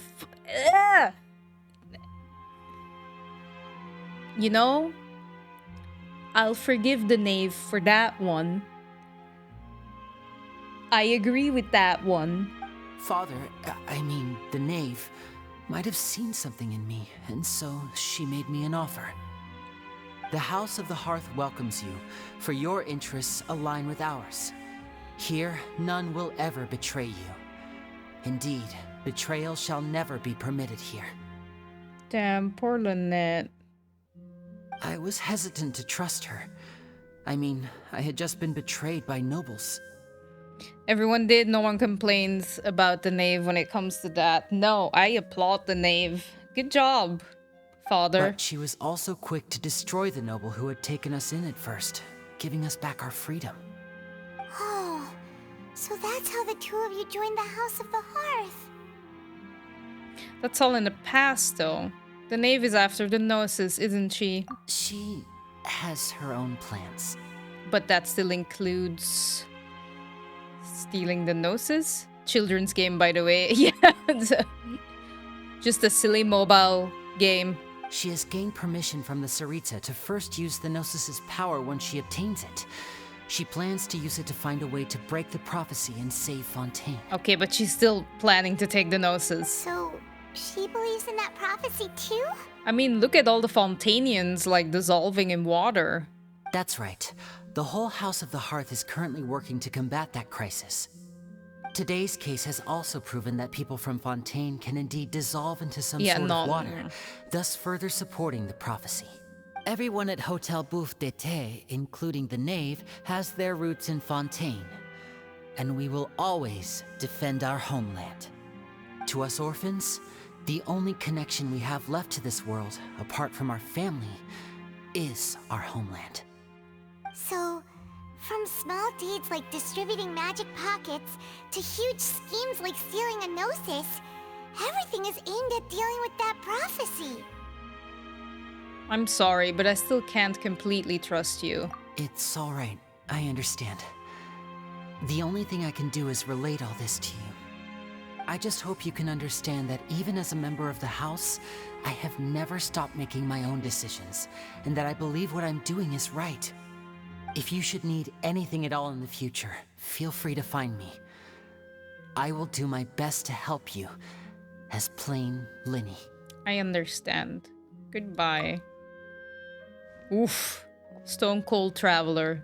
Bye, Lyney. Oh. You know, I love how Paimon is like, I hate Wanderer.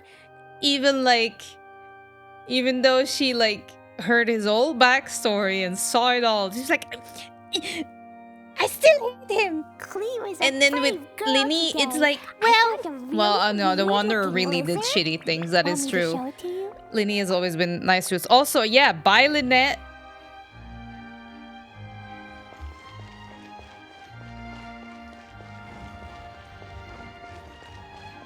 Are they still in here? Nah, it's empty. Okay. La la la. Bye, Opera House. Or not. Oh! The Macaron Mafia. Hey there. What was with the disappearing act you pulled right as the trial ended? Were you looking for us, Navia? Well, this whole thing isn't exactly over, is it? I do feel that we're getting closer to solving the serial disappearances case, though. Don't you think so, too? Well, I'm sorry, Navia. Huh? What's wrong, my dear partner? I was really only trying to defend Lyney. I wasn't necessarily looking into serial disappearance case.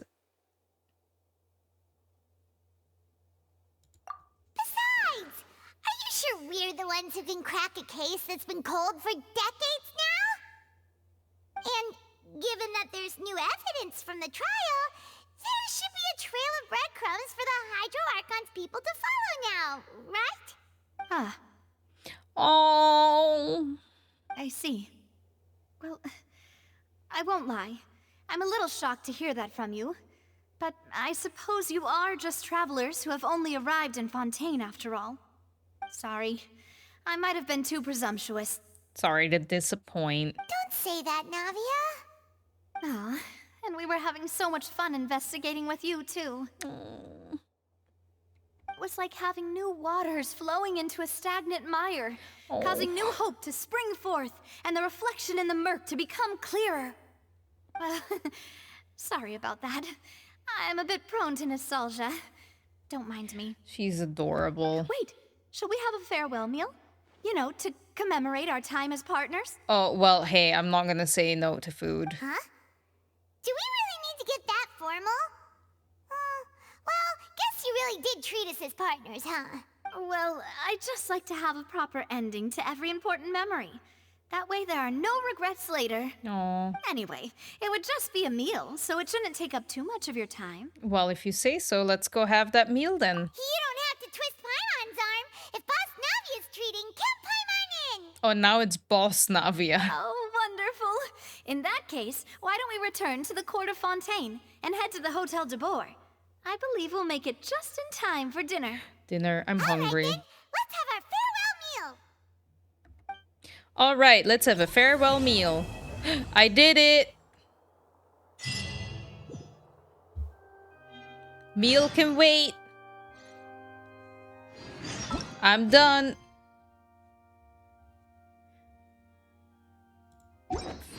Farewell meal is for Wednesday. In the meantime,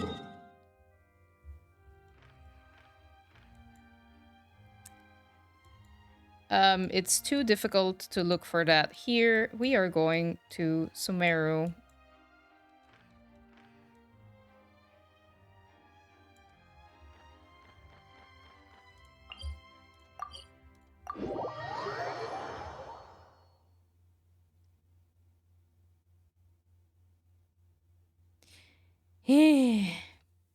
I'm gonna get my rewards and then it is time to wrap up the stream because it is late.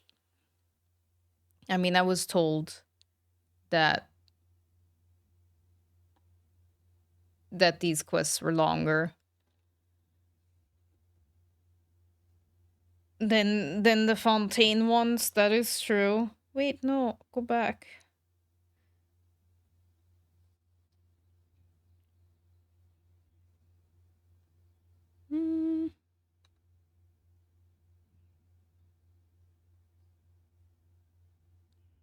Try to go in the reward fountain. I can try, yeah, sure. I don't know if anybody and what's gonna happen. Okay. Damn, this is taking long. I always forget how long it takes if I go to like a completely new zone and it has to load again. And it gets so quiet then too.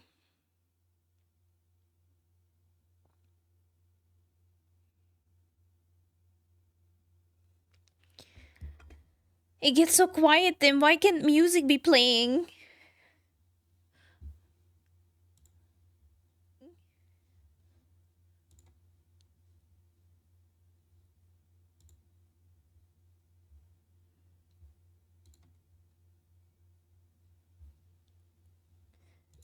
Okay. Catherine.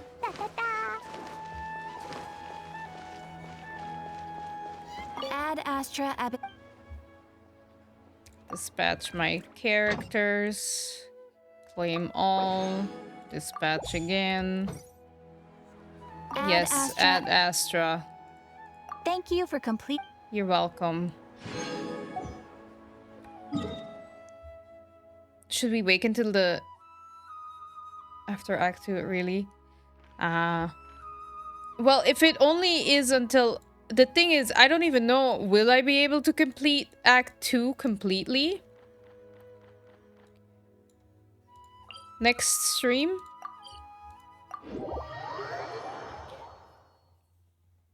Let's go back to Fontaine and then I'll wrap up the stream. That was an intense quest. Around the same length as Act 1. Ugh. We did do a part of it yesterday. So we'll see. We'll see.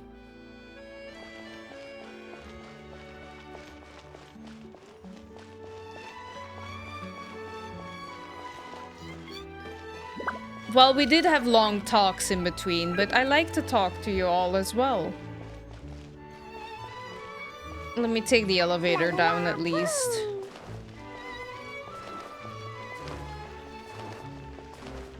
Let me do that. The lift is coming to the current floor. Why did I take the lift? Can't I just, like, I should have just jumped down.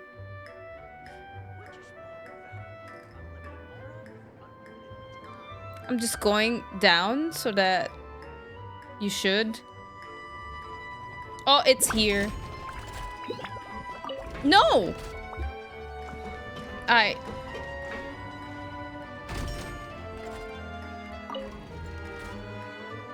was too quick. Yeet the child. No, my poor baby. My poor baby.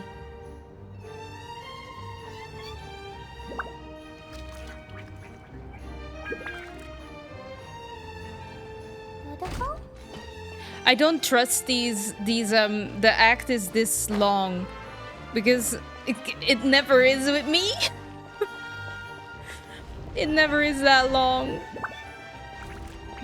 Okay, we're outside. It will probably be longer for you. Yeah, there we go. That's what I thought. I'll have to see. I'll have to see how I'm doing. I wasn't planning on streaming this long today either, but I was having fun. Okay, let me get my achievements.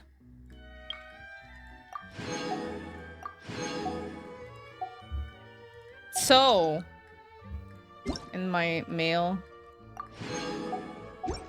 we'll be playing Act 2 on Wednesday.